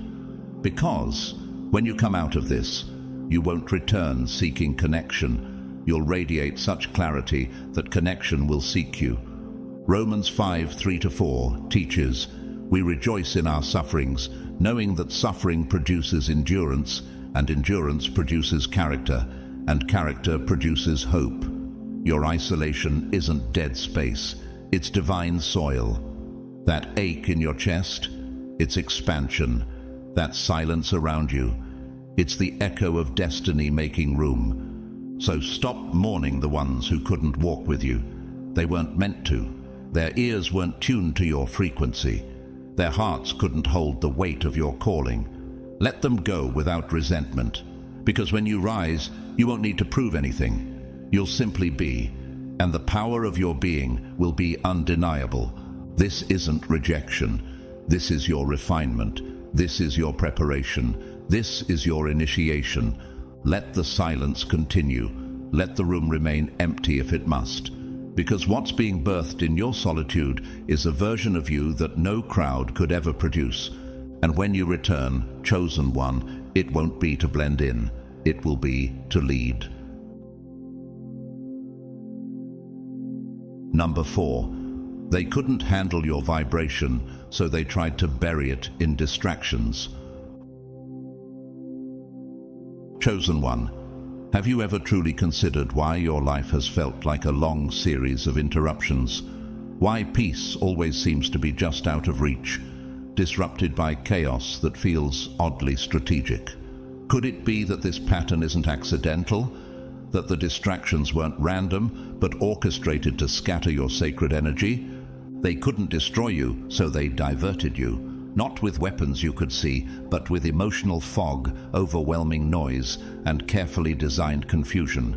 Every chaotic friendship, every roller coaster relationship, every opportunity that led nowhere. Those were distractions, not obstacles to test you, but strategies to misdirect you from your assignment. Why? Because when a chosen one aligns with clarity, they become unstoppable. 1 Corinthians 14:33 reminds us, "For God is not the author of confusion, but of peace." So tell me, who benefits when your life feels like non-stop confusion? Who profits when you're constantly drained, running on fumes, unable to hear your intuition through the static? It was never just about tiring your body. It was about exhausting your spirit so you'd forget who you are.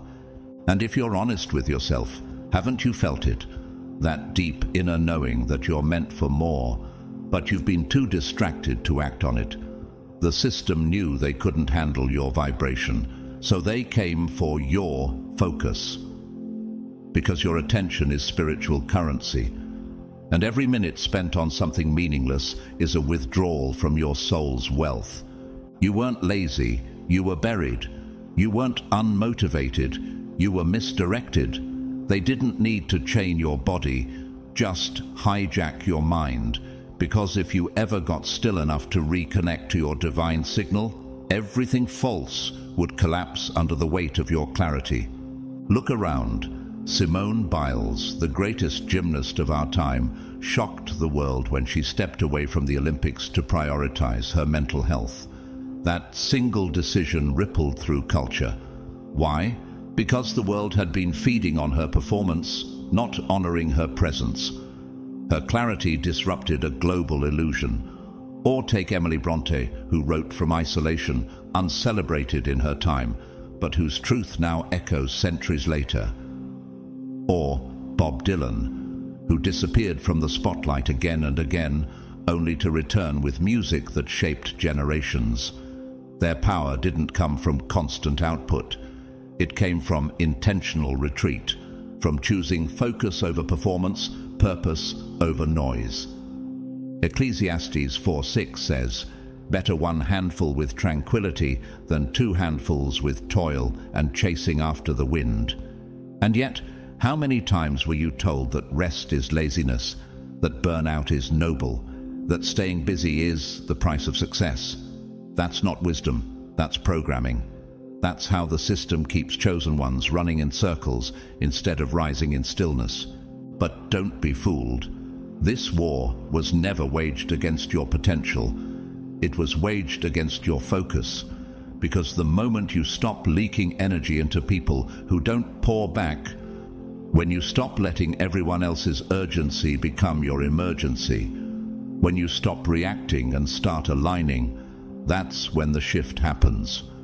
Proverbs 4:25-27 commands, "Let your eyes look straight ahead. Fix your gaze directly before you. Do not turn to the right or the left. Keep your foot from evil." You were designed to move with purpose, not with panic. To carry sacred fire, not scatter it into distractions that can't even hold your light. But the system banks on your forgetfulness. It floods you with stimulation, with digital noise, with guilt trips and emotional bait, hoping you'll stay so busy that you never notice your own divine clarity slipping away. But here's the truth they didn't want you to discover. A focused, chosen one is their greatest threat. Not because you're violent, but because you're vibrant. Not because you destroy, but because you expose. When your energy is no longer split between 1,000 things that don't matter, you become magnetic. Systems built on fear and manipulation begin to tremble. 2 Thessalonians 3:3 affirms, "But the Lord is faithful, and he will strengthen you and protect you from the evil one." You are not unprotected, but your protection is partnered with purpose.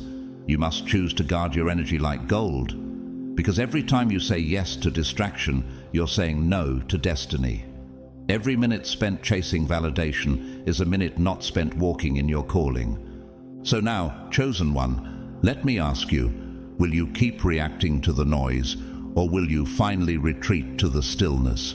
Will you keep letting the external world pull you out of your internal wisdom, or will you silence the static and listen to the voice that's been whispering your truth all along? The distractions won't stop. The chaos will keep knocking. The old patterns will try to lure you back into comfort, but now you know what's really at stake. You weren't meant to live in a whirlwind of emergencies. You were meant to move with clarity, with presence, with power. Let the urgency fade. Let the guilt dissolve. Let the chaos collapse under the weight of your awareness, because they never feared your noise. They feared your focus. And now that you see through the illusion, now that you're waking up to the truth, they're losing their grip. They tried to bury your vibration, but you're not staying buried. You're breaking through.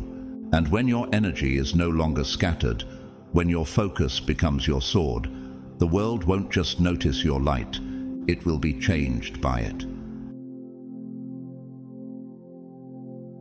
Number 5. Your pain was programmed, not personal. Chosen one. Have you ever asked yourself why the pain came so early, before you even had a name for it? Why did betrayal, abandonment, and emotional chaos find you before you were old enough to protect yourself? Why did the storm seem to know your address before you even knew your identity? That's not coincidence, that's programming. And the sooner you realize it wasn't personal, it was strategic, the sooner you take your power back. They hit you early on purpose. Your pain was engineered to keep you fragmented. You weren't just unlucky, you were targeted. And the goal was never to destroy you completely, but to keep you alive just enough to function, to conform, to serve their systems, while slowly eroding your ability to ever fully see your worth. They didn't want you free, they wanted you fractured, because a chosen one who is whole is a revolution in human form. John 10:10 exposes this plan clearly. The thief comes only to steal and kill and destroy. I came that they may have life and have it abundantly. You were designed for abundance, but from the beginning you were placed in an environment that normalized emotional theft. They didn't want to steal your life. They wanted to steal your perception of it, because if they could program your mind to believe you were broken, they wouldn't need to use chains. You would cage yourself.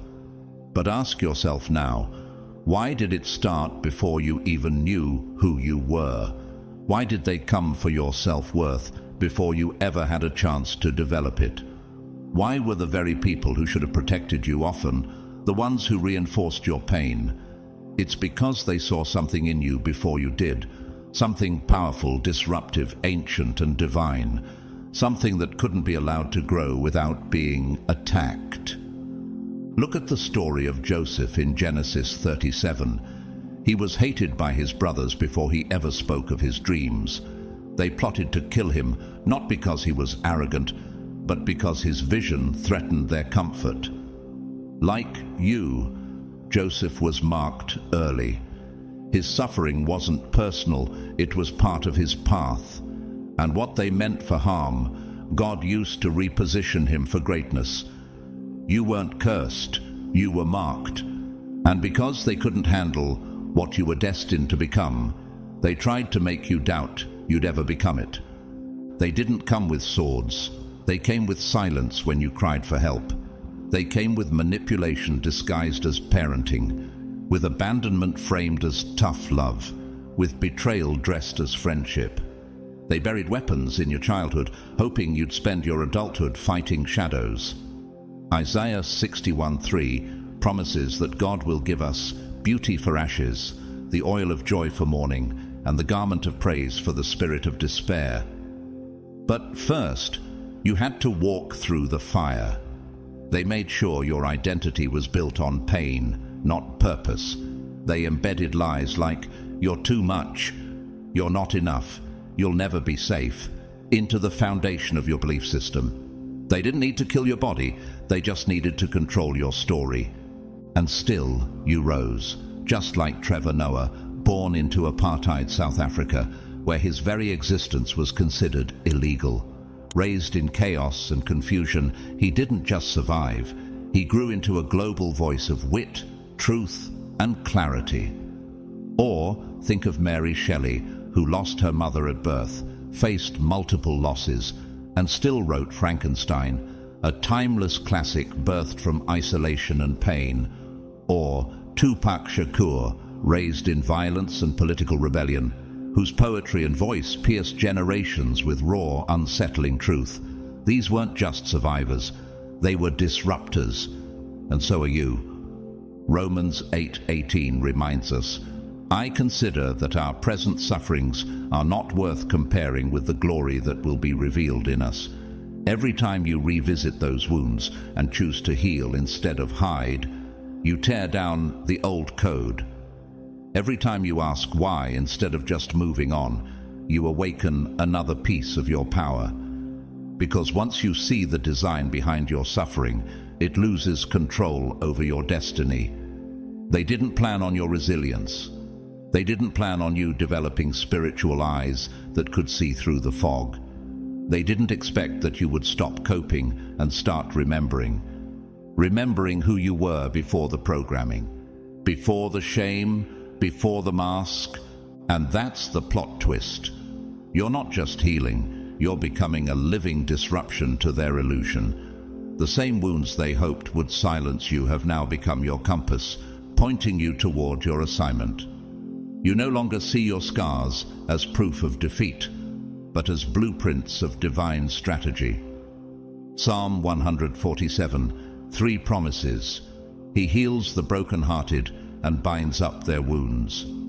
But the healing isn't just for comfort, it's for clarity. You're no longer questioning if you're chosen, you're learning why you were attacked. And with every revelation, their grip weakens. So now what? Will you still believe that what happened to you was random, or will you see it for what it was? A tactical move to delay your awakening. You're not just recovering, you're returning to your frequency, returning to the version of yourself that existed before trauma was handed to you like inheritance, the version they tried to bury under survival, shame, and self-doubt. They wanted you to manage pain, but you're using it as a portal. They wanted you to stay asleep, but you're seeing too clearly now. They wanted you to conform, but you're about to lead. So yes, they hit you early, but they didn't break you. They activated you. And that's why they're afraid now, because a chosen one who has made peace with their pain is a chosen one who can no longer be manipulated. The system was never scared of your suffering. It was scared of what would happen when you stopped seeing it as your identity. And now you're turning every wound into a weapon, every scar into a signal, every trauma into transformation. The pain didn't destroy you. It built you. And now you're becoming the version of yourself they never wanted to meet. And that is why it's game over. Number 6. They copied your style, but they could never touch your frequency. Chosen one, have you ever noticed how the very ones who once dismissed you now echo your essence? Isn't it strange how those who once rolled their eyes at your fire now wear the same glow you were ridiculed for? But something feels off, doesn't it? Something about their version is always missing, like a song that sounds right but carries no soul. That's because while they might have copied your style, they could never touch your frequency. And frequency, your true divine signature, cannot be faked, cloned, or borrowed. It must be earned. In the beginning, they called you crazy, too intense, too sensitive, too deep. They questioned your moves, mocked your words, and cast doubt on your very presence. But what they didn't understand was that your energy wasn't a performance. It was a signal, a call from the divine that could not be explained with logic or mimicry. They didn't understand you, but they felt you. And that's why, after laughing at you, they started copying you. Not because they admired you, but because they recognized that your vibration was doing something they couldn't replicate. It was breaking the matrix they were still trapped inside. 1 Samuel 16:7 tells us, "People look at the outward appearance, but the Lord looks at the heart." That's the difference. They copied your outer form, but they couldn't access the heart of what made you different. They stole the style, but not the struggle. They wore your aesthetic, but not your anointing. Because you weren't made in public, you were made in silence. You were shaped in shadows. And everything that flows from you now, the presence, the clarity, the disruption, was forged in places they never dared to go. So ask yourself, why is it that your presence shifts rooms even when you say nothing? Why do your words stay with people longer than their own thoughts? Why do those who once belittled you now borrow your language, your energy, your flow? It's not because they've changed. It's because your light revealed something in them they couldn't ignore. But rather than do the inner work, they chose the easier path, imitation. The problem is, imitation can replicate form, but never frequency. Think about Prince, the revolutionary artist who defied every box society tried to put him in. They called him strange, flamboyant, unmarketable. But years later, the very style they rejected became the blueprint of modern music and fashion. His vibration was ahead of its time. Or consider Nina Simone, whose raw truth and spiritual fire were once considered too radical for the mainstream. She didn't perform for applause. She invoked presence. She wasn't looking to be liked. She was here to awaken. Or Jean-Michel Basquiat, the self-taught artist whose graffiti became fine art, but only after the world spent years dismissing his genius. These were not influencers. They were originators, like you. Romans 12:2 reminds us, "Do not conform to the pattern of this world, but be transformed by the renewing of your mind." That's what makes your essence different. You didn't follow the trend. You broke away from it. While others studied the culture, you listened inward. While they performed for attention, you were transforming in silence. They didn't witness the nights you cried yourself to sleep, wondering why you couldn't fit in. They didn't see the loneliness that shaped your insight. They didn't carry the trauma that tuned your intuition to a frequency most people aren't ready for.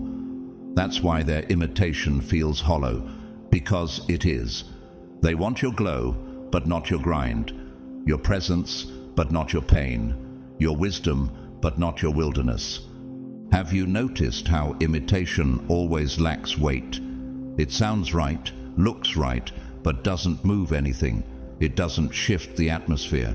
It doesn't awaken anything in the soul, because only alignment can do that. 2 Corinthians 11:14 says, "Even Satan disguises himself as an angel of light." That means imitation can look convincing, but without divine source, it carries no impact. And that's the part they don't understand. You're not just being seen, you're being felt, because your frequency carries a charge that only comes from walking through fire and choosing not to harden. They wonder why, even after copying your moves, their words fall flat. Why their version doesn't spark the ripple effect that follows you. It's because while they were rehearsing, you were remembering. While they were watching, you were walking. While they were trying to sound like truth, you were becoming it. Matthew 5:14 declares, "You are the light of the world. A city set on a hill cannot be hidden. That light you carry can't be copied because it wasn't born from attention, it was born from obedience. It came from honoring the signal inside you even when no one else believed in it, even when you were misunderstood, even when you stood alone. And now that it shines, they want the light without the price. But the crown doesn't come without the crushing. And your essence, the one they keep reaching for, was bought with blood. So don't shrink when they start copying. Don't apologize when they take pieces of your truth and try to remix them into something palatable. That's not disrespect, it's confirmation. You are the origin, the one sent to disrupt the script. You didn't come here to be accepted. You came to be remembered. You were never meant to blend in. You were never built to be digestible. You weren't sent to the earth to be liked. You were sent to wake it up. And yes, that will come with imitation. But don't let the echo make you question the voice. Imitation only happens when authenticity proves impossible to ignore. You're not being copied because you're trendy. You're being copied because your signal broke through. Isaiah 61 proclaims, "Arise, shine, for your light has come, and the glory of the Lord rises upon you." That rising didn't happen overnight. It took years of silence, years of being the outcast, years of doubting yourself while carrying truths you couldn't explain. But now it's here. Your rise has begun, and their imitation only confirms that your signal is finally being felt across dimensions they never thought you'd reach. So let them try. Let them mimic your walk, your words, your energy. Let them paint in your colors and speak in your rhythm. But never forget, you were the first sound. You cracked the code. And even if they copy every move, they'll never carry the storm you survived to become this version of you.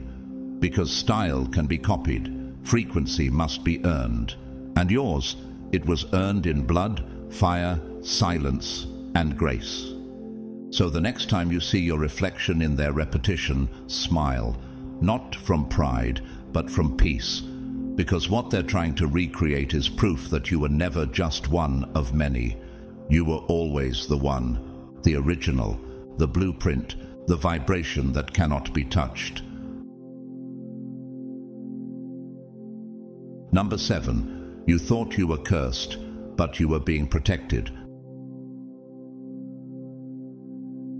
Chosen one, how many times have you stood in the middle of your life, looking at the pieces on the ground, and whispered to yourself, "What's wrong with me?" How many nights did you cry over doors that wouldn't open? People who disappeared without reason, or moments that slipped through your hands just as you reached for them?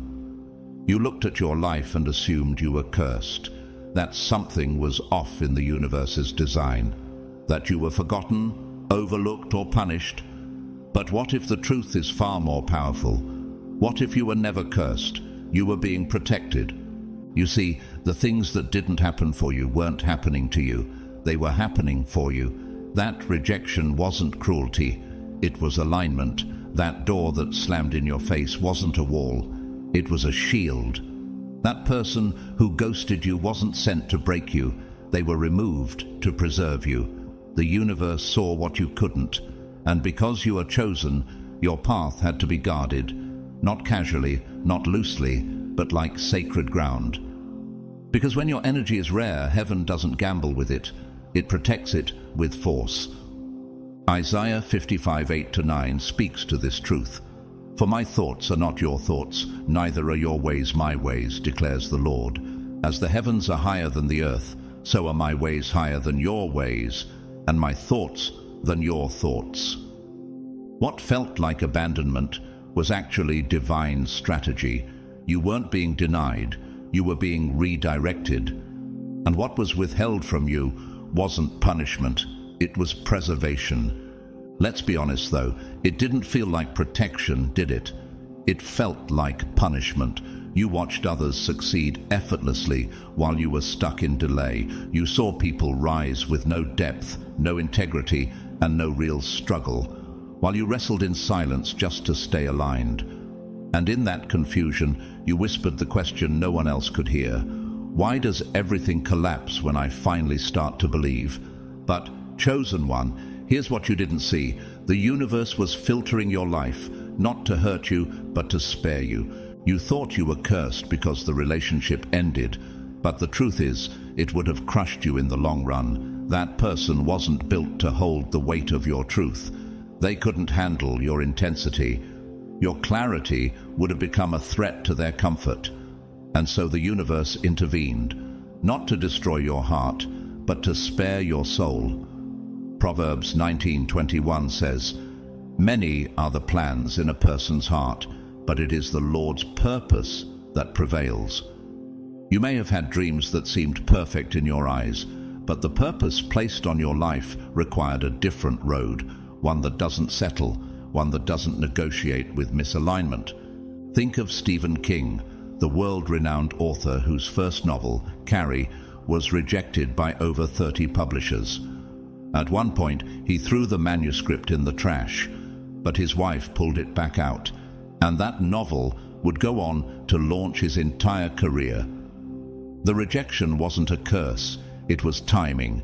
Or look at Lady Gaga, who was dropped from her first record label just months before rising to international fame. That delay wasn't an insult. It was protection from an environment that couldn't contain her artistry. Or consider Howard Schultz, the visionary behind Starbucks, who was turned down 217 times before securing funding. The no's weren't blocks, they were filters. Each of these individuals, like you, were being protected from something that looked good, but wasn't aligned. You thought you were cursed because you kept losing opportunities, but those opportunities would have caged your creativity. You thought you were cursed because the perfect job fell apart, but that job would have numbed your spirit and pulled you off your divine path. You thought you were cursed because the deal didn't go through, but that deal was too small for the magnitude of your calling.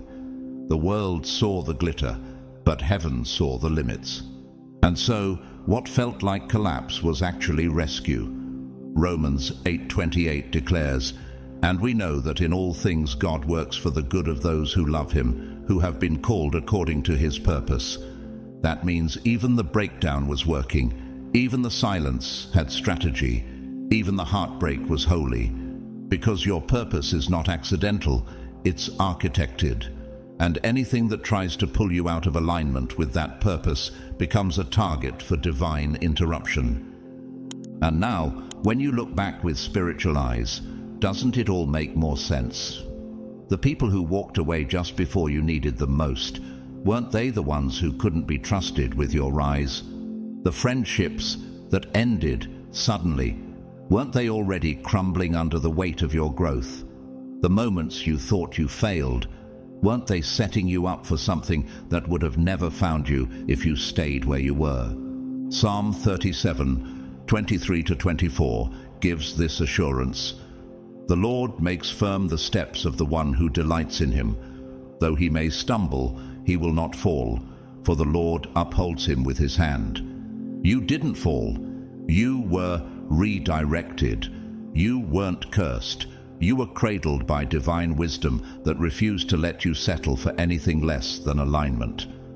Chosen one, the truth is this: the universe doesn't pamper the chosen, it prepares them. And preparation often feels like pain. It strips you, it isolates you, it delays you, but it also refines you. Because your rise isn't built for comfort, it's built for impact. And impact requires focus. It requires detachment from what looks good so you can receive what's meant. Your destiny isn't designed for convenience. It's designed to shift atmospheres. And so, the universe moved with force to protect what you didn't yet understand. You see, if you had gotten everything you wanted when you wanted it, you would have settled for a timeline too small for your soul. You would have attached yourself to people who couldn't carry you through the next dimension. You would have chosen safety over sovereignty. And that's not the way of the chosen. You weren't built to blend in. You were built to disrupt. So the universe didn't let you settle. It didn't let you attach to just anything. It pulled you away, broke your plans, closed the doors, and forced you to trust the process, not to harm you, but to awaken you. So, stop mourning what didn't work out. Stop blaming yourself for what left. Stop wondering if you were ever enough. You were more than enough. That's why the universe couldn't allow just anything to stick to you. Everything that didn't happen was a protection order wrapped in pain. And the more you begin to see that, the more power you reclaim from the narrative of being cursed. 2 Corinthians 4:17 assures us, "For our light and momentary troubles are achieving for us an eternal glory that far outweighs them all." What left you wasn't your punishment. It was the path to your preparation. What delayed you wasn't divine neglect. It was divine investment. And now, every time you rise, every time you choose clarity over chaos, alignment over desperation, truth over illusion, you are proving that the protection worked. You are here, you are awake, you are aligned, and nothing was lost. It was all rearranged for your rise, because chosen ones don't get what's common, they get what's divinely timed. Number 8, your mind wasn't broken, it was under attack. Chosen one, have you ever wondered why your mind always felt like the battlefield? Why the storm always seemed louder on the inside than the outside? Why, no matter how many victories you achieved in the physical world, it still felt like you were losing somewhere deep inside your head? That wasn't weakness. That wasn't failure. That wasn't dysfunction. It was warfare. And the war was never truly about your possessions, your platform, your relationships, or even your talents. The real war, since day one, has been for your perception. They didn't need to chain your body, chosen one. They just needed to infect your beliefs. And they did it slowly, methodically, one lie at a time. Not with bullets, but with beliefs. Whispered into your consciousness, embedded through repetition, and reinforced by trauma, disappointment, and misaligned environments. The lie wasn't loud, it was subtle. That's what made it powerful. You began to hear thoughts like, "I'm not good enough. I'm broken. I'll never make it. No one truly cares."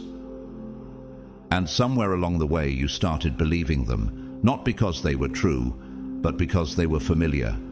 John 8:44 reveals the strategy. He was a murderer from the beginning, not holding to the truth, for he is a liar and the father of lies. That's the weapon the enemy used against you, not destruction, but deception. They knew if they could hijack your mind, they wouldn't have to steal your crown. You'd take it off yourself. And for a moment, maybe you did. You thought the thoughts were your own, but what if they were planted? What if they were coded into your environment, modeled by broken people, reinforced by subtle rejections, and repeated by a culture that doesn't benefit from your clarity? Think about it. School taught you obedience, not sovereignty. Media taught you consumption, not wisdom. Culture taught you comparison, not purpose. And every system around you, from education to entertainment, was designed not to enlighten, but to exhaust. But here's the question: who benefits from you thinking small? Who gains when you second-guess every move? Who is empowered when you believe that your dreams are too big, your heart too soft, your vision too strange? It's not you, because once a chosen one wakes up, once they remember who they are, everything the system built begins to unravel. That's why they didn't try to stop you physically. They went for the only place that truly matters: your perception. Romans 12, 2 commands: do not conform to the pattern of this world, but be transformed by the renewing of your mind. That transformation doesn't happen through external success. It happens through inner clarity. And that's why the greatest battles you've ever fought were the ones no one else could see.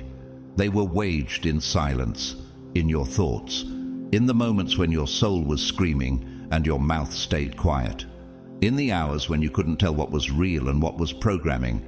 But something in you started shifting, didn't it? You began to ask deeper questions. You started noticing patterns. You caught yourself mid-thought and wondered, whose voice is that? And though it's messy, though it's uncomfortable, though it's far from linear, you're waking up. The fog is lifting, the code is breaking, and every time you say no to a thought that once ruled you, you reclaim another piece of your mind. Let's look at real lives that mirrored this journey. Kanye West, though controversial, has openly spoken about his battle with mental attacks and spiritual warfare, often pointing out how the industry tried to mold him, and how breaking free cost him everything but gave him back his voice. Marilyn Monroe, a symbol of beauty and fame, was manipulated, controlled, and psychologically broken by systems that exploited her light. But even in her darkest moments, she knew she was more than what they saw. And Robin Williams, the legendary comedian who made the world laugh, battled unseen demons in his own mind, often speaking of the intense pressure to perform while feeling isolated inside. Each of them reflected the truth. The mind is where the real war is fought, and where it's either won or lost.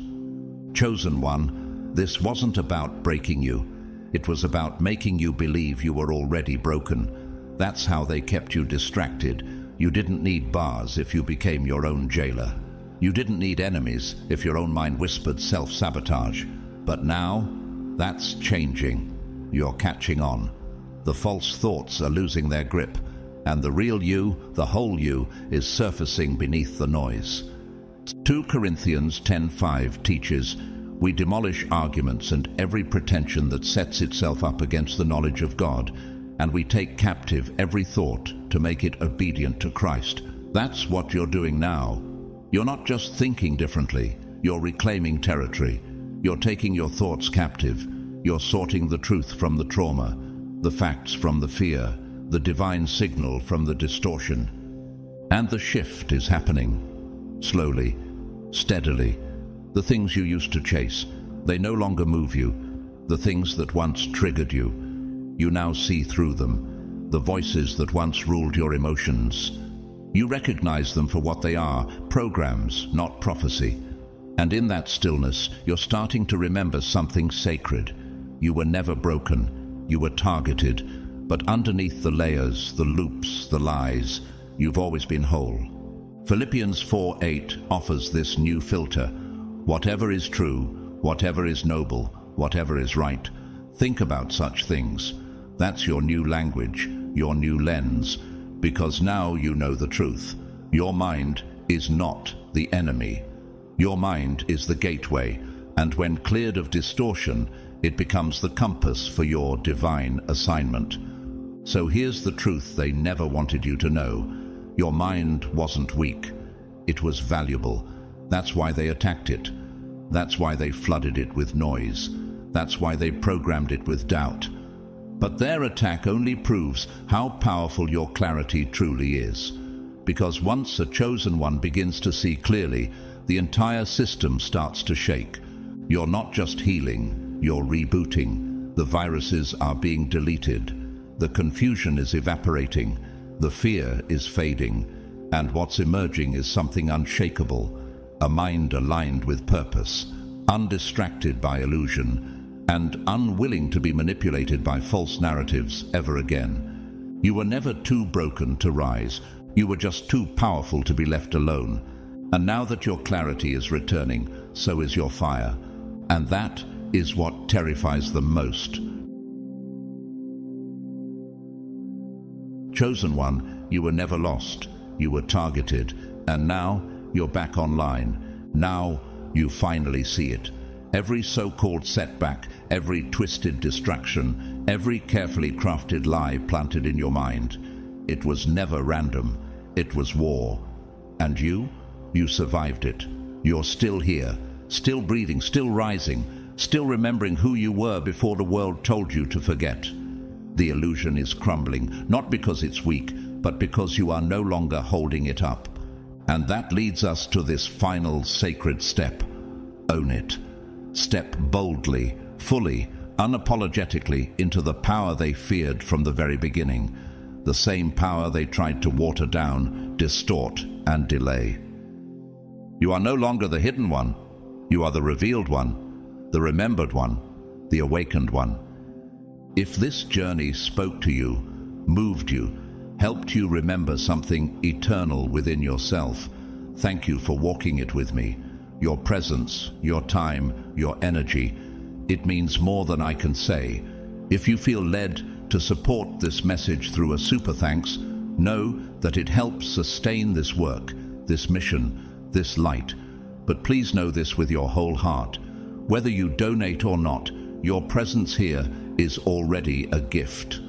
And I'm so deeply grateful for you. And so, from the depths of my spirit to yours, I leave you with this blessing. May your clarity increase. May your path remain guarded. May your frequency remain untouchable. And may every room you walk into be changed. Simply because you remembered who you are. You were never average. You were never random. You were always chosen. And now you're finally becoming everything they never wanted to face. Keep going. We see you. We need you. And heaven walks with you.